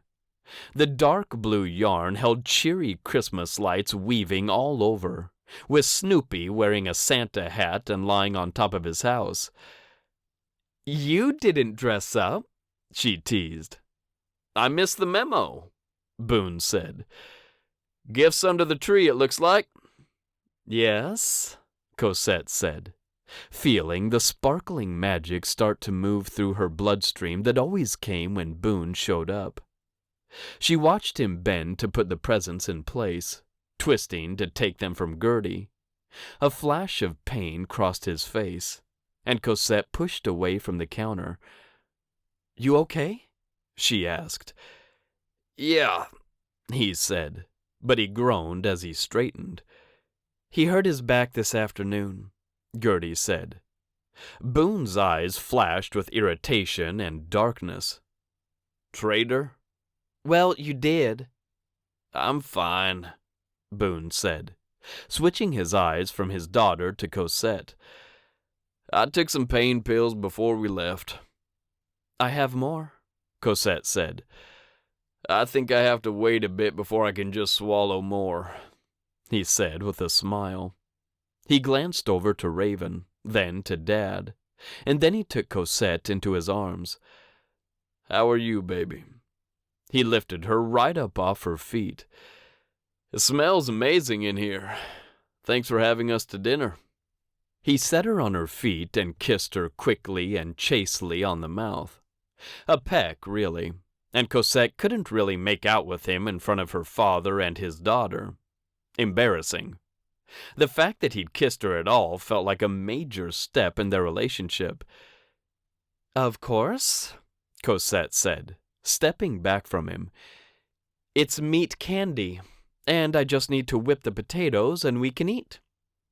She slipped her hand into Boone's and looked at Gertie. "You and Raven can get out the rolls and salads, okay?" "Sure," Gertie said, giving Cosette a smile. She joined Raven in the kitchen, and they started unloading the fridge of all the things Cosette had prepared over the past couple of days. She heated cream and butter, then whipped the potatoes into fluffy deliciousness, while Dad and Boone set the table. "Okay," Cosette said. "Thanks for coming, everyone." Her emotions surged, and she had no idea what had triggered them. She couldn't look at Boone or her father, and one glance at Raven had tears entering her eyes. "Should I say a prayer?" Gertie asked, and Cosette blinked as she looked at the 13-year-old. Her eyes were so clear and so blue, and she obviously knew Cosette was struggling. Cosette nodded, and Gertie did too. "Dear Lord," she said, almost before her father could sweep the cowboy hat from his head, "we are grateful to be celebrating Christmas with Cosette, Raven, and Jeff Bryan this year." Gertie paused, and Cosette took a peek at the girl. Boone reached over and put his hand on his daughter's back, something gentle and kind, and Cosette's heartbeat leapt and skipped as Gertie started to cry. "I'm sorry," she said, her voice cracking. "I'll finish it," Boone said. "Okay?" She nodded and turned into him. He wrapped her in a hug and dipped his head. "Lord, bless us here tonight to have thy comforting spirit with us. We're grateful for Cosette and all of her hard work on this meal, and bless us to get along all right." He cleared his throat and simply said, "Amen." "Amen," Dad said, but no one else echoed the sentiment back to Boone. Cosette reached to wipe her eyes, hoping she hadn't ruined her makeup. Gertie still clung to Boone, and he gave her a kiss on the top of her head and then smiled at Cosette. She had no idea what was going on in his family, but she wanted to. "Could you slice the ham, Dad?" she asked. "It's cut, but I haven't taken it off the bone." "Sure." Dad got busy doing that, and Raven queued up with a plate in her hand. Gertie stepped back from Boone, who dropped into a crouch to look at her. He spoke in a voice Cosette couldn't hear, and only a few seconds later, Gertie nodded, and the two of them faced the kitchen. Cosette picked up a plate and handed it to Gertie as the girl approached. "Okay?" she asked, taking a leaf from Boone's book. "Yeah," Gertie said. "Well, I don't know what happened. I just sort of lost it." Cosette understood that on a deep, personal level. She smiled at Gertie. "Just like I did." Gertie smiled and clutched the plate to her chest. "I guess so." "Why are you emotional tonight?" Cosette asked, taking a plate for herself and moving into place behind Gertie. "I think it just feels so homey here," Gertie said. "It feels good." "I'm glad," Cosette said, as Boone's warm hand landed on her lower back. She twisted to look at him. "Even you didn't seem to have a lot to say." "I have no defense," Boone said with a smile. "Why are you emotional tonight?" She cut off, because she didn't want to say she didn't know. She did. "I feel very blessed this year," she said. "I feel different. It's usually just me, Raven, and Dad, and I really like having you here." She smiled at him, glad when he leaned down to kiss her. She couldn't believe the human heart's capacity to love, but she was so grateful for it. "Let's open mine first," Dad said an hour later. Dinner had been delicious, and all of the dishes sat in the sink. Cosette didn't care. She could take care of things later. They'd gathered around the tree, and Dad had converged on the tree and started pulling his gifts out. "Oh," Boone said, as Dad gave him a long, rectangular box, then a small one, and finally one that was clearly something made of fabric. "3 gifts for me?" "My dad likes to give presents," Cosette said. "Should we hand them all out, Dad? Then we can open them one at a time." "Sure," he said, and he continued to play Santa's little helper and handed out all of the gifts until everyone had a little pile near them. "Gertie," he said, grinning at her, "do you want to go first?" "Sure," Gertie said, smiling at Dad. She really was an adaptable child, and Cosette appreciated her more and more as she continued to get to know her. She ripped into the gift in her lap, which happened to be from Cosette. Her heart pounded in her stomach, against her ribs, and up into her throat. She fought the urge to yell out that Gertie could get something else at the equine equipment store. The gift wasn't even in the box, only the fact that it had been paid for. "No way!" Gertie yelled, her eyes widening in a second. "The Tina Herman boots!" She ripped off the last piece of paper and held up the box. "Daddy, look!" "I see it, Bumblebee," he said, chuckling. "They're not really in there," Cosette said, pleased by Gertie's reaction. "Open the box." Gertie did, and she pulled out the gift certificate. "It's enough to get the boots," Cosette said, "but the saleswoman said it's best if the rider comes to try them on. Since I wanted it to be a surprise for you, I just got the gift certificate." She twisted her fingers around one another, but Gertie looked at her with pure joy on her face. "Thank you, Cosette." She leapt up from her chair and threw her arms around Cosette. The girl was all muscle and bones, and she hugged Cosette firmly before pulling away. "Will you take me to get them?" Cosette nodded, her voice lodged somewhere in her throat. "I don't get to go?" Boone asked.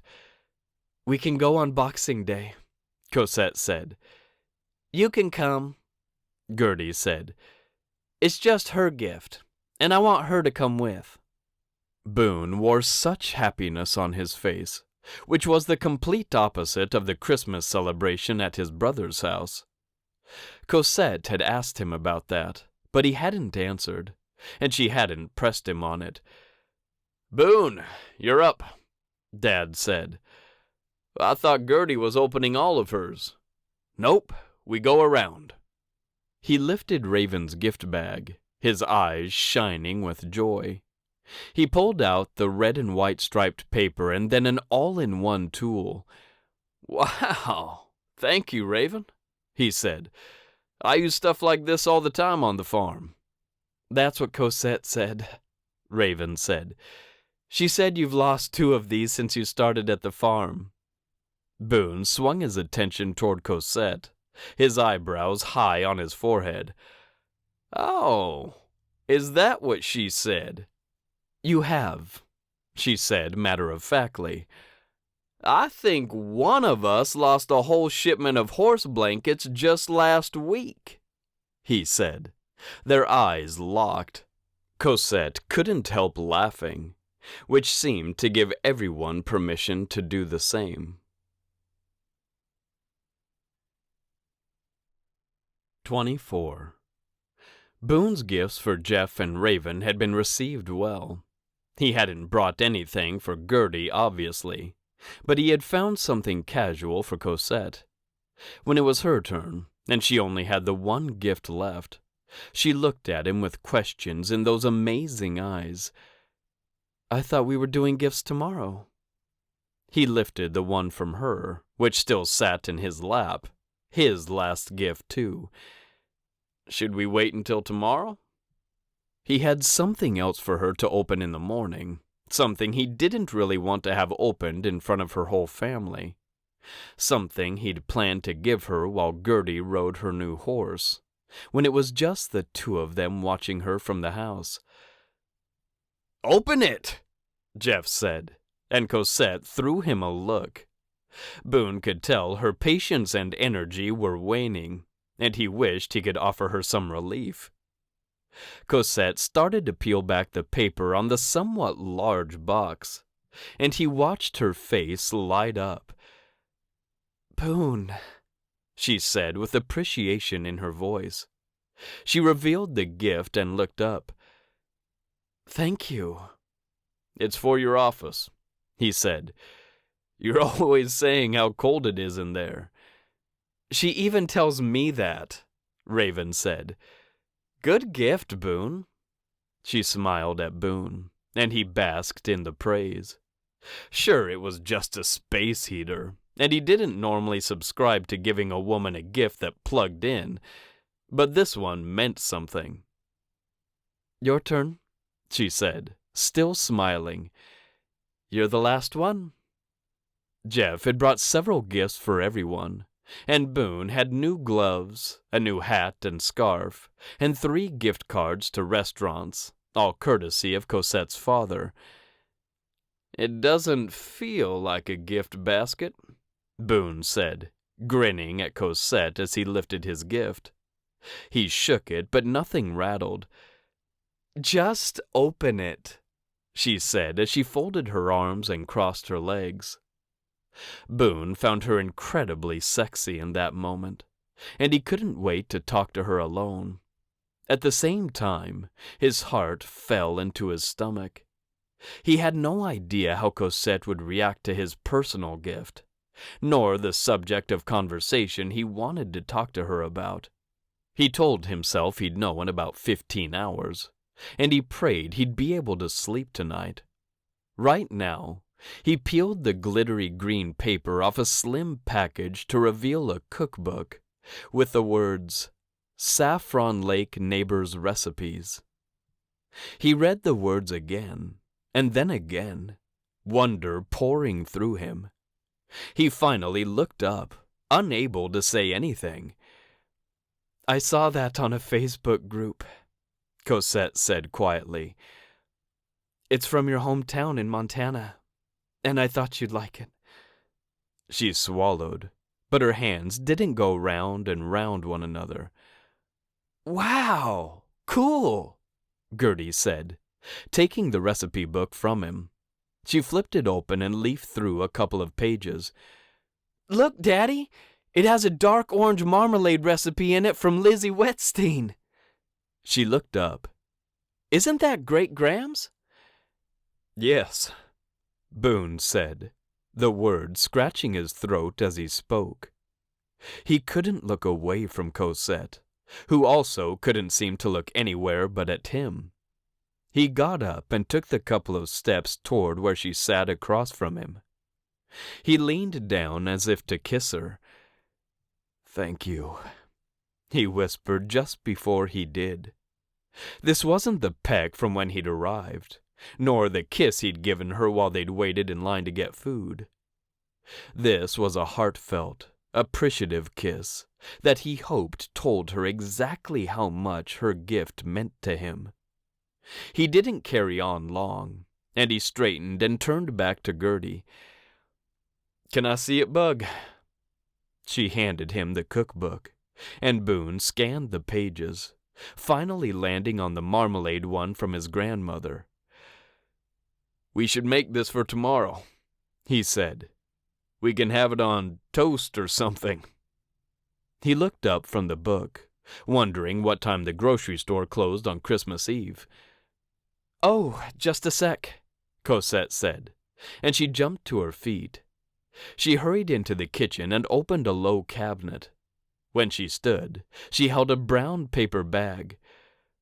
"What have you got there?" he asked, sauntering over to her. "Look." Cosette stepped back, smiling. Boone kept his eyes on hers for an extra moment, and then peered into the bag. Oranges, gelatin, a lemon. "I don't think you can make it tonight and eat it in the morning," Cosette said. "But we could make it together tomorrow after breakfast and have it the next day." He looked at her, falling more in love with her with the addition of a dozen oranges and a lemon. "Okay?" she asked. He nodded. "Okay." The next morning, Boone bustled around the cabin kitchen, getting out plates, silverware, and napkins. The bacon-wrapped party sausages rested on the stovetop, the brown sugar all melted and caramelized. The oven still sat on the lowest temperature possible, and he had 3 waffles waiting there already. He pulled a gallon of milk and a carton of orange juice from the fridge, and then surveyed all of the things he'd gathered. Syrup, he muttered. Butter, candied pecans. He nudged that bowl closer to the whipped cream, which he'd infused with sugar and vanilla extract. Looks good. Someone knocked on his door, and Gertie got up from the couch. It's Cosette, he said. I know. Gertie tossed her tablet onto the couch and went to open the door. Sure enough, Cosette stood on the other side of the door, and she dressed as festively today as she'd been last night. Today, she wore a denim skirt with knee-high leather boots, and with her long wool coat, she looked rich and elegant. She carried more gifts in her hands, and Gertie stepped forward to help her. Boone stayed in the kitchen, out of the way, smiling at his girlfriend. The presents got put under the tree, and then Cosette shrugged out of her coat. Boone stepped forward to take it, handing it to Gertie and saying, Take this to my bedroom, would you, baby?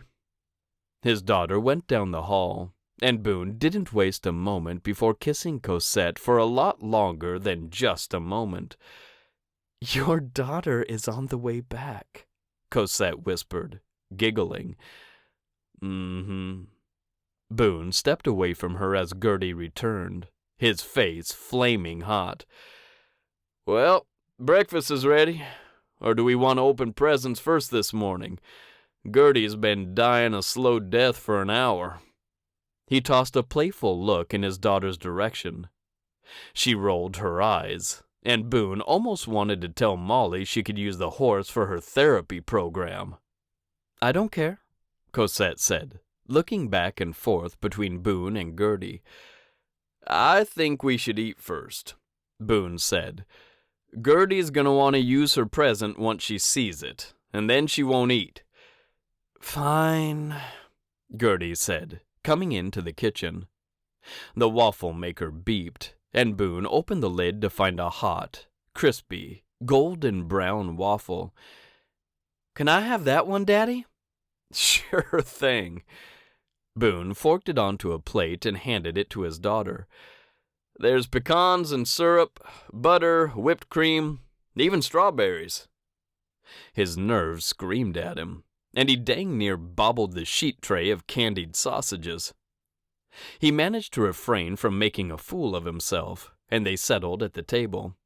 His stomach wouldn't settle, however, and Boone could barely get anything down. Thankfully, Cosette asked Gertie a couple of questions, and they kept the conversation going. You didn't eat much, Cosette said, glancing at his plate as she got up to take hers back into the kitchen. Yeah, Boone said, standing too. I'm just excited about Gertie's gift. His daughter looked at him, and he grinned at her. There's nothing under the tree for me, Gertie said as she joined him at the sink. That's because your gift is outside, Boone said. Outside? Better get your shoes and jacket on, Boone said. It's 1 billion degrees below zero this morning. He looked at Cosette, who gave him a quick nod. He'd coordinated with Travis to get the horse from the barn when Cosette arrived and put it in the backyard, where he'd cleared a spot for it, complete with a bale of hay.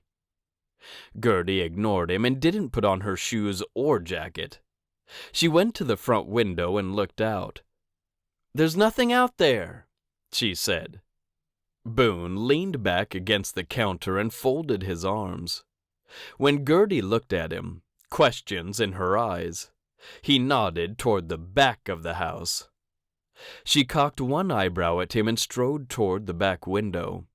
He could see so much of himself in her, as well as Nicky. She paused in front of the window, and then both hands flew up to her mouth as she gasped. Daddy, she said through her fingers. Whose horse is that? That's your horse, Bumblebee. She spun toward him, pure electricity flowing from her. My horse? She started scanning the kitchen frantically. Where are my shoes? Daddy, have you seen my shoes? Boone started to laugh, and Cosette bent to pick up Gertie's cowgirl boots. Right here, she said, and Gertie darted toward her. Dad, stop laughing and get my jacket, please. I told you to get dressed first, Boone said, still chuckling. He got out his daughter's jacket and gave it to her. She only had one arm inside before she ran out the back door, and Boone shrugged into his coat and followed her with a, "I'll be right back, Cosette." I'm coming out too, she said. I can get my coat, right? Sure, he said. Back bedroom. He ducked outside too, picking up the saddle and blanket he'd stowed beside the door. Gertie had already flown down the steps to the horse, and she stood in front of him, stroking his neck and talking to him. Boone loved watching his daughter interact with horses, and his heart warmed. "What are you going to name him?" he asked as he approached. I don't know, Gertie said. I've got to ride him first. Yep. Boone started to saddle the horse, and soon enough, Gertie sat atop him. Cosette stood on the back porch, watching with a wide smile on her face. "Don't go too far," Boone said. "Just down to the farmhouse and back, okay?" Okay, Daddy. Gertie leaned down and kissed him on the cheek. Thank you. Thank you so much. Boone waved while Gertie rode the horse around the corner of the house toward the lane out front. She looks good on him, Cosette called from the porch, and Boone went toward her. They went back inside, and his palms turned slick. He took off his coat because he was already sweating. "I got you something," he said, moving into the kitchen and opening his junk drawer. He drew in a deep breath, his shoulders lifting high. He took out the jewelry box, feeling like he was about to blow everything wide open. He turned back to Cosette, who just hung her coat on the back of a chair at the table. "I, got you this." He thrust the box toward her, and she froze. Everything froze. Boone breathed, and he blinked, but Cosette didn't take the box. She looked from it to his face and back. "Boone," she said, "is that a diamond ring?" He looked at the ring box, too. "Would it be a problem if it was?" "Yes," Cosette said. His stomach pinched. "Why? I thought you said you'd marry—" He cut off, because he couldn't say she'd said she'd marry him. She hadn't. Not really. "I'm not ready to get married," she said, actually taking a step back. He frowned, so many synapses in his brain firing at him. How could he have read their relationship so wrong? Panic started to stream through him, because he hadn't seen things clearly with Carly either. I don't know what I thought." He withdrew his hand and shoved the box back in his junk drawer. "Boone," Cosette came closer to him. "I thought we were going slow." "We've been dating for a while," he said. "We've talked about kids and marriage and I don't know." He hung his head, unable to look at her. "Tell me what's going on inside your head." "First," Boone said, not quite able to sort through so much so quickly, "that's not a diamond ring. It's jewelry, but not an engagement ring. I wouldn't just hand it to you without a proposal. Second, I feel He sighed and closed his eyes. I don't know how I feel. Yes, you do, she said quietly. He looked at her, trying to be brave. I'm falling in love with you. I want to get married and have more kids. And with Matt and Gloria already down that path, I feel so left out, so far behind. Cosette put her hand on his arm, and the weight of it comforted him. We're on our own path, Boone. I thought you were almost ready, he said. Healing isn't linear, she said quietly. I still need to go slow and take time to think about things. You said you could marry me. I said I'd think about marrying you.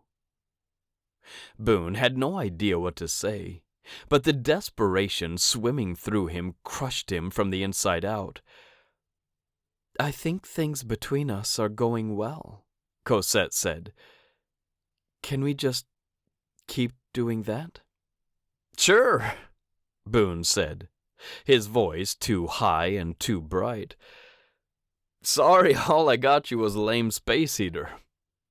Cosette opened the drawer in front of them and took out the jewelry box while he stood there, mute and unmoving. She opened it to reveal the silver band inside. It had a trio of gems along it, and she pulled in a breath. Boone, it's lovely. Yeah. He looked at her, and he could have sworn she wore love in her expression. He wasn't sure of anything now, because he'd read so many things wrong already. Yeah. Cosette touched her mouth to his, and he couldn't misread the slow, sensual way she kissed him. Could he? She pulled away and handed him the ring box. Will you put it on for me? He'd do anything for her. So he took the ring out and slid it onto her finger, on the right hand, not her left. It still looked beautiful, and he found himself smiling. Cosette gazed at it too, and when she lifted her eyes to his, she said, It's great. I love it.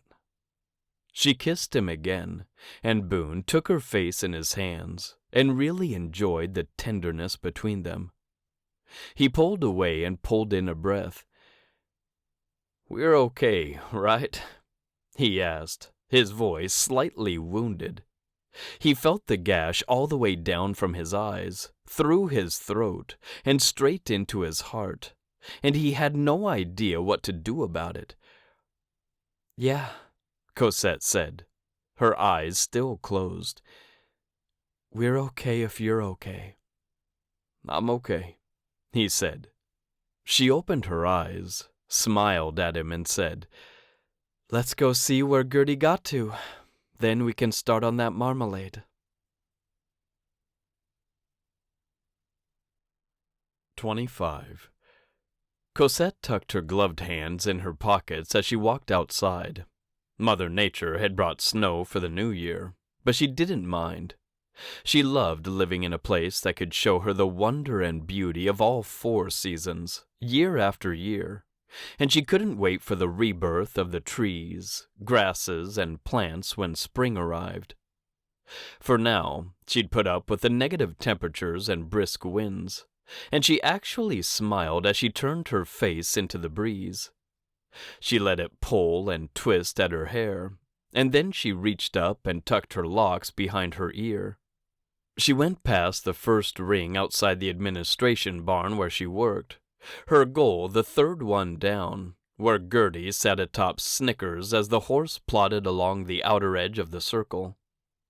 Cosette had never met anyone like Gertie, at least not in a 13-year-old body. She held wisdom and maturity far past her age, and her face brightened when she saw Cosette approaching. Look, she called. He doesn't even care about the rail today. I can see that. Cosette grinned at Gertie. He's got his head down and everything. No fight in him. she said. Cosette reached out and took Gertie's hand in hers as she started by. She went slow enough that Cosette could squeeze briefly before she continued past, and she leaned against the metal railing of the ring as Gertie's back arced toward her. The sun had already started to lower in the west, though the clock had barely passed 4. She didn't love the darkness that came with the winter, but she also didn't have to feed goats, chickens, and horses before dawn or after dusk. "Did you get your chores done?" she called to Gertie. The girl looked over to her. "Not yet." Cosette nodded. "I have to finish up the schedule texts and meet with Molly, but then I'll be ready to go." "I'm only doing 1 horse tonight," Gertie said. She reached down and patted Snickers along the side of his neck. "I guess we better be done, Snicky." "Didn't your daddy ask you to do those 2 stalls today?" Cosette asked, knowing full well what Boone had asked his daughter to do that afternoon. Gertie's face blanked, showed panic, and then fell. "Oh, shoot! Yes, he did." "I can wait for you," Cosette said. She had no idea how to clean out a horse stall, so she couldn't help much. "I'll hurry," Gertie said, swinging out of the saddle like a pro. Of course she was. So much of Boone's blood ran in her veins, and he'd spent countless hours with her, teaching her what he knew about horses, farms, ranches, and how to tend to all of it with precision. He loved animals and the land, and he held a great respect for both of them. Cosette warmed just thinking of him, and when her mind flew back a couple of weeks to Christmas Day, a thin line of ice cut through that heat. No, the ring inside the deep blue jewelry box hadn't boasted diamonds, and Cosette ran one gloved finger around the line of the ring on her right hand. She wore his ring every single day, and when someone at church or the grocery store asked her about it, she said, "My boyfriend gave it to me," without hesitation, usually with fondness in her voice, and a few seconds lost where she gazed lovingly at the trio of gems. All of that made everything confusing for her hesitancy to take their relationship another step down the path they were already on. She'd asked if they could just keep doing what they were doing, and Boone had said yes. But Cosette knew now that he didn't want to stay where they were. Of course he wouldn't. He wanted more kids. He wanted a wife. He wanted everything his brother had, what Gray and Elise Hammond had, all that Hunter and Molly had. "What do you want, Cosette?" She'd been asking herself that question for 15 solid days, and she still had no answer. As Gertie opened the gate and led Snickers out, Cosette moved closer to the aisle and watched the 2 of them go, adoring the way they moved together with no resistance. Snickers loved Gertie as much as she loved him, and watching the girl connect to the rescue horse had made Cosette see that everyone had some internal wounds that needed to be filled and fixed. Tears pricked her eyes, and she turned away from the blonde teenager who had showed Cosette that she too could be resilient and strong, while still being moldable and vulnerable. She'd had no idea that she could learn so much from such a young person, and she pressed her eyes closed to keep the burning at bay. She tilted her head back and breathed in the terribly cold air.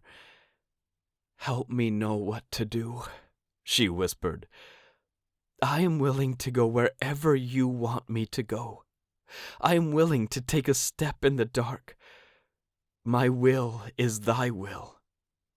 She wanted to beg the Lord to please, please, please enlighten her mind. Turn on the light and illuminate the path in front of her. She wanted to push away the fear and leap in faith, but she didn't know how. "You do," a voice whispered in her head. You do know how. She opened her eyes, sniffed, and headed back to the administration barn. She puzzled over the answer she'd just received. Her initial response, frustration, and then anger. Could the Lord be any more vague? She did? She did know how? How to do what? Back in her office, she finished all the scheduling and reminders, got out her folders for the meeting, and went down the hall to the tiny kitchenette Travis had put in the front of the administration barn. He'd brought in an electric kettle which could heat water, and put a variety of instant coffees, tea bags, and hot chocolate beside a stack of disposable, recyclable cups. Sometimes someone brought in mini muffins or donuts, and on days Cosette had forgotten her lunch or the one she'd planned to spend with Boone, Matt, and Chris Hammond at his home got canceled, she'd been grateful for the assortment of carb-loaded treats behind the check-in desk. Today, she fixed herself a cup of tea and wandered back down the hall to her office. She knew someone had been there in the few minutes she'd been gone the moment she stepped inside. Her eyes landed on the package on her desk, and her heart somersaulted up into her mouth. She backed up a step and glanced down the hall, both ways. She didn't see anyone, and no lingering colognes or scents hung in the air. Only the hum of the furnace in the administration barn met her ears, and she swallowed as she looked back to her desk. As the fear rose up, choking her, she actually stamped her foot. No, she would not be afraid of this. She moved into her office with purpose and picked up the package, which was simply a brown box. No bow, no writing on the outside. Her fingers shook, but she fisted them. She lifted the lid on the box, not sure what she'd find inside. A bookmark sat there, a pressed lilac showing. Her adrenaline ran in circles with her confusion. She lifted the bookmark from the box, noticing the paper clip holding something to the gorgeous flower. She'd only told one person that the lilac was her favorite flower. She adored the purple and the scent, and she removed the paper clip and lifted the pressed lilac to her nose, as if she'd be able to smell it. She couldn't, and she lowered her hand to see she was holding a couple $100 bills with a tiny sticky note attached to the front one. For Gertie's closed today. Thanks for taking her. No name, but then again, Boone didn't need to sign his name. Cosette drew in a deep breath and pressed the bookmark and cash to her chest. She hadn't asked him for a bookmark, and she had no idea when he'd had time to leave the farm and find this for her. Perhaps he'd bought it online. It didn't matter. She rounded her desk and picked up her phone. "Thank you for the bookmark." Her fingers hesitated as a set of words moved through her mind. There was no way, not a chance on this earth, that she'd text him that she loved him. No way. "I love you." The words hung in her head, making her immobile and a bit numb. "Hey," Molly chirped, breaking through Cosette's self-induced freeze. She dropped her phone without sending her text, and embarrassment flooded her. "Hey." Cosette scrambled after her phone, and she needed to tuck away the money and shove the bookmark into a drawer so Molly wouldn't notice it. Her face flamed with heat, and Molly would see that for sure. The woman had the eyes of a bird of prey, and she said that came from her years in the classroom.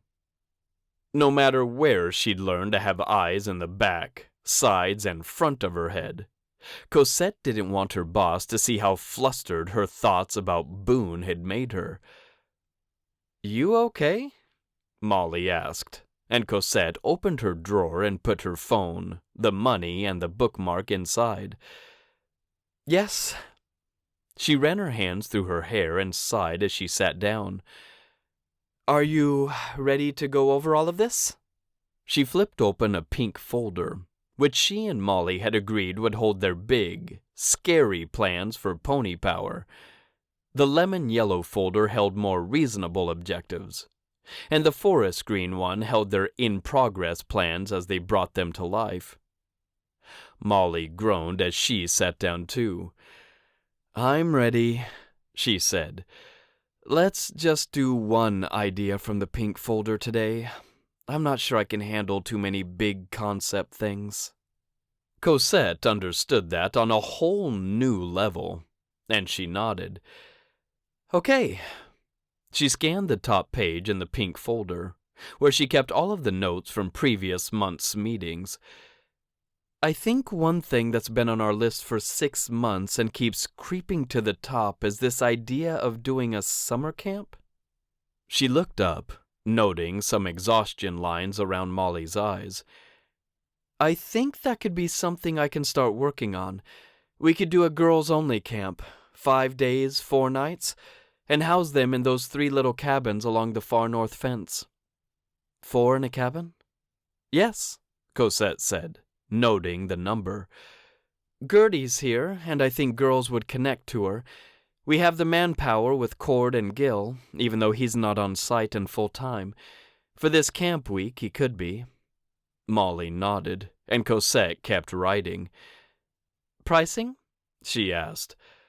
"I'll do some research on what other farms and ranches do for weekly camp fees," Molly said. "Okay," Cosette noted that. "I'll work on creating a list of activities. This is separate from the counseling and therapy, right?" "Yes," Molly said.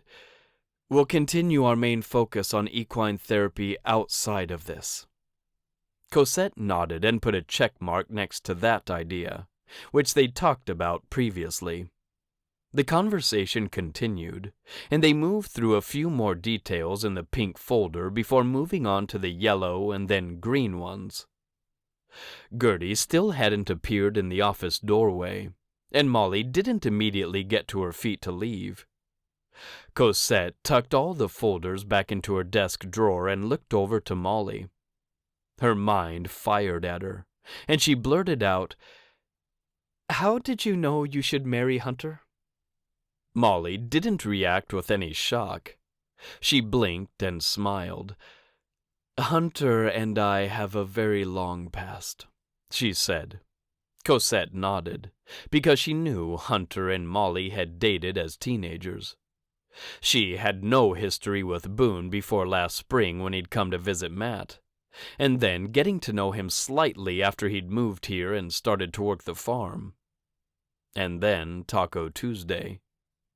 Everything had changed when he'd set up the perfect date in that barn, even if it was just hard-shelled tacos without enough sour cream. Still, only 5 months had passed since then, and Cosette's heart needed a lot longer than that to become whole again. Didn't it? Do you? "When he came back to town," Molly said, "the spark was still there. It grew and grew, and he became the light by which I see who I really am and know what I really want." She shrugged like this amazing gift came into everyone's lives. "So while we have our challenges, and I thought for sure him taking the CEO job at his family company would break us, it didn't. We work hard to stay close to each other, and that's not one-sided, you know. I work hard at it. He works hard at it." Cosette let the enormity of what she'd said sink into her ears, her mind, and her soul. Finally, she nodded. "Did he decide to stay on as CEO?" Molly nodded as she smiled. "For now, yes. We live in the high-rise right next door to his office. He'll be close, and we'll keep working at being the family we want to be." She got to her feet and turned just as Gertie appeared in the doorway. "Hey, Gertie. Wow, it looks like you had a fight with the washing stall today." Molly laughed as Gertie did too. and then she left the office. Cosette opened her drawer to collect her phone, the money, the bookmark, and her purse. When she looked at Gertie, the girl wore apprehension on her face. "I have to go home and change," Gertie said, indicating her soaking wet clothes. "I was afraid I'd freeze to death if I walked. Will you drive me?"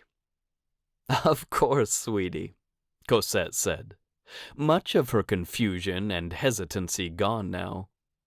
She wanted to work on her relationship with Boone.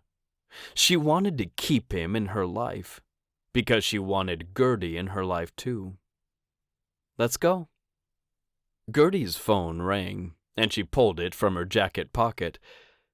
"It's Michael," she said, looking up. Her blue eyes held surprise and desire at the same time. "Should I answer it?" Cosette didn't know how to advise her on this situation. She knew Boone didn't like Gertie's crush, or as he called it, her infatuation with Michael Hammond. She wasn't Gertie's mother, and she'd never been a mother. "Up to you," she said. "Will you tell my dad?" The phone rang again. "Yes," Cosette said. "I can't keep that from him. If he asks, I'll tell him." She'd probably tell him anyway. She didn't know how to keep things secret, and she didn't want anything coming between her and Boone. Gertie let the call go to voicemail, and she said, "We're already late. I'll text him later," as she turned and left the office.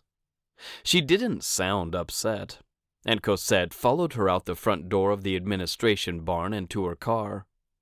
She drove back behind the farmhouse and along the lane with the family stable and barn to Boone's cabin.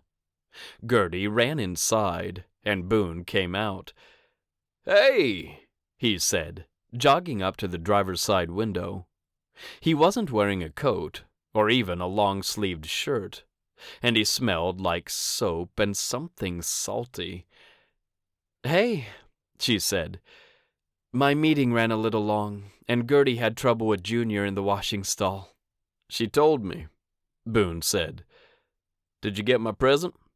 "Yes," Cosette said, realizing she'd never sent her text. "I was texting you when Molly came in. Sorry I never sent it." "It's fine." He leaned in to kiss her quick. "What do you think?" "The bookmark was amazing," she said. "So do you want to go?" "Go where?" "To Montana with me," he said, a hint of confusion running through his expression. "That's where the lilac came from Saffron Lake. I want to take you." Cosette leaned her head back against the headrest, her mind screaming no at her. "When?" she asked. "Well, I'm going in a couple of weeks," he said. "Nikki died in the winter, and I always go visit her grave, talk to her a little. I thought we could go together." He trailed off, probably because Cosette wasn't even looking at him. "Is Gertie going to go?" she asked. "No," he said. "She has school and her work here, and I told her I'd loop her in through video." Cosette's heart beat very fast. Something loud and obnoxious rushed through her ears. Before she knew it, Boone was striding away from her car and back toward his front steps. He took them two at a time to the porch and disappeared inside. The door slammed closed, and Cosette definitely heard that. The horrible bang made her flinch, and it cut through the clutter in her ears.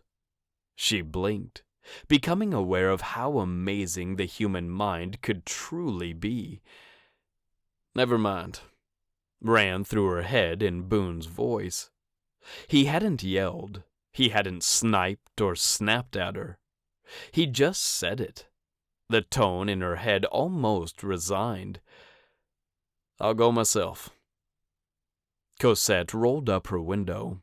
the cold from outside penetrating her soul and making her numb. A few minutes later, Gertie came bounding down the steps.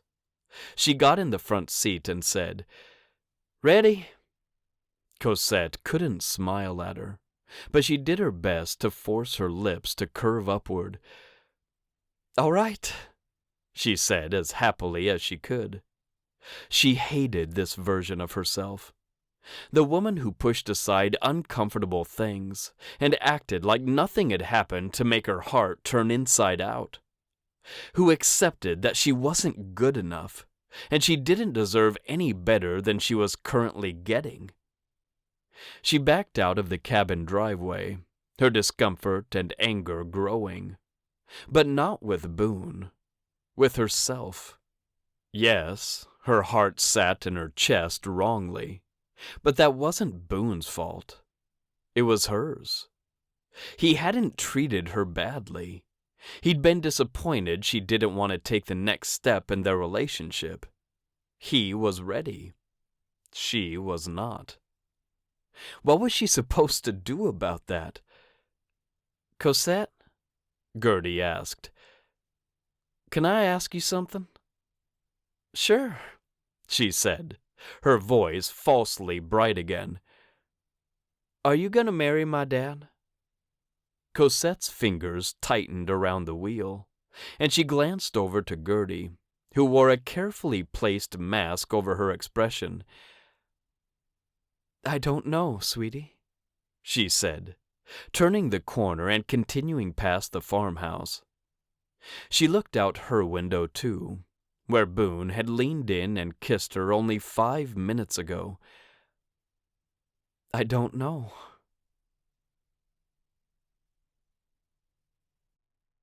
"26.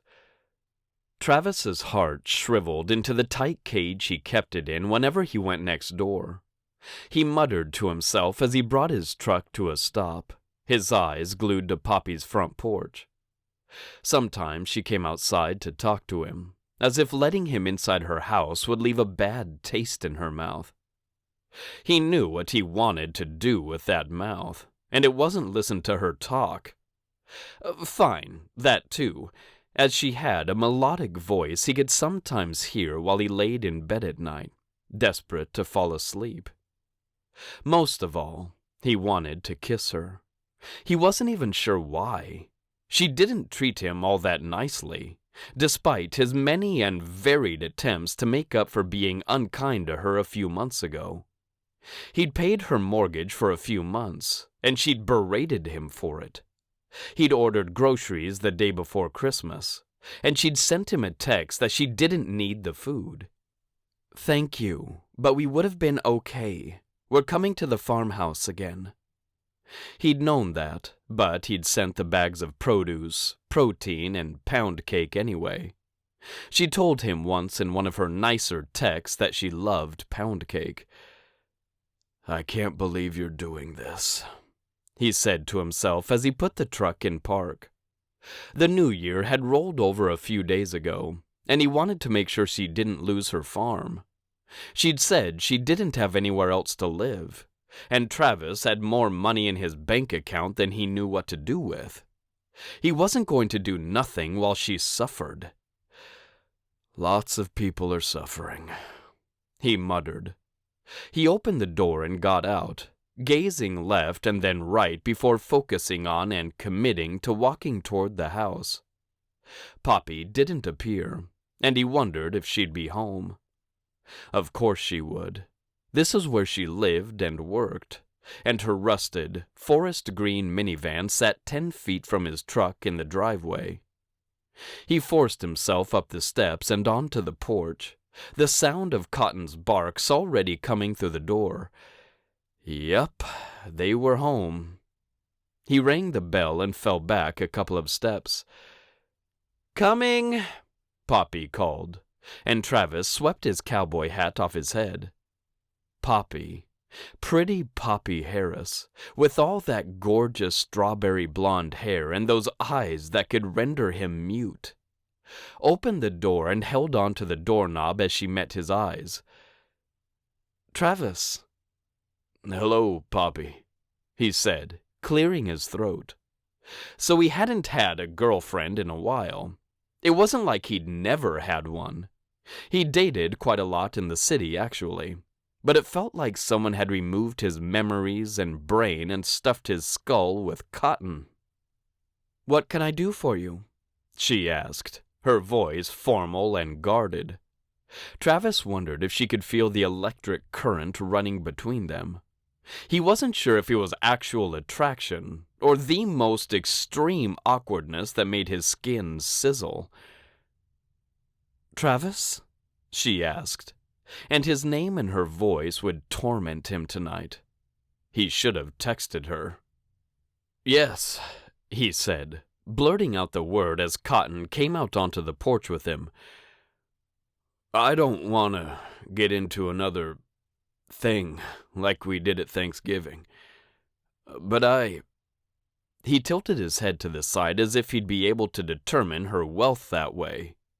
She had been working for Elise over the past couple of months, and she hadn't had to pay her mortgage. "You what?" she asked. Travis decided not to beat around the bush. He'd dealt with far surlier personalities in New York City, and he could handle this woman who wore warring emotions in her eyes. He couldn't quite name the one, but fondness fit the best, which didn't go with the annoyance he could plainly discern. "I wanted to make sure you're okay with the mortgage for the next little bit," he said, delivering the line evenly, without any emotion at all.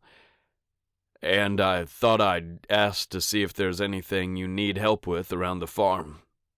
He dang near choked on the last word, making himself sound like a blasted pirate. Poppy's eyebrows went up. "Really? It seems like you're aiming for another thing like what happened at Thanksgiving." "I don't want you to lose your house," he said, "and I know how overwhelming a farm can be." He indicated the land past her huge trees, as if she might have forgotten where she lived. "I don't even own that one. I'm not even in charge of it, and most days I feel like drowning." He saw the flicker of appreciation in her eyes. It got covered quickly by the pure hopelessness he'd seen on her face in that leaky barn when he'd stumbled upon her crying. "I have enough money to pay the mortgage," she said. "The job with Elise has been really great." "I'm glad," Travis said. "How do you have so much money to be paying my mortgage?" Poppy asked, those deep, blue eyes squinting at him. "I already said I'd rather not say." Travis shifted his feet. Only a couple of people knew he'd once dressed in designer suits and shiny shoes to go to work. "Yes," Poppy said without moving her lips. "You did say that." "So you're okay?" he asked. "The driveway is getting plowed?" "I can do that myself," she said. "Well, I thought you sold your tractor." He shot back. Poppy's face turned a bit pink, and she reached up to pat her hair. "Yes, it's getting plowed," she said like a true diplomat. "Thank you, Travis." "How's Steele? He doesn't need anything?" Travis told himself to stop asking her what she needed. She had his phone number, and she had to know by now that he'd drop everything and come over here to help her. He hadn't been shy about that, and in fact, he'd inserted himself into her life whether she wanted him to or not. "He's fine," she said. "We had a great Christmas." Her voice trailed off as she dropped her gaze to the ground. "Thank you for the food and the wrapping paper. I thought I had some, but it turned out I didn't." "Sure," he said easily. For some unknown reason, he took a step forward. "Poppy." She looked up and Travis froze. She broadcasted innocence and pain at the same time.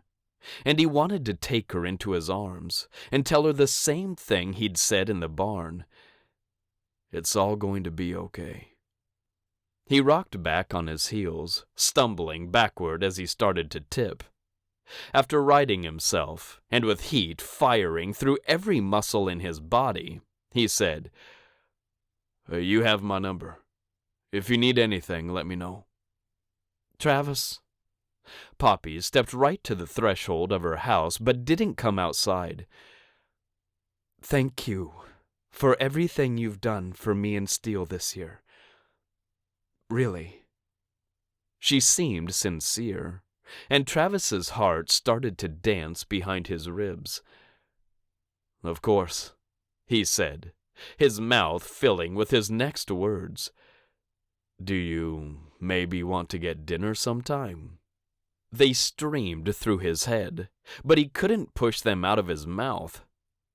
Poppy offered him a small smile that lit up her eyes. It's nice to have such a good friend and neighbor. The words punched him with a fiery fist. Good friend.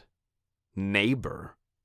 He scoffed, the invitation to dinner suddenly gone. Good friend? He asked without censoring himself. Poppy's smile slid off her face as her eyebrows rose. Yes.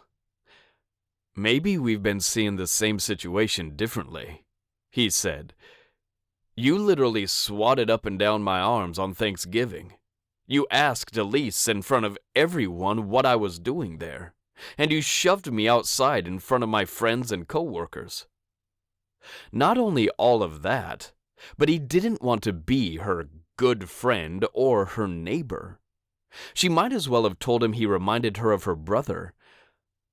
You paid my mortgage without telling me, she shot back. I apologized, he said. I did too.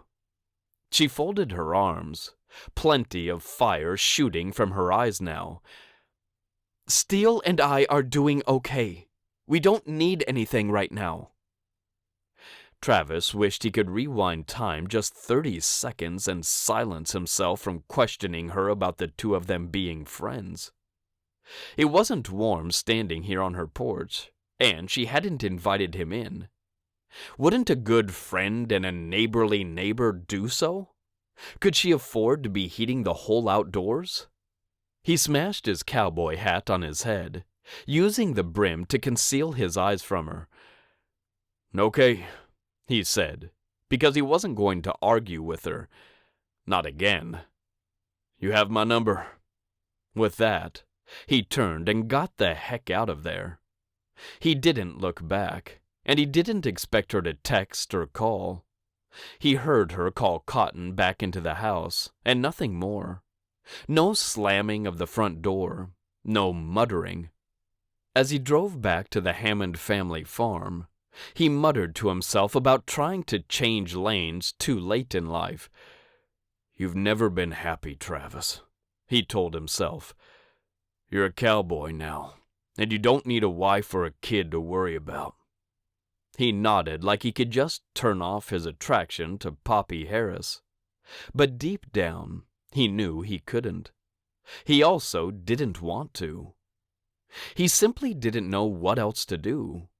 He'd bounced the ball into her court over and over and over, and she never seemed to catch it to throw it back to him.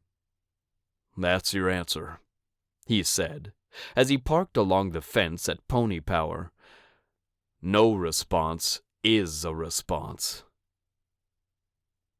All right, boys, he said a couple of nights later. He tossed the huge bag of corn chips into the middle of the table and sat down. Who's ready to lose all their money? He grinned at Cord, who sat across from him, then Mission and Cody. Well, I think you are, Mission said, grinning back. He shuffled the cards, making the flipping sound fill the air. Travis shook his head, just glad he didn't have to be alone tonight. Now that Cord lived in the cabin with him, Travis didn't have nearly as many lonely nights. They didn't have to talk to watch TV at night, and Cord actually did all the dishes without being asked. Now, the man couldn't manage to hang up his bath towel to save his life, but for the most part, Travis could have had far worse roommates. He met Cord's eye, and he nodded toward the freezer. "Oh, right," Travis said. "We got ice cream." He got up to get out the double fudge ripple and brought it back to the table. "Everyone want some?" "Yep," Cord and Cody said at the same time. Mission nodded and started a deal. "Okay, boys, remember, if you get the Killer Bunny card, you've got to put in a whole handful of treats." "I thought it was an exploding kitten," Cord said. "Nope," Travis called from the kitchen, where he gathered 4 bowls and spoons. He put everything next to the ice cream as Mission tossed a card to his spot. It flipped over, and everyone looked at the bright pink Killer Bunny card. Travis rolled his eyes and said, "That shouldn't count." "Get your handful in the middle," Mission said with a huge smile. He looked around soberly at the other cowboys. "This here is a serious game of zombie rabbit." They all chuckled, and since they didn't play with real money, Travis grabbed a big handful of their currency, crispy M&Ms, and dropped them into the empty bowl next to the softening ice cream. He did love their weird and wacky card games, and he couldn't wait until the unicorn stash one arrived from that project he'd funded online. He liked feeling like he belonged with a group of people, and the cowboys he'd worked with and met here on this farm in Colorado had been some of his best friends. Even after they'd left, and he'd stayed, Travis kept in touch with them. The group who worked there now got along great, and while Matt and Boone weren't here tonight, they'd come by to play a few times. Even Gray and Chris had come to card night, ready to lose big with colored candies. It didn't matter that he hadn't asked out Poppy Harris. He had his friends, and he could try to find someone more agreeable, who didn't glare at him every time he offered to help her keep the thing she had. "All right," he said, picking up his cards and fanning them out in his hand, while simultaneously pushing away all thoughts of Poppy. "I'm in. Let's see whose brains I can eat tonight."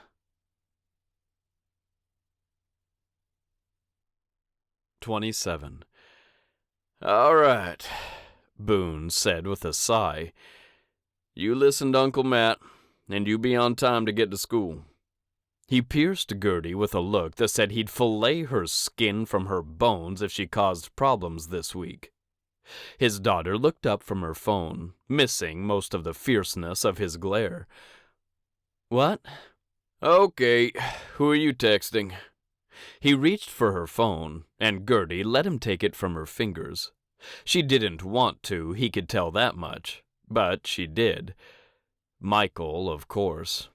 Boone's heart boomed in his chest 1, 2, 3 times as he read their most recent texts and scrolled up slightly. He sucked in a breath on, "I love you. You're the best." "Gertie," he said, wanting to stomp her phone into a million tiny pieces, bury it in the backyard, and then move to an igloo in the middle of the Arctic. No cell service up there. "What?" she asked. "We're just texting. He's coming for spring break." She reached for her phone, and Boone let her take it.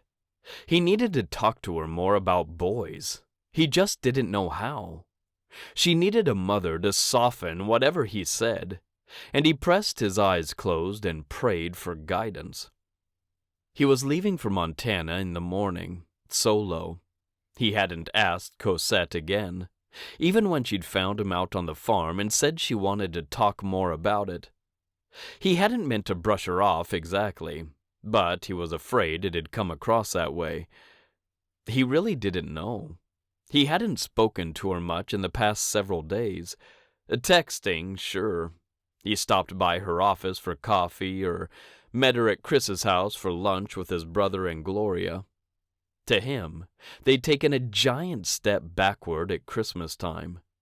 And when she'd sat silently in her car after his invitation to Montana, Boone had decided he didn't need to add more gashes to his still wounded heart. "Okay," Boone said, taking a deep breath. "Gertie, I just want you to listen to me for 2 minutes, okay?" He looked at her, her innocence so sweet and special to him. "Can you give me 2 minutes? Don't argue with me. Don't dismiss me. Just listen and think about what I say. 2 minutes, I swear." She nodded, the set of her jaw indicating that she'd already dismissed him at least a little. He nodded too, wishing the words would fall into line and he could just spit them out. "Michael is... Honestly, Gertie, he's a good guy. I like him. But he's a boy, Bumblebee. And the truth is, boys are not like girls." "Okay," she said, but she didn't get it. Boone knew she didn't. And how could he possibly explain the whole of the male species to her?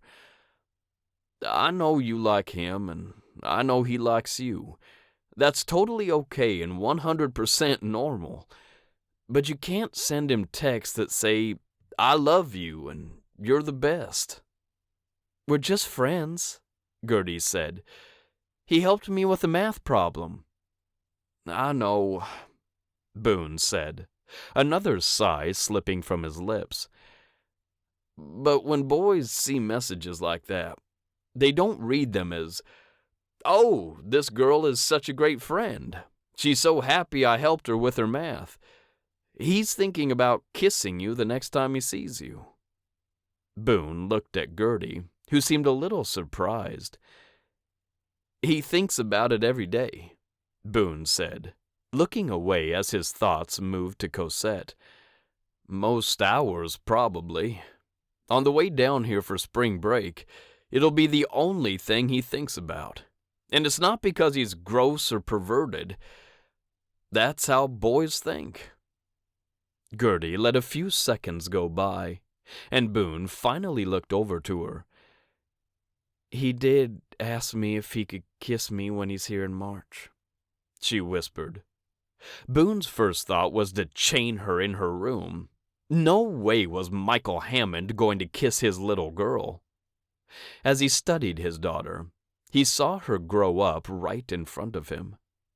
She was gorgeous and kind and absolutely not a little girl anymore. "What did you say?" he asked. She shrugged. "I don't know. I told him..." She inhaled quickly and blew it all out. "I told him we'd have to see. That if it felt right, and we had the chance, and I didn't want to lie to you..." She turned and looked at him, and she suddenly morphed back into the scared 6-year-old who'd lost her mother only hours ago. He put his arm around her, and she dove into his side. "I don't want to lie to you, Daddy." "You never have to lie to me," he said, his voice throaty and whispered. "Ever, Gertie. Okay?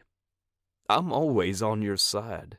And even if you did something I didn't agree with, even if you got pregnant and weren't married, or you failed all the math tests in the world, or you ran off to join the circus as a horse trickster, I would love you. Always." Her arm tightened across his abdomen, and Boone gripped her shoulder with all the strength he had. "You're my daughter, and you never have to lie to me. You can tell me anything, and I will do whatever I can to help you." Gertie cried against his chest, and Boone blinked back his own emotion, silently begging the Lord to allow her to come to him for anything, at any time, and to bless him that he'd recognize her pleas for help and be available to her when she came. He looked at the tree he, Cosette, and Gertie had put up on Thanksgiving Day. He and Gertie had bought Christmas ornaments for it, donned them all, and then taken them all down. It currently just shone with lights, as Boone was planning on finding Nicky's other decorations when he went to Saffron Lake tomorrow. After way longer than 2 minutes, he said, "I know how he feels, Bumblebee. I was his age once, and it is very exciting to have a beautiful girl pay attention to you. Kissing is fun and exciting, and heck, even now, I spend a lot of my time thinking about kissing Cosette." He chuckled, which definitely lightened the mood. Gertie pulled away from him, her pretty blue eyes watery. She sniffed and wiped her face. "Really?" "Yes, hon," he said. "It's normal to feel like this about someone you like and care about. But I don't go too far. I know I want to wait to be intimate with Cosette until we're married. If we get married." He frowned at his own assumption. They had a long way to go until any sort of proposal or "I do." "Your mom and I waited to be together until we were married, because commitment is something we both believed in." "I'm not going to do that with Michael." "Why aren't you?" Boone asked. "Dad, gross." "No," he insisted. "It's not gross, Gertie." He shook his head, unable to find the right thing to say. "It's actually a really beautiful thing between two people who love each other, who have made promises to each other and to God, and are willing to face the storms of life together." He let out his breath, his eyes focused on something blurry on the horizon, something he couldn't quite see. "I loved being married. I want to be married again. Right now." He looked at his daughter again. "But you and me? It's always you and me, Gertie. Okay?" She nodded, her eyes filling with tears again. "So," he kept his arm around her as she leaned into his side again, "tell me why you like Michael, and then we'll talk about why you might kiss him." "He's smart," she said, her voice tinny and quiet. "Like the smartest human you've ever met, especially with math."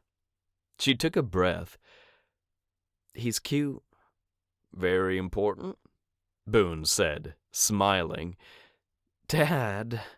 "It is," Boone insisted. "You have to be attracted to him, right?" "He works hard. He loves his family. Like his brothers and sisters and all of his cousins love him. He's so sweet with them." Boone couldn't argue with her, and he didn't even want to. "I don't know," Gertie said. "He's easy to be with. I like talking to him. We like a lot of the same things." "All very good points," Boone said. "I gotta tell you though, Gertie, kissing is pretty gross. I mean, it's his mouth, and you have no idea what he's putting in that thing." Gertie giggled and straightened. "You just said kissing was exciting and fun." "Did I?" Boone grinned at her, the moment only lasting for a single breath before he sobered. "Seriously, Gertie, why do you think it won't be?" "I don't know," she said quietly. "Why don't you tell me what you're worried about?" Boone distinctly remembered how Matt had talked to his son about kissing and his girlfriend. But as Boone had just said, boys and girls were different. "I guess I'm scared," Gertie said. "That I won't like it, or it won't be fun. And then what? I tell him it was gross? Won't he feel bad?" Boone did his best not to smile. "First, let's go backward through that, okay?" He gazed evenly at his daughter. "It is not your job to make sure Michael feels good about things, okay? If you don't like what he's doing, and you don't want to kiss him, or anything else, and let's be clear, You shouldn't be doing anything else but kissing right now. I don't even want you doing that." His thoughts derailed, and Boone closed his eyes and ran his hand through his hair. He sighed out his frustration and panic. "Okay, let me start over." "It's not my job to make him feel good," Gertie said. "I know, Daddy." "Do you?" Boone looked at her again. "Because you just said you were worried about him feeling bad if you didn't want to kiss him." Gertie blinked and simply looked at him.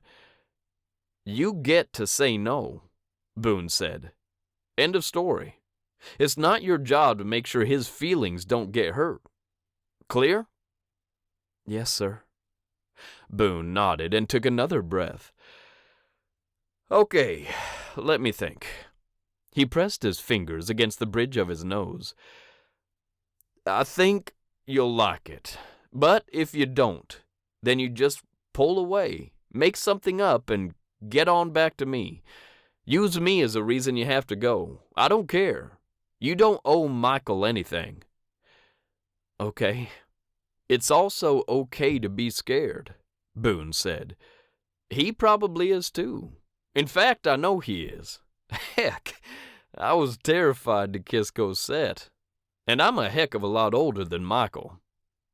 "Daddy," she spoke in a scandalized tone. "Gertie, boys are just as afraid as girls," he said. "I was when I was Michael's age, for sure. I don't think that ever goes away, because he's hoping for the same things you're worried about. He's scared he won't be a good kisser, and he's scared you'll be grossed out." He chuckled and shook his head. "Trust me on this." Gertie leaned back into his side. "All right." The tension and pulsating nerves in Boone's chest started to quiet. "You'll come tell me when you kiss him, right?" he asked. "It's not embarrassing, Gertie, and I want to know so I can be a good dad." "You're a great dad," she whispered. "Well, I can't be as effective as I'd like to be if I don't know what you're doing." He squeezed her shoulder. "I know you'd probably tell your mom stuff like this, and right now, I have to be her and me. I promise I won't tease you or make a big deal out of it." "I'll tell you," she whispered. "Good," Boone said. "I want to help you with solutions should you find you need them. It's hard to be 13 or 14, and I can offer a neutral point of view." Gertie looked up and smiled at him. "You? Neutral?" Boone blinked and then burst out laughing. "Fine," he said between his chuckles. "Maybe I'm not that neutral when it comes to you." He leaned down and kissed her forehead. "I love you, Gertie girl." She pulled in a breath, and Boone knew precisely why. Nicky had called her Gertie girl as a term of endearment, the way he called his daughter Bumblebee. The last words Nicky had ever said to Gertie before she passed had been, "I love you, Gertie girl." Boone's emotion rumbled through his body, and his daughter gave him strength as she said, "I love you too, Daddy." The following morning, Boone hugged his brother and said, "Thanks, Matt. I'll be back by Sunday evening." "Well, I'm worried about you," Matt said quietly, refusing to release Boone. He stepped back and rubbed his hands together. "Are you sure you should be going alone?" "No," Boone said, "but I am." He glanced over to where Gertie sat with Britt and Keith at the bar. Gloria poured a cup of coffee, not looking in anyone's direction, but Boone knew she had phenomenal hearing. "I'll call you when I get there." He moved over to Gertie and kissed the top of her head. "Bye, Bumblebee. I'll call you tomorrow night after the lessons, okay?" "Okay," Gertie said, giving him another side hug. "Love you." "Love you too." "Travel safe, Boone," Gloria said, her concern written in her eyes. He hated that she and Matt worried about him, and worse, that they talked about him. He couldn't change that, and he supposed he should be grateful that he and his brother were so involved in each other's lives. "Thank you, Gloria." He gave her the best smile he could muster, as he faced the prospect of leaving Ivory Peaks by himself when he'd rather Cosette be in the passenger seat beside him. When he was driving to visit his deceased wife's grave near the 7th anniversary of her death. He caught Matt's eye again, and his brother followed him out onto the porch. "Boone," he said. "What, Matt?" "Well, I know this is going to work out for you," his brother said. Boone stopped next to the pillar on the porch at the top of the steps and looked out over the frozen front yard. January held a lot of snow in Colorado, as it always did in Montana. He found the landscape white and holy, which was gorgeous and beautiful to him. He didn't mind the cold at all, and winter always reminded him of what he hoped heaven would be like. His chest felt so deep right now, like a huge hole that went past his feet and continued into the earth. Down and down and down, and he'd never claw his way back to the sunlight. He'd felt this way when Nicky had died, and he often reverted to this dark place in January, which was just another reason he hadn't wanted to go to Montana alone. "Cosette will be on the call with Gertie," he said when Matt didn't say anything else. He glanced over to his brother. "You were talking about her when you said it's going to work out, right?" "Yes," Matt said quietly. "Well, I know you love her, and that doesn't matter," Boone said roughly. He spoke too loudly, too, and his voice carried too far over all the snow. His fury flamed, and he scoffed. "Listen, thank you for taking Gertie. I appreciate it. I better be going." "Boone," Matt said as he flew down the steps. "Come on." "No," Boone said. "I'm not going to come on." He spun to face Matt. "It doesn't matter if I love her or I don't. I loved Carly too, and that didn't matter. I adored Nicky." He reached up and took off his cowboy hat, his desperation reaching a new high. He started to laugh when he wanted to cry. He put his hat back on and glowered at his brother, who wisely said nothing. Boone had always been the more emotional of the two of them, louder and funnier and willing to risk more. "I loved my wife with everything I had," Boone said, his voice stuck somewhere in his throat. "And it didn't matter. She died anyway, so it doesn't matter if I love Cosette with all I have now. She still gets to choose something or someone besides me. Just because I love her doesn't mean it's going to work out." Matt cocked his head to the side. "Doesn't it?" "No!" Boone barked at him. Had he seriously not heard a single thing Boone had said? Had he missed the reason Boone had uprooted his daughter and moved here in the first place? He shook his head. "I have to go." He turned and started toward his truck. "I think she's it for you," Matt yelled after him. "That's why it's going to work out. She's not Carly, Boone, and she isn't going to choose someone or something else over you." "Yeah, okay," Boone said, waving his hand above his head. He glared at Matt as he got behind the wheel of his truck. He slammed the door, turned the key, and backed out far too fast. He contained the pressure in his chest until he hit the highway leading north, and then he pounded his open palm against the steering wheel.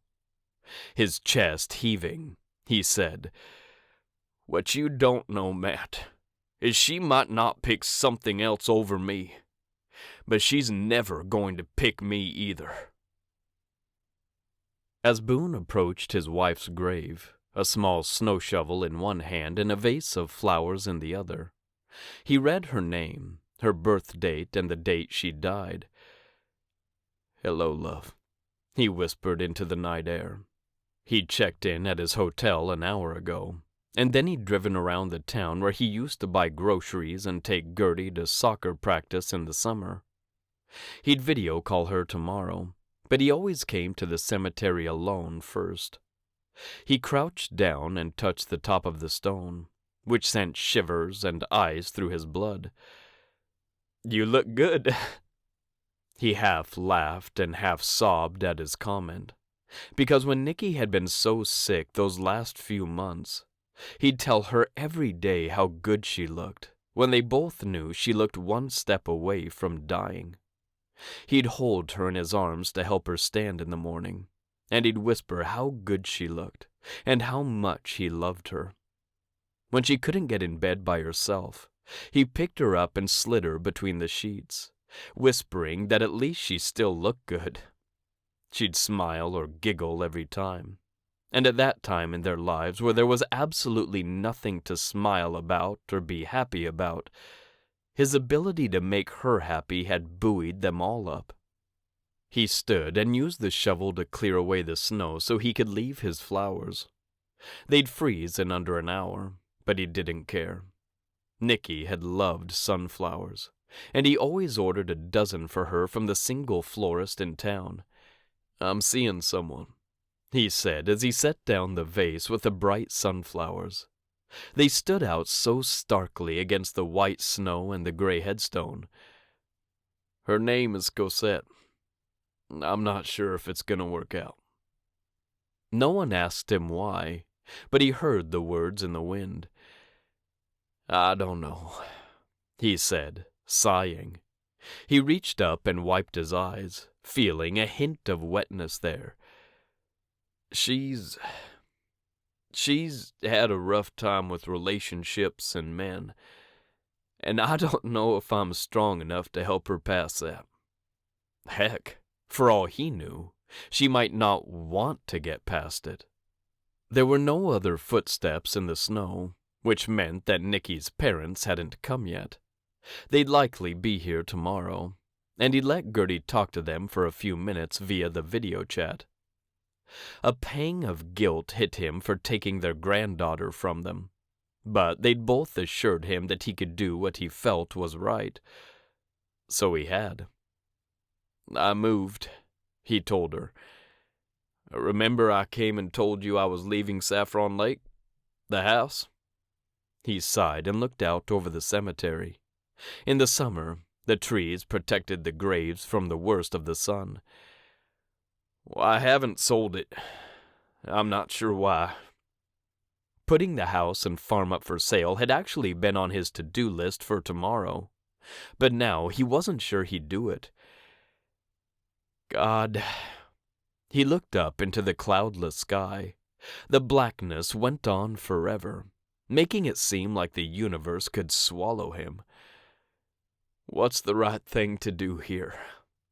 He didn't even know where here was. He just wanted to stop feeling like a bulldozer had driven over his chest, ran out of gas right when it was on top of him, and stopped. For days, weeks, months, 7 long years, it had been parked on his ribs, crushing him. He wanted his third try to be his final attempt at finding the lifelong happiness he'd dreamed about the day he'd married Nicky. He closed his eyes against the darkness and let himself sway with the wind and the earth. What's the right thing to do here? He wondered again, and then again. He wanted to honor his wife and keep reminding Gertie of her. He'd come visit her every January, no matter where he lived. I love you, he whispered as he opened his eyes. He knew the capacity of the human heart at this point, because he'd now been in love with 3 women in his life. I love Cosette Brian, too. What do you think I should do about her? Nicky didn't answer, but Boone's instincts told him to go back to Ivory Peaks as quickly as he could. Gertie misses you something powerful, he said. I'm doing my very best with her. And she might kiss a boy for the first time in March. He grinned at the letters in his wife's name. I'll tell you all about it next time I come, okay? He stood with his thoughts and the snow for several long minutes, working through the tangled mess in his mind. He didn't want to move backward, break up with Cosette, or start over with someone new. A scripture popped into his head. Love is patient. Love is kind. It does not boast and is not proud. It is not easily angered. It always protects, always trusts, always hopes, always perseveres. Love never fails. He was pretty sure he'd missed a few things in there, but the important bits hit him right in the chest. He could be patient. He could be kind. He could be slower to anger, be better at protecting Cosette, trusting her, hoping for her, and persevering until she couldn't live without him. He would not fail her. He also needed to get back to her as soon as possible. His phone rang, and he glanced down as he pulled it from his pocket. The brightness of his cell phone screen made him squint, but he saw Cosette's name and face easily. He wanted her at his side. He wanted her here. He wanted her. What do you think I should do about her? He turned away from the headstone as he swiped on the call. Cosette, he said, so many things becoming clear as he walked away from Nicky. Hey, listen, I'm on my way back from Montana right now. Are you? Because I need you here. I need you here so badly. Boone's pulse spiked, and he asked, What's wrong?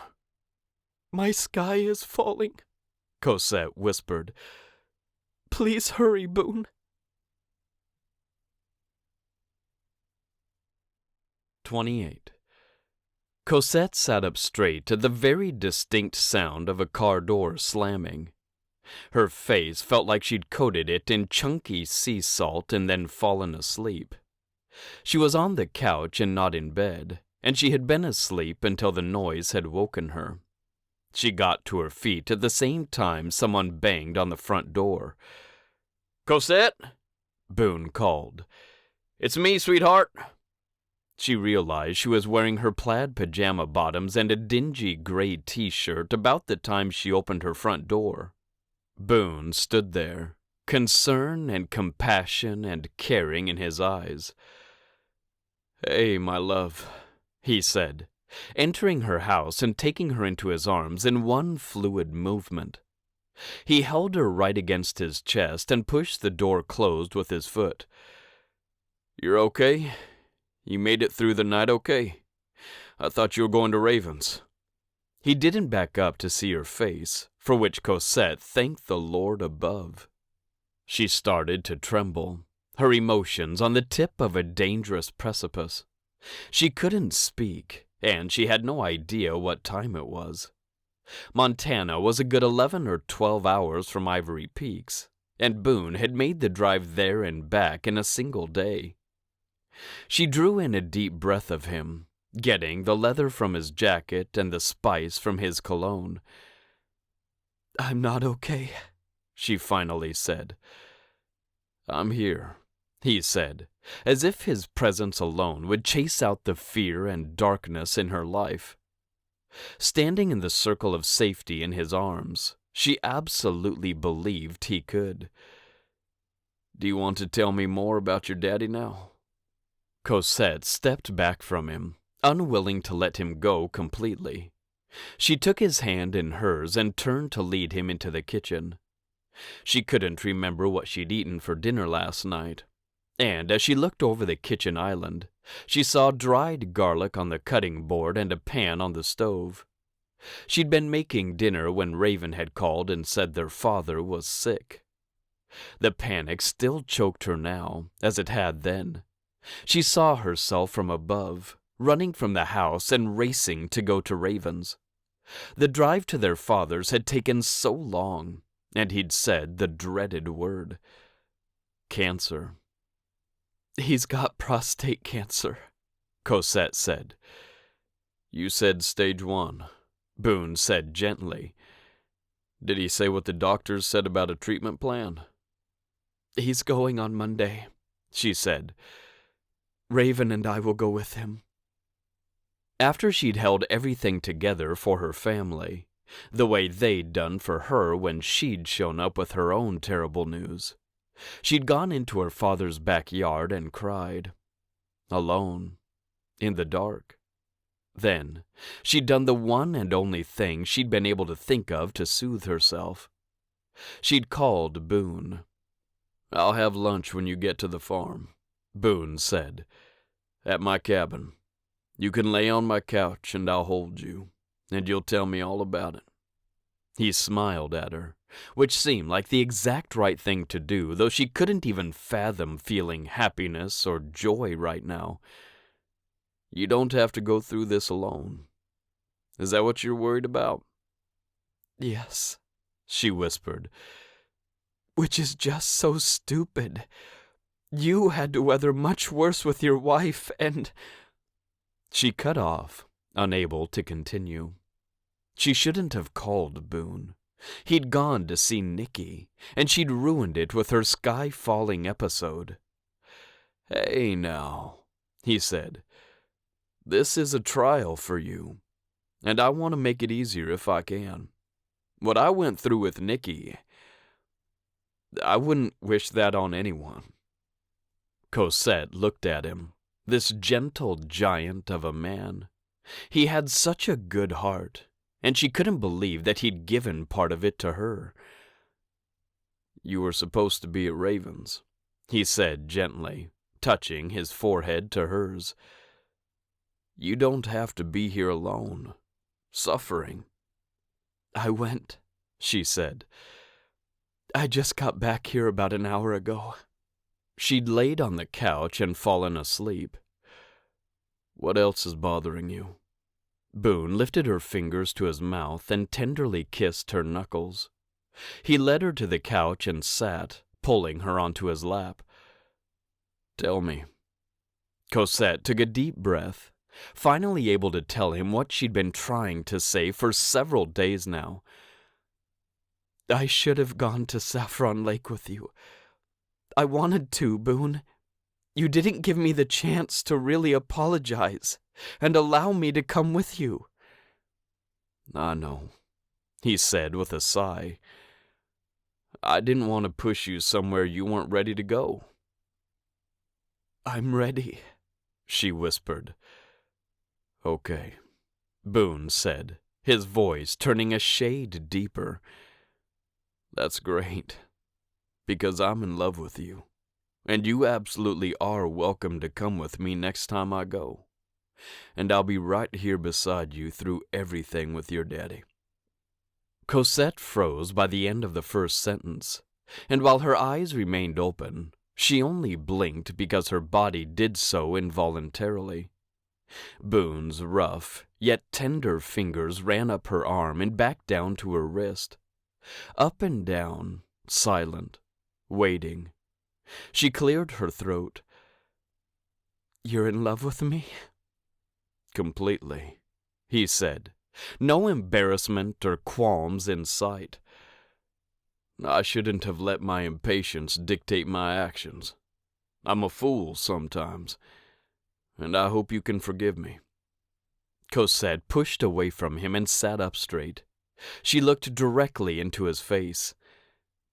Me forgive you? Yeah, he said, smiling at her gently and pushing her ratted hair out of her eyes.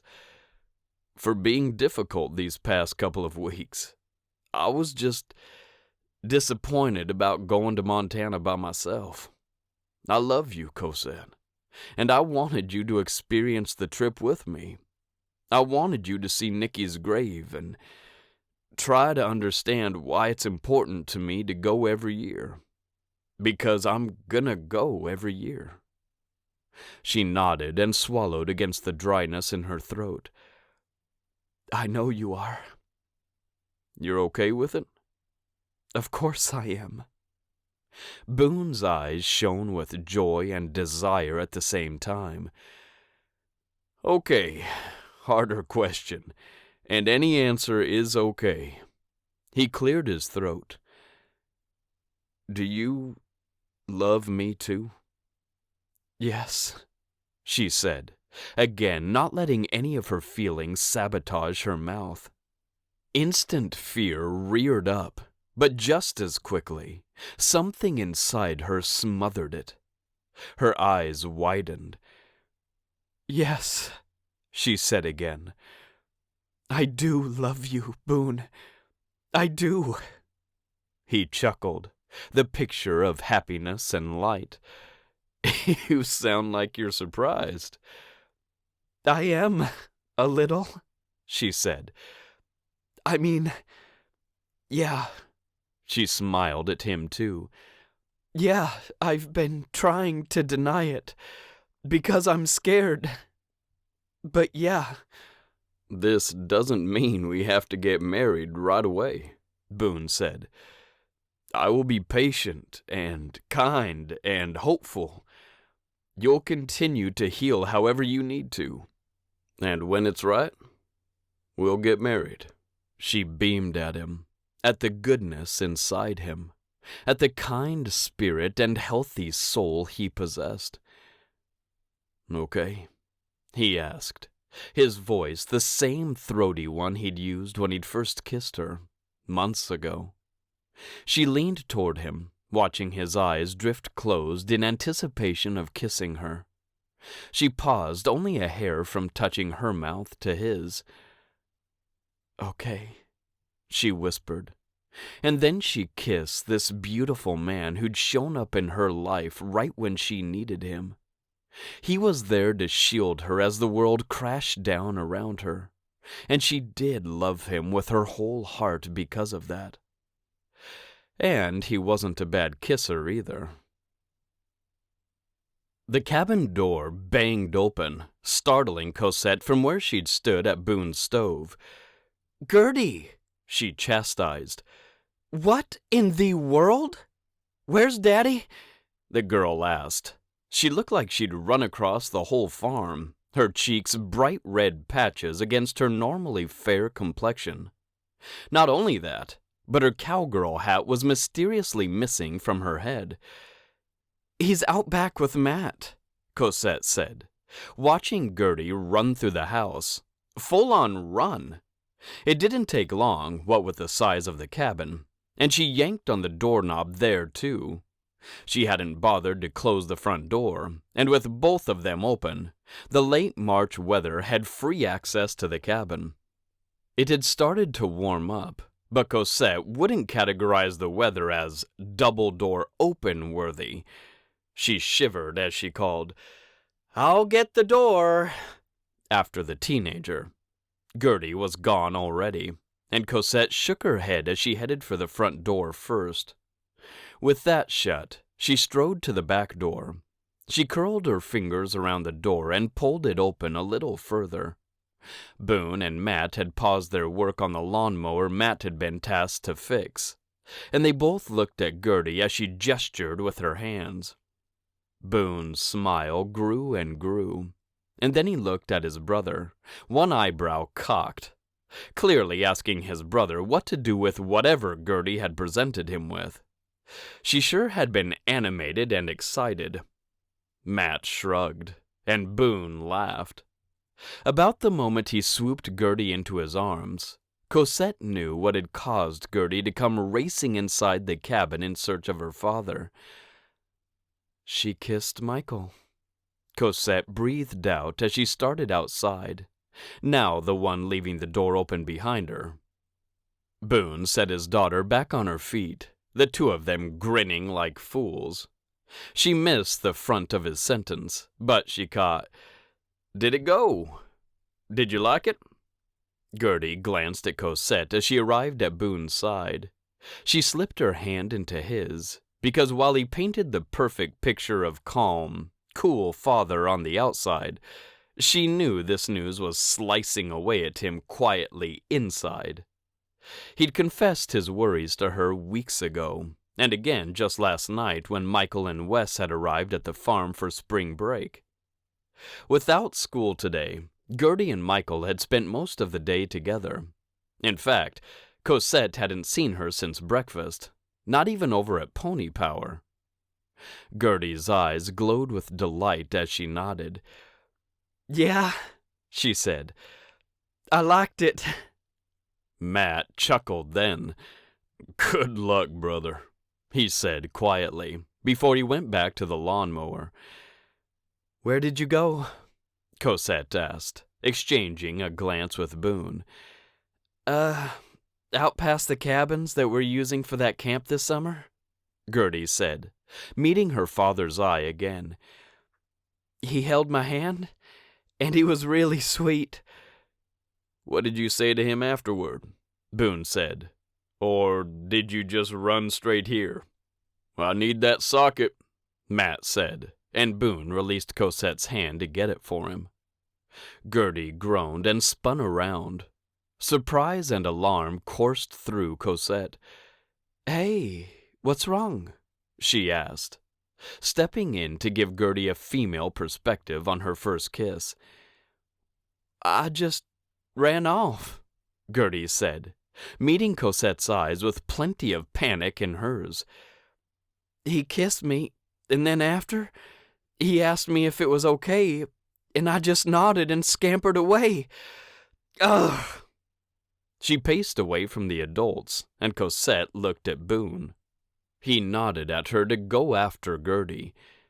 "She's not my daughter," Cosette said. "Yes, she is," Boone replied. "I'm going to tell her not to see that boy again, so you better handle this." He gave Cosette a dark look that transformed into something else entirely when Gertie turned back to them.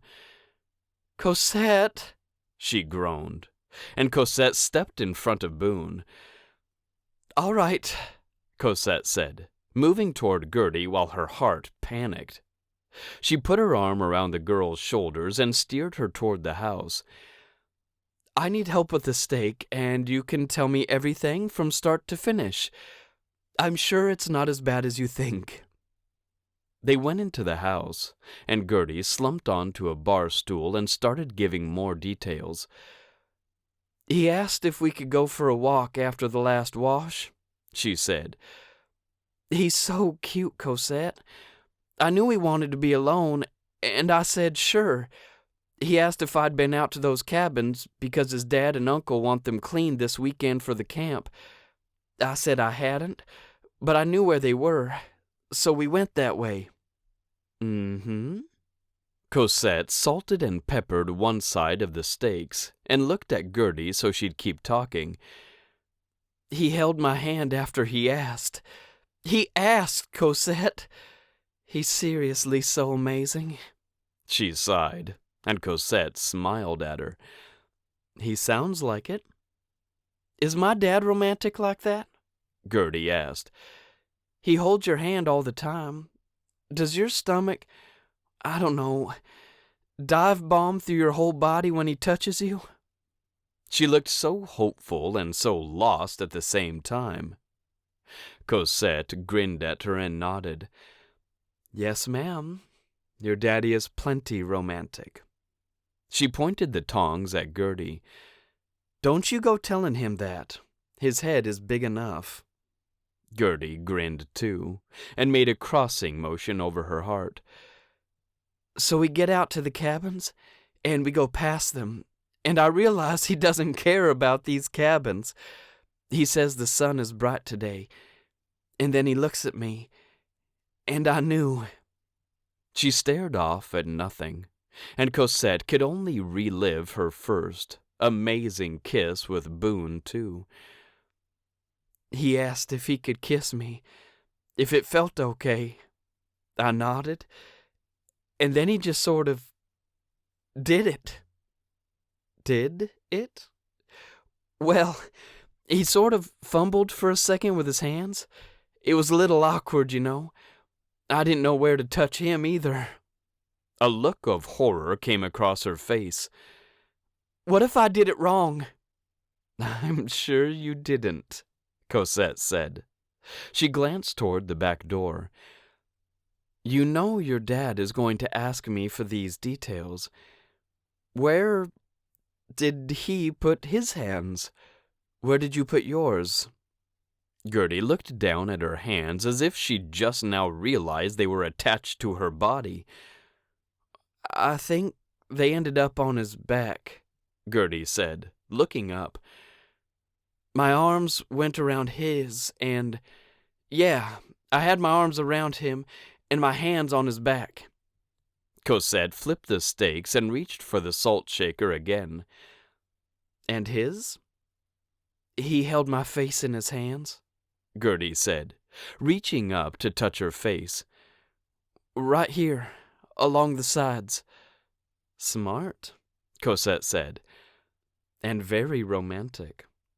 She slid Gertie a smile she hoped would encourage the girl to keep talking and sharing her secrets. And then? Then he pulled away, and he leaned real close, his chin ducked low, and he said, Was that okay?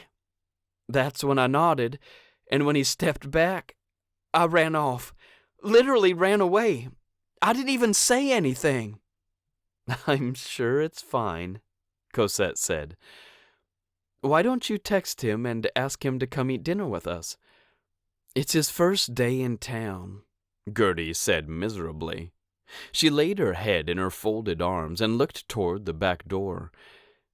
He's going to dinner with his dad at that burger place they funded. I see. Cosette had absolutely no idea what to do now. You could still text him. Tell him you didn't mean to run off. You were just nervous. Gertie lifted her head for long enough to give her a dirty look, and then she sighed and flopped back into her arms. He's never going to want to kiss me again. Not now. Gertie. She cut off as someone knocked on the front door. Gertie jerked to attention, also looking toward the front of the cabin. Cosette cleared her throat and wiped her hands on her apron. I'll get it. Cosette, Gertie said, but Cosette ignored her. Everyone on the farm knew she and Boone were dating. No, they weren't engaged yet, but all Cosette had to do was say the word, and Boone would be down on both knees. She got closer and closer to being mentally well enough to picture herself as Boone's wife with every passing day. She opened the door, and none other than Michael Hammond stood there. He held two hats in his hands. One was clearly his, and he pressed it to his chest. He looked one breath away from throwing up, and Cosette settled her weight on one foot. Hello, Michael. Cosette! Gertie hissed from behind her, but Cosette refused to look at her. Gertie, dropped her hat, Michael said, thrusting out the second hat in his hands. Is she here? I checked at the center, but she wasn't there. Yes, Cosette said, smiling broadly at the good-looking teenager in front of her. She's here. She stepped back and looked over her shoulder. Gertie stood at the end of the couch, frozen. Gertie, Cosette said gently, but with plenty of power, too. This fine young man brought back your hat. I wonder how you dropped it and then forgot it. When Gertie still didn't move, Cosette took the few steps to her and stood in front of her, blocking her view of Michael out on the doorstep. Honey, look at me. Gertie raised her eyes to Cosette's. You go thank that boy, talk to him like a normal person, and kiss him again if you can. She stroked the girl's wispy hair off her face and behind her ear. Your daddy's going to be done in about 10 minutes, so you best be back before then, cowgirl hat and all. Gertie thawed, started to smile, and then nodded. She stepped around Cosette and went toward the front door. "Mike," she said as she reached him, "thanks for bringing this. I'm so sorry, She pulled the door closed behind her as she left, cutting off the conversation. Cosette giggled quietly to herself. She didn't need to eavesdrop on the teens. Gertie would tell her everything once they sat down to dinner. If Boone didn't glare her into silence. 29. Boone looked up as Gertie entered his bedroom. "I'm ready," she said, folding her arms. "Glad to see you're so excited to go visit your grandparents." He cocked his eyebrows at her and went back to folding his clothes. She took her attitude down a notch, her bony shoulders falling as she dropped her hands to her sides. A sigh slipped from her mouth. "I know. I'm sorry." Boone shoved an extra pair of shorts in his suitcase. "Well, I need your help this week, Gertie." "I know. If it's going to be me and you, we have to figure out how to get along." They got along just fine, if Boone did whatever Gertie wanted.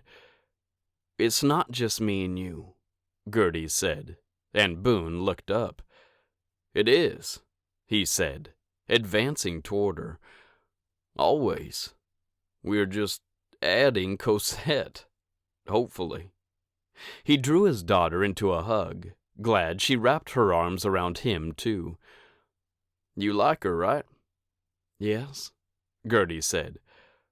"Well, she loves you," Boone said. "Just like I do. Just like Gloria loves Uncle Matt's kids." He pulled back and bent his head until his forehead touched Gertie's. Somehow, he didn't have to bend as far, because she wasn't 7 years old anymore. And she'd grown at least 5 inches since they'd moved to Ivory Peaks only a year ago. "I love you. It's always me and you. Okay?" She nodded, her eyes closed, and kept quiet.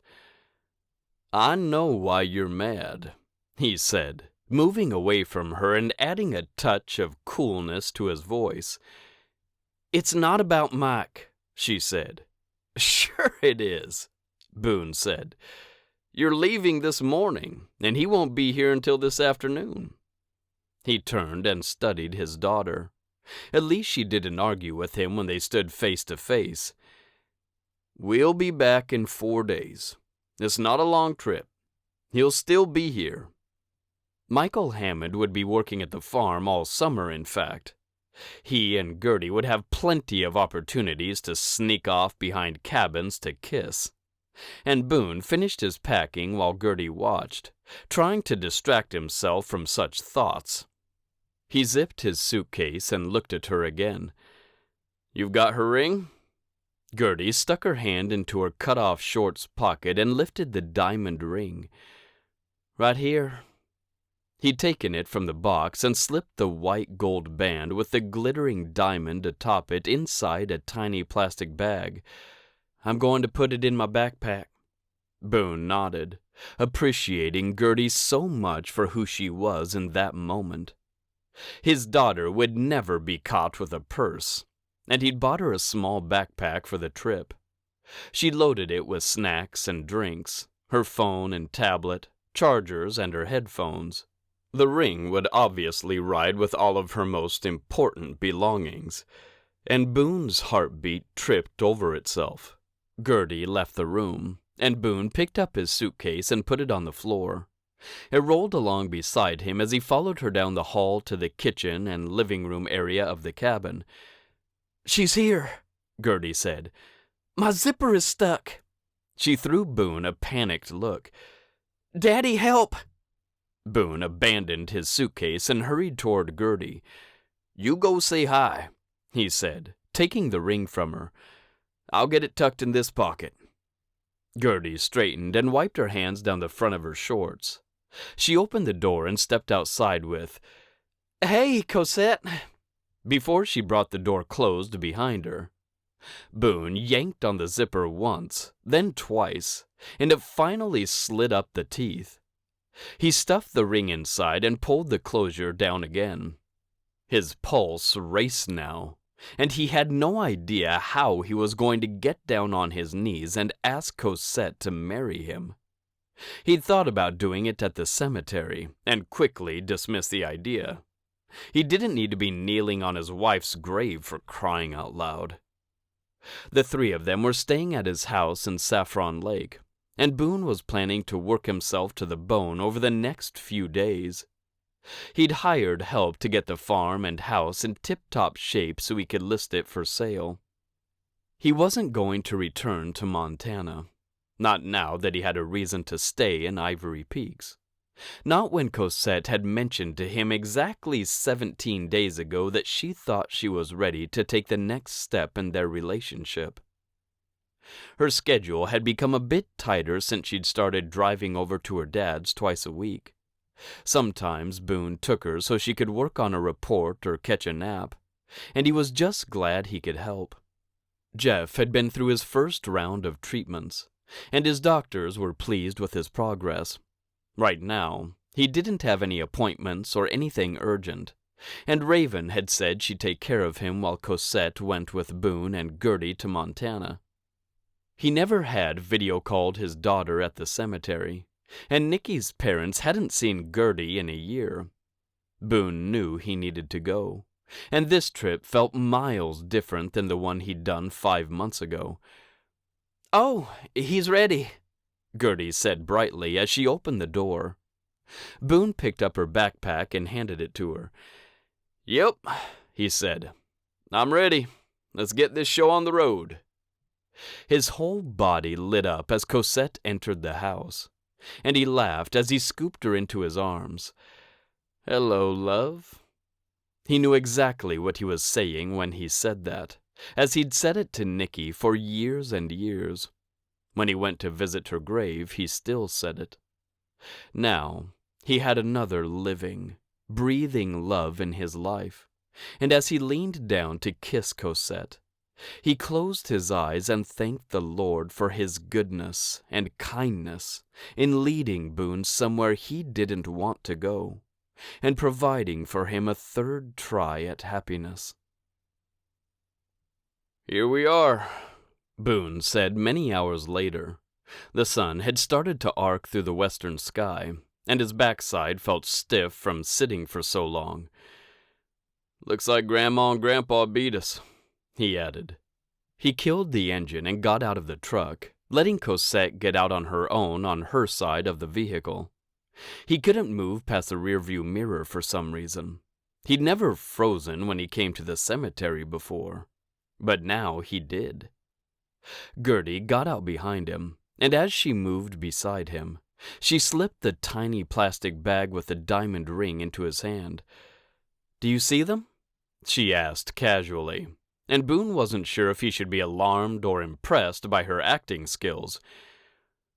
"That's their car," he said, nodding to the black sedan a couple of spots over. He tucked the ring into his pocket, wondering how he was going to ask Cosette to marry him.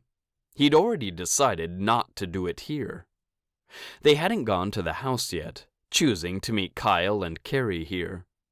As he looked out over the still greening grass and all the headstones, the most amazing feeling of peace ran through him. Cemeteries usually held so much sadness, but today, all Boone could think about was that these souls had been taken to heaven, where they must be so happy. Cosette arrived at the corner of the truck, and Gertie walked the few steps to her and took her hand. "I'll show you where she is." Boone's chest hitched at the strength and maturity in his daughter, and he caught Cosette's eye before she turned to go with Gertie. She bent her head closer to his daughter, her long auburn hair falling down and touching Gertie's bare shoulder.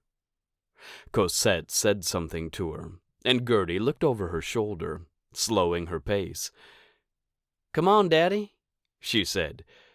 "You have to tell her everything that's happened since the last time you came." Boone cleared his throat and got his legs to work, thankfully. He caught up to his girls quickly, and he put himself between them.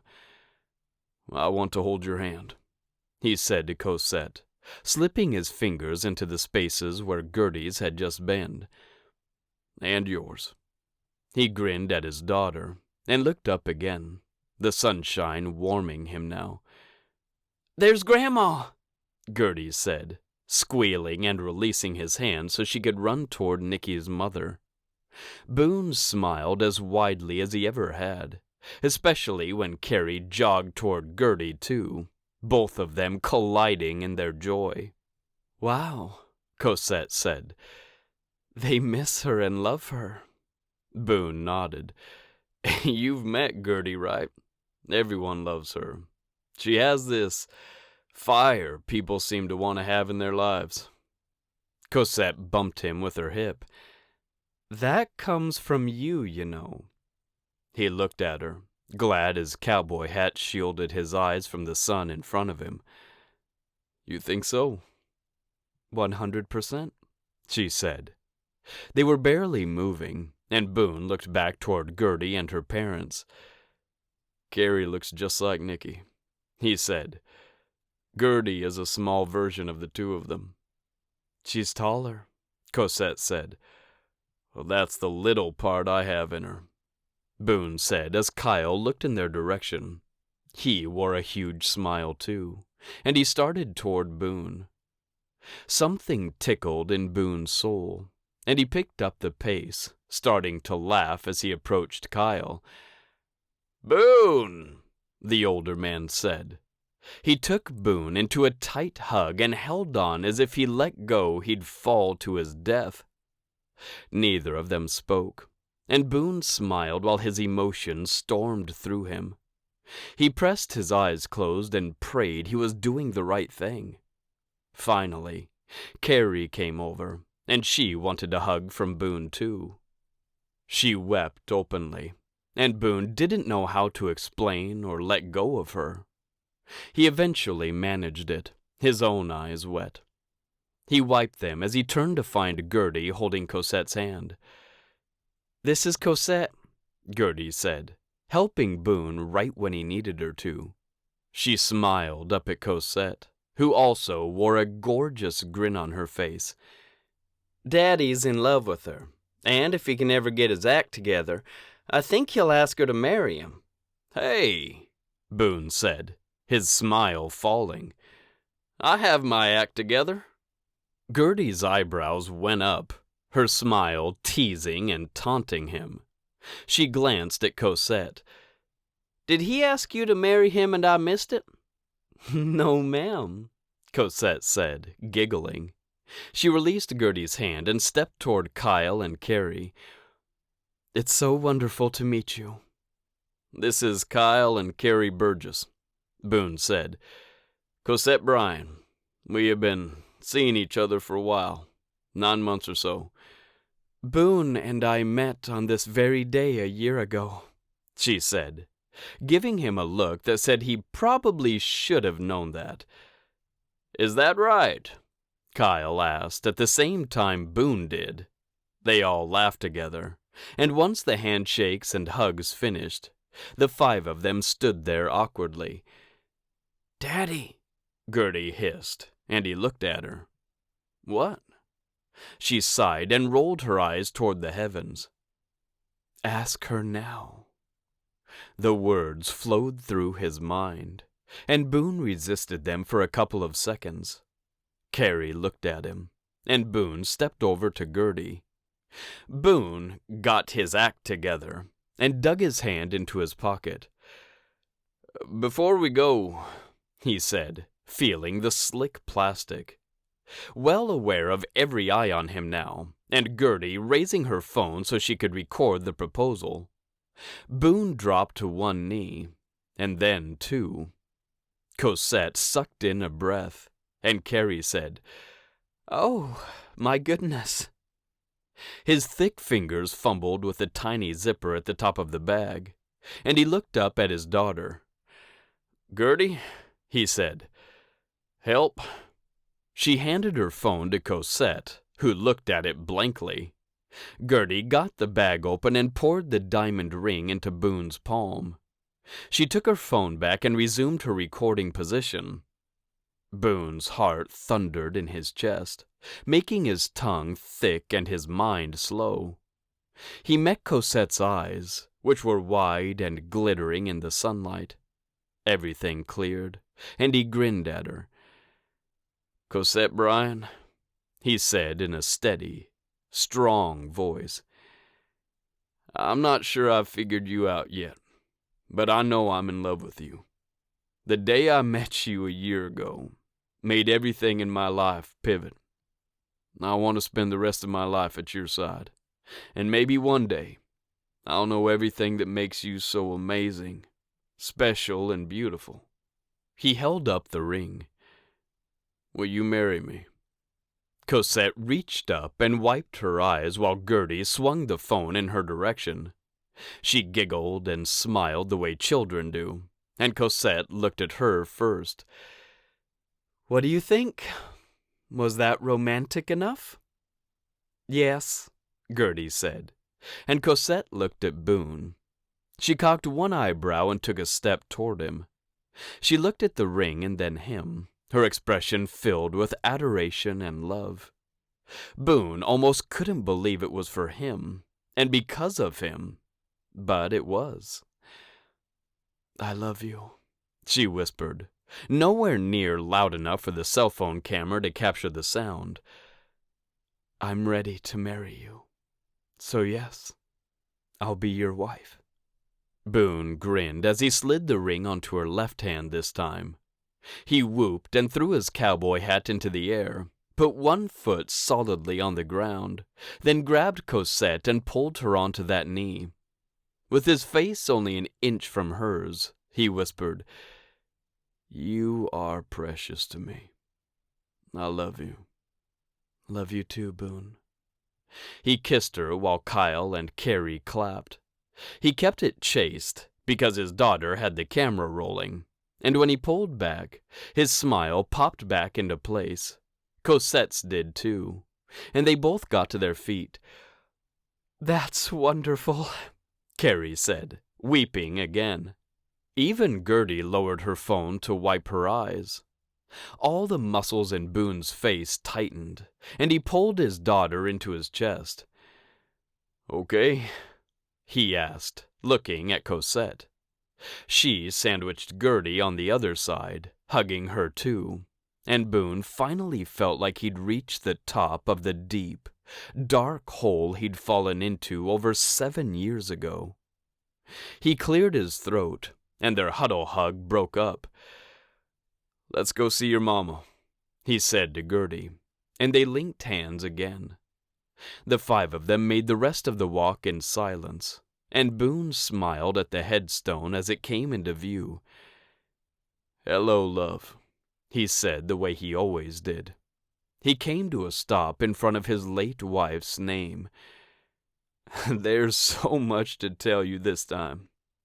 He crouched down and ran his fingers along the letters. "Gertie kissed a boy," he said in an over-exaggerated whisper not meant to truly keep anything secret. He grinned as he looked up at Gertie. She knelt next to him in the grass, and he put his arm around her. "She'll tell you all about it in a minute." He cleared his throat. "I brought Cosette, Nick. She said she's gonna marry me." He took a deep breath and blew it all out. "I did it, love. Okay? I found someone else who can put up with me." A sob gathered in his chest, and he bowed his head. "I found someone who can help me raise Gertie." He didn't say the last part, but he'd fulfilled his promise to his wife. Finally. He straightened and stepped back, Cosette's hand slipping into his and squeezing. He didn't wipe his eyes before he looked at her, and he let her see every vulnerable thing currently running through him. She didn't say anything, but her smile radiated kindness and acceptance. She moved her other hand to cover his as well, and Boone leaned down to press a kiss to her forehead. Gertie sniffled and fell back to his side. He put his arm around her as Carrie put down the huge tin bucket filled with flowers, kissed her fingers, and touched the top of the tombstone. "It's amazing how much love the heart can hold," Boone said, hoping he could vocalize everything they were all feeling. Carrie nodded, and Cosette's hand in his tightened. He took a big breath and held it. "All right." He looked around at everyone. "Who wants to go get tacos for dinner?" "I'll go if you're not going to kiss Cosette the whole time," Gertie said as she turned away from her mother's grave. "Well, I can't promise that," Boone said, grinning at his fiancée. "She did just agree to marry me. I should probably sneak her over behind that there shed and kiss her." "I've never kissed Michael behind a shed," Gertie said in a deadpan, her stride not hitching even a little. "I need to know more about this boy," Carrie said with a frown, and Boone gave her an emphatic nod. She and Kyle left, and Boone turned toward Cosette, taking her into his arms. "Look at that. We're alone." He kissed her again, this time enjoying a slow, sweet kiss until she accelerated it. "Daddy!" Gertie called, and Boone had no idea how much time had passed. He chuckled as he broke the kiss, and Cosette buried her face in his chest and laughed. When their eyes met, they said, "I love you," at the same time, and Boone risked the wrath of his hangry teenage daughter by kissing the love of his life one more time. Continue listening for a sneak peek at the next book in this family saga and Christian romance series, His Fourth Date, to find out how things are going to go down with Poppy and Travis. Sneak peek. His Fourth Date. Chapter 1. Travis Thatcher walked into the house where Chris Hammond lived, the scent of bacon and basil meeting his nose. "Just me," he said. The older gentleman came out of the kitchen, which sat off to the left of the front door, near the back of the house. Chris smiled, his bright eyes showing Travis that even brown eyes could shine like stars. "There you are," he said, hobbling slightly toward him. He wore a black apron tied around his waist, with a blue golf shirt and a pair of shorts. Travis couldn't help smiling at the man. "You look like one of your mutual friends had a very good night." Chris laughed as Travis took off his cowboy hat and hung it on the rack beside the door, the blessed air conditioning reminding him that some people worked without sweating all day. He honestly didn't mind the weather he had to put up with here in Colorado, because anything was better than living in the city. "Come see," Chris said, turning to go back into the kitchen. Travis followed him, noting the man's desk in the living room still overflowed with papers. Gray, his son, had told Travis that his father had run their family company for decades, and even after he'd retired, he couldn't get rid of some things. He loved investing, any talk of stocks, bonds, holdings, accounts. He took risks because he was almost 87 years old, and why shouldn't he? He'd been a billionaire since birth, and Travis loved the old man as if he were his own father. "It's HMC," Chris said, indicating the laptop on the kitchen table. "Didn't I tell you to buy up our stock? I knew they were going to split it. I just knew it." Travis glanced at Chris and then the laptop. He'd made the text bigger, so Travis didn't even have to get that close to see it. "So now I own twice as much as I used to." Chris laughed again. I almost have the sandwiches ready. He bustled back into the kitchen, where the sizzling sound of something frying met Travis's ears. He sat at the table while Chris talked. Hunter didn't tell me. I know you're thinking that. It's a valid thought, Travis said, peering closer at the screen. It's already going up. Investing in HMC had been a good thing, and while Travis was good with numbers, he couldn't math that fast. Boone and Matt are coming, Chris said. Can you put that on the desk? I don't have room otherwise. Sure. Travis watched the decimals tick up, then down, then fly up for another few seconds. So what's next? He stood and closed the laptop. After picking it up, he started toward the desk. Are you going to sell?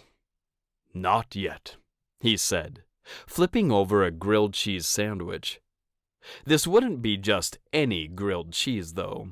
Chris always doctored them up with things Travis had never thought to pair together. I think the stock will go higher as soon as Hunter announces the new shrink foam. Chris grinned like it was the money he cared about. Travis knew it wasn't.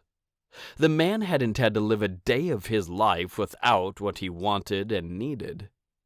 Chris's joy came from experiencing his children and grandchildren achieving great things. And it touched Travis's heart in a way that reminded him of his own single status. No children and no girlfriend since moving to Colorado. From there, his thoughts immediately moved to Poppy Harris, the woman who lived on and ran the farm next door. She had an 11-year-old son named Steele, and Travis had done his darndest to help her over the past several months. She didn't seem to want his help, and he could admit he hadn't told her much about himself, or why it was so dang easy to help her. The only person who truly knew that he also had over $1 billion in the bank was Gray Hammond. Elise, too, of course, and Travis wanted to keep that number as small as possible. The front door opened as Chris said, These are apple bacon grilled cheese sandwiches. He put one on a plate and picked up a big chef's knife to cut it into triangles. With basil dipping aioli. I'm just saying, it would be fun, Boone said, his voice always full of laughter and joy. Travis liked the man a whole lot, because while he worked hard and did amazing things with their therapy horses, he was always the life of the party, too. In many ways, Travis wished he could be more like Boone. The man said whatever was on his mind. To anyone. He didn't hold back in showing his happiness, or his heartache. He felt things, and he felt them deeply. A motorcycle is a death trap, Cosette, his fiancée of only 8 days, said. Not fun. The darker version of Boone came inside and closed the door, too. Matt Whettstein, his brother, chuckled and said, I kind of agree with Cosette. Traitor? Boone boomed. He grinned at Travis and clapped him on the shoulder. Howdy, Trav. Hey, Boone. Travis smiled, because no one could look at Boone while he was smiling and not feel the pure radiance from him. Travis was a bit surprised he'd gotten the formal, polished, precise Cosette Brian to even go out with him. And he wondered, not for the first time, if he should ask Boone for some tips when it came to Poppy. If you get a motorcycle, Matt said, also arriving at the island in the kitchen where everyone else stood, then Keith will want to ride it. And Britt. Then I'm going to be the bad guy who won't let her. It's such a great deal, Boone said. Cosette looked up from her phone. And, as usual, she wore a pretty flowery dress, perfect makeup, and this time, a smile. Too bad, she said in a voice that didn't indicate she thought anything was bad. Raven said the bike sold already. She smacked her lips and shook her head in mock disappointment. Matt and Chris chuckled while Boone blinked at his fiancée. "You think this is so funny," he said, teasing her. He swooped his arms around her, the two of them laughing, and Travis couldn't help basking in their love. He couldn't remember the last time he'd been in love with a woman. Maybe he never had been, though he'd dated Jenny for a long, long time. She'd been so focused on her career, and, truth be told, so had he. The relationship was so they didn't have to eat alone at night, and he could watch her cat while she traveled for work. "Where's Gloria?" Travis asked Matt, nodded a silent hello while Boone and Cosette settled down. "The sandwiches are done," Chris said. "Someone take this one and eat it." "Don't have to ask me twice," Boone said, claiming the already cut sandwich before anyone else could even reach for it. Chris turned back to the stove to get more out of the pan, and Matt said, "She's tired today, so I made her go home to take a nap." "When is she due again?" Travis asked, picking up a plate and handing it to Matt. He stood around the island, closer to the stove, and he got the next sandwich. Let's see," Matt said. "August 24th. He smiled at Travis, who took the next sandwich and handed the plate to Cosette. The two of them joined Boone at the kitchen table, and Travis waited for Chris to dish up the last two sandwiches. Then they joined everyone at the table too. "Molly should be having her baby next week," Chris said, his voice once again filled with pride and joy. "I can't believe they didn't find out what they're having," Cosette said. "It's a baby, baby," Boone said with a grin. "I know it won't be a chicken." He laughed, and Travis couldn't help joining him. Cosette just rolled her eyes, though she did smile. "Did you find out with Gertie?" Cosette said. Travis dipped the corner of his sandwich in the basil sauce and took a bite. Salty bacon, sweet apple, and gooey cheese. With the basil, this sandwich was perfection. "Yes," Boone said. "Nikki wanted to decorate the nursery. We had so much pink stuff it was unbelievable." He spoke easily of his deceased wife, his smile only growing fonder and wider. Sitting there with the four of them, and thinking of Molly and Hunter Hammond starting their family in just a few short days, Travis determined he needed to do something more than try to discover himself.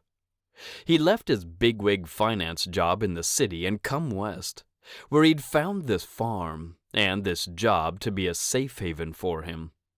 He'd learned who he was beneath the shadows of the huge Rocky Mountains, and he knew his place with the Lord. Now, he needed to find someone to share his life with, someone who could tease him the way Cosette did Boone, and someone who could help him continue to try to improve every single day the way Molly did for Hunter. "So," he said in a lull in the conversation, "has anyone ever gone to the lazy summer days in town?" He put the last bite of his sandwich in his mouth and looked up. Boone and Cosette shook their heads, but Matt and Chris had sort of frozen. "What?" Travis asked. Matt cleared his throat. "You know what the lazy summer days is, right?" "Clearly not," Travis said, already reaching for his phone. "I saw a poster in the window at the grocery store a couple of days ago. It said there were activities and movies in the park." "Yeah," Matt said. "For couples. It's a dating event." Travis looked up from his phone, his search forgotten. "Dating event?"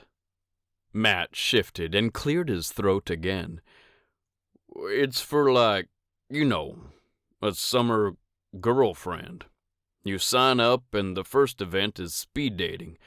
Well, hopefully you find someone, and then you spend the summer with them, doing all these activities and going to movies in the park. He exchanged a glance with his brother. Travis wasn't sure how that was bad. Don't people keep going out after summer ends? Well, sure, Matt said easily. Usually the people who do it are in their 20s. I went the first summer I got hired on here with Gray, while he went up to Coral Canyon. I was one of the older men there. You went to that? Boone asked, chortling. Travis knew then that should he choose to go, he would not be telling Boone. Cosette whacked him in the chest and said, "Stop it." She looked at Travis, her deep, green eyes partly worried and partly compassionate. She'd always been kind to him, if professional, and Travis did like her. "That was a long time ago, Matt," she said, dropping her eyes to her phone. "It says here that there are age ranges, 21 to 29, 30 to 34, 35 to 39. She paused and looked at Travis. "Keep going," he said, his voice almost a growl. 40 to 44, 45 to 50.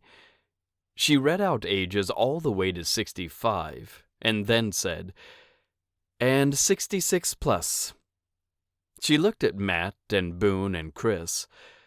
"So even Chris could sign up, should he want to see about finding someone special again." Chris looked horrified at the thought, and everyone at the table chuckled. Cosette said, "So, it's for everyone." She cut a look at Travis again. "Love can be found at any age, anywhere." Travis gave her a nod and stood up. He picked up his plate and then gathered everyone else's, taking them all into the kitchen. "Well," he said, "I best be getting back to work." "The sign-up date ends tomorrow," Cosette said. "The speed dating event is this weekend." She had to be talking to him, and Travis's face heated. "All right," he said, neither committing to signing up nor saying he wasn't going to. The following evening, Travis sighed as he sat in front of his computer. The sign-up form for the lazy summer days already open. It had been open since he'd returned home last night, and he'd been stewing about signing up for over 24 hours now. He looked at the screen, his fingers acting almost of their own accord. His name got entered, then his phone number and email. Before he knew it, his mouse hovered over the submit button, and then he clicked on it. A breath of air whooshed out of his lungs, and Travis jumped to his feet. He backed up a couple of steps, staring at the computer screen like he'd just committed a heinous crime. He turned away and took a breath. "No," he said. "It's time, Trav. Time to take the next step in your life." He felt like he'd been on quite the journey in the past few years, and finding a girlfriend who could become a wife was simply the next natural thing for him. So it was that Travis showed up at the high school gymnasium the following evening. He'd arrived early, but he wasn't the first person there. After he'd watched the 5th or 6th man walk through the doors, he gathered his courage close and unbuckled his seatbelt. No one had been much younger than him, because he'd signed up for the 40 to 44 age group of men. He'd been emailed a time for his speed dating event, and he still had 10 minutes to spare. He walked the short distance to the steps, up them, and through the door without panicking or turning back. Inside, lines of men waited to be checked in, but everything ran smoothly. Voices filled the air, but Travis didn't talk to anyone. Nerves ran through him, and he wasn't the only one. It felt like someone had electrified the oxygen in the high school, and then Travis gave a younger man his name. His got checked off, and he took a number from the guy. "That's your table number," he explained. "In the gym you'll find a matching one. The ladies are moving tonight." He smiled like the speed dating event was something Travis should be thrilled to attend. He managed to smile back, looked at his 28, and tucked it into his front jeans pocket. Yes, he'd worn jeans, but he'd paired those with a really great blue and yellow shirt. Well, really great according to Hilda, his sister. He'd called her about tonight's activity, and with the help of the camera on his phone, she'd gone through his closet with him an hour ago. He found his table easily and sat down. Glancing left and right, he saw men his own age stretching in both directions. He barely had time to wonder how there could be so many singles his age in this area before a man stepped over to the microphone up on the stage and started speaking. "All right, gentlemen," he said. "Our ladies are getting debriefed right now, and then we'll open the doors and let them in." He beamed out his happiness at all of them, and Travis couldn't help searching for a wedding ring on his hand. Sure enough, this guy was already married. Travis cleared his throat as someone put a bottle of water on his table. He practically lunged for it while the guy on the stage went over the rules. 6-minute rounds, bells ringing, women moving. Travis was the one who suddenly needed to move, and move now. Before he could get up and admit he'd made a terrible mistake, the first bell rang, and the doors in front of him opened.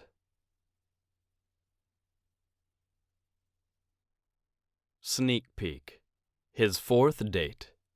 Chapter 2. Poppy Harris loitered near the back of the group of women now entering the gymnasium. She had an assigned seat, and she didn't need 6 minutes to know if she liked a man or not. In fact, that was about 5 minutes too long, and she was fine to let the other, more eager women get into position first. She'd opted into the male 35 to 39 age range, as well as the 40 to 44.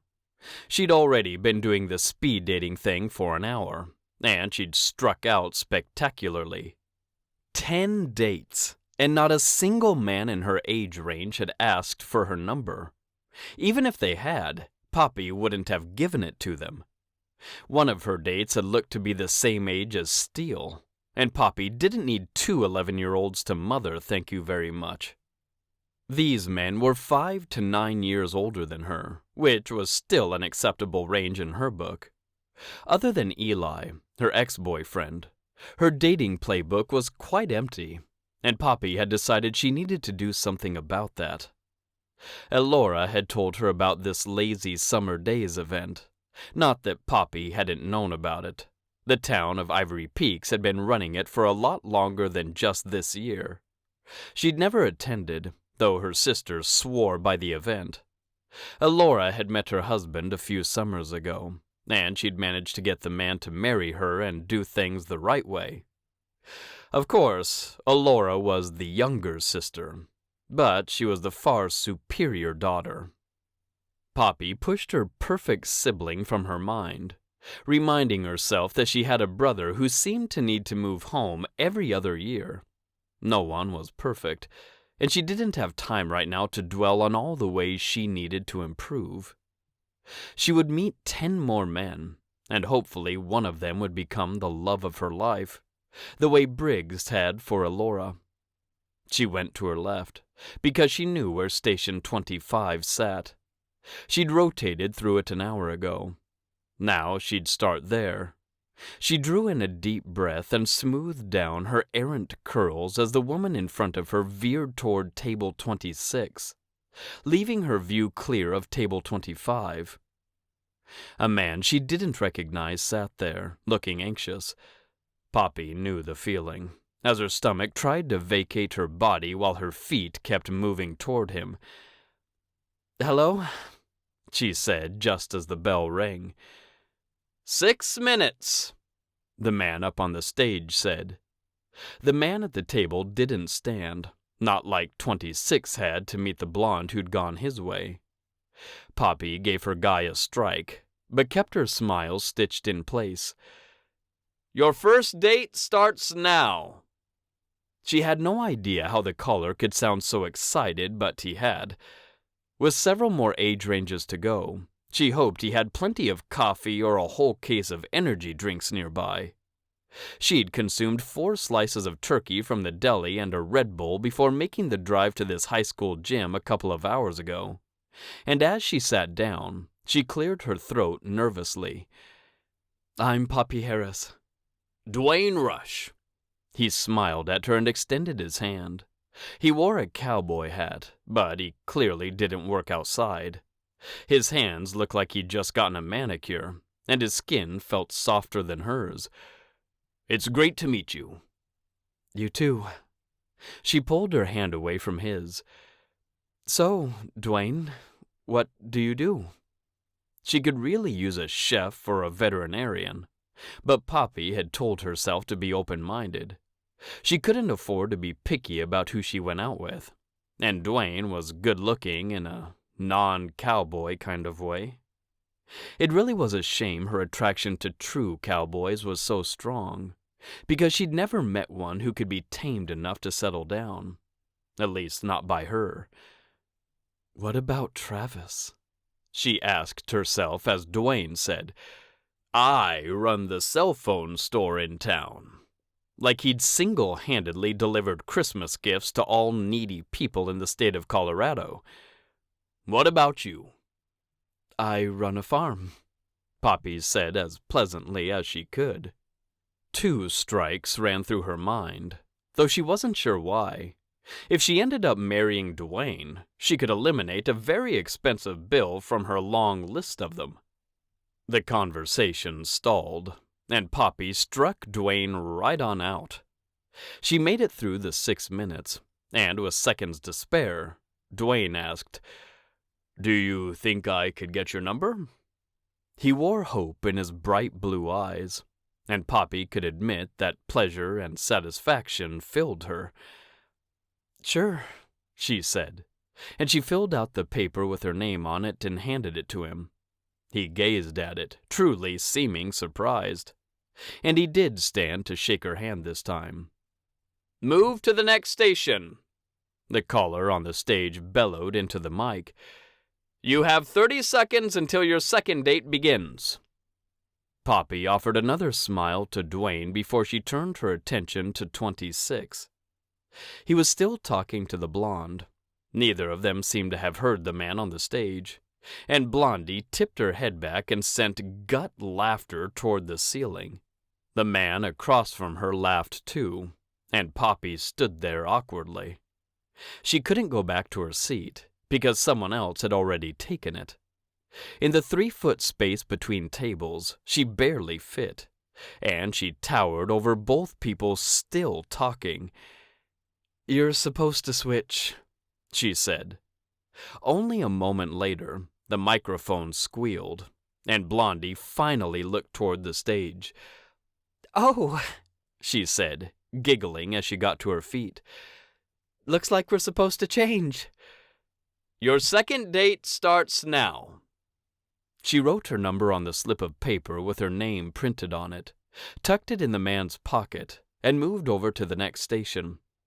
Poppy rolled her eyes as the guy watched her, completely oblivious to his next date. Poppy sat in the now vacated chair and pulled out her phone. She'd taken 3 breaths before the man across from her sat down. He cleared his throat. "Sorry about that." "Yeah," Poppy said without looking up. "You know, for future reference." She did raise her head from her mobile social media. "If you're that interested, you can ask the woman to leave with you right then. Then the whole station is taken out of play, and I would have just moved down to that guy." She hooked her thumb to the right, but she didn't look away from Mr. Smitten. "Really?"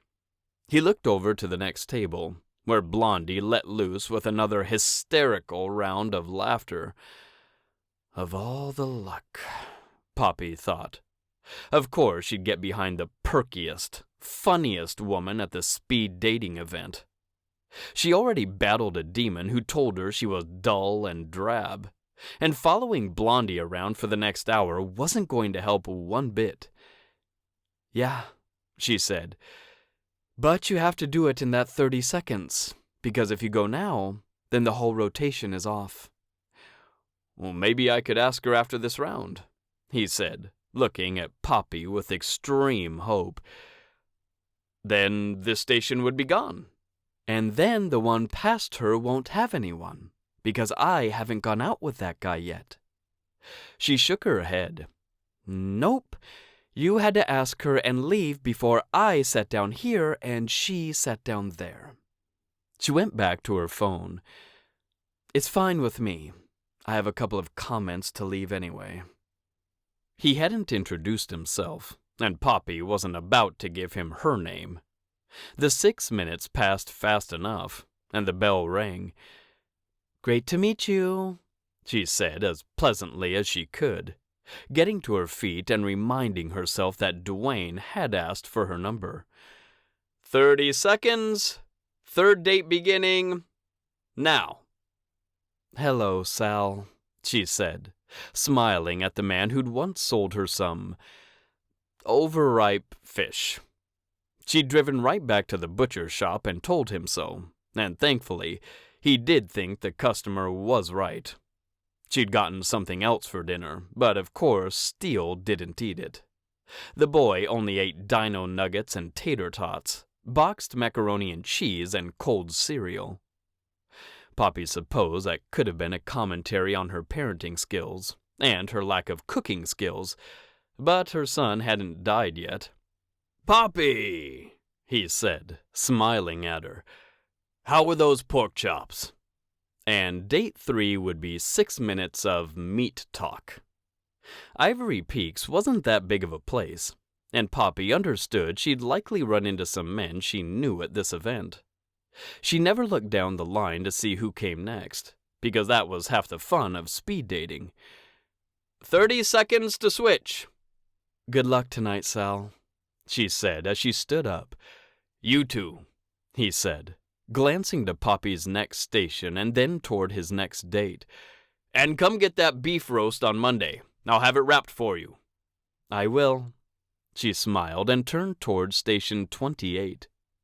The man there met her eyes, shock immediately entering his. Then Travis Thatcher jumped to his feet, knocking the table in front of him a foot or two forward. Poppy, he said, his voice low and sexy. No, she said out loud, but it wasn't to him. It was for herself. His voice was not sexy. Except that it 100% was. I'm sorry? He asked. Nothing, she said, shaking away her surprise. She wanted to say something else, but nothing came to mind. Travis gave a nervous chuckle, and she realized a flush had worked its way into his face. I, haven't ever done this before. The speed dating? She asked. Yeah. Me either.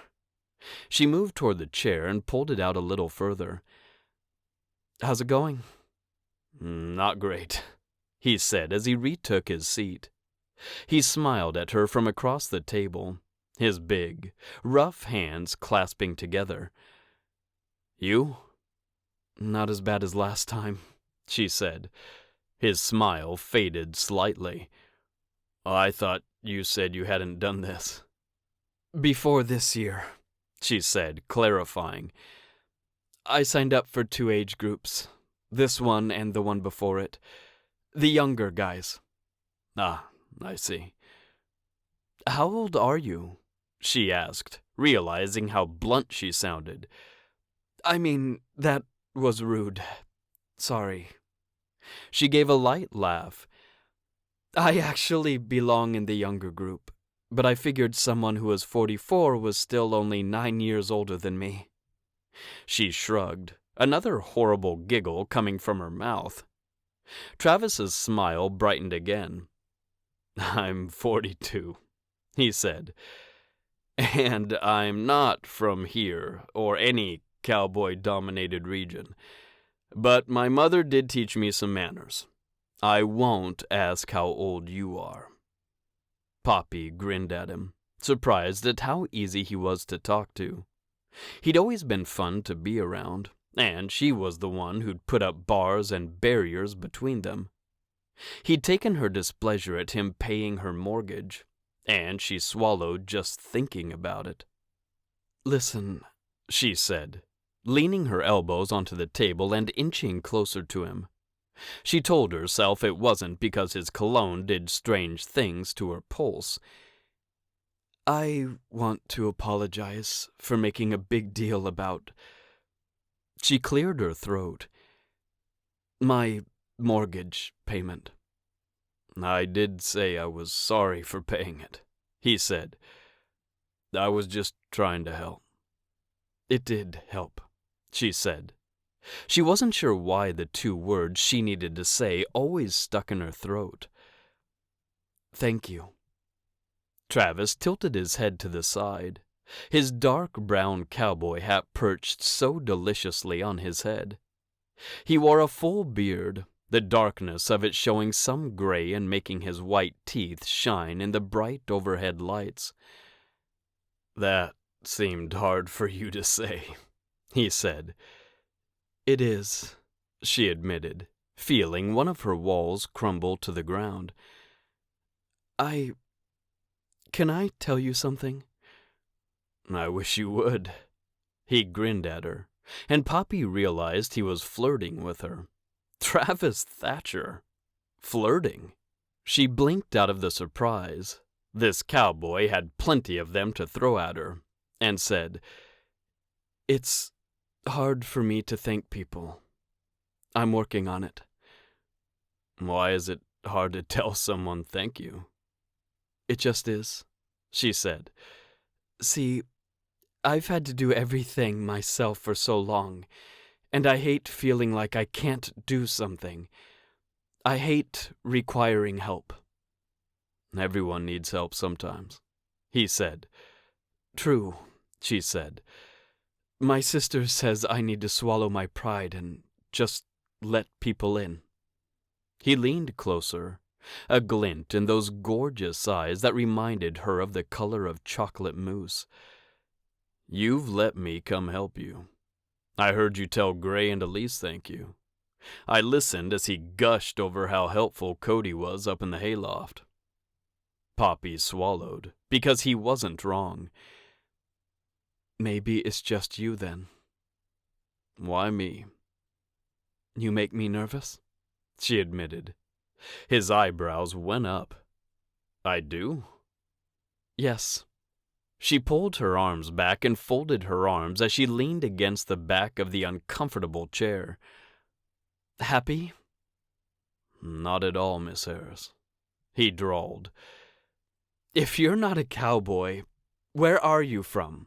she asked, the question a clear challenge. "Raleigh," he said. "You?"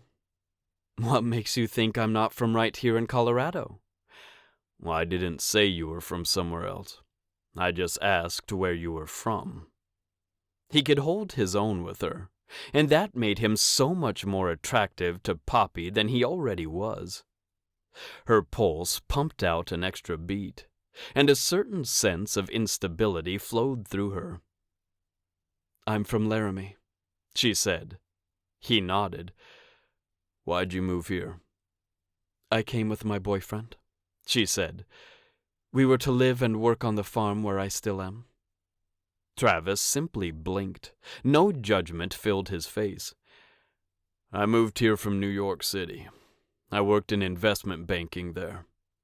"No wonder you could find out my private financial information so easily." He chuckled and shook his head. "It wasn't like that." "You still haven't told me how you figured out where I bank, and how to pay your money onto my past due mortgage."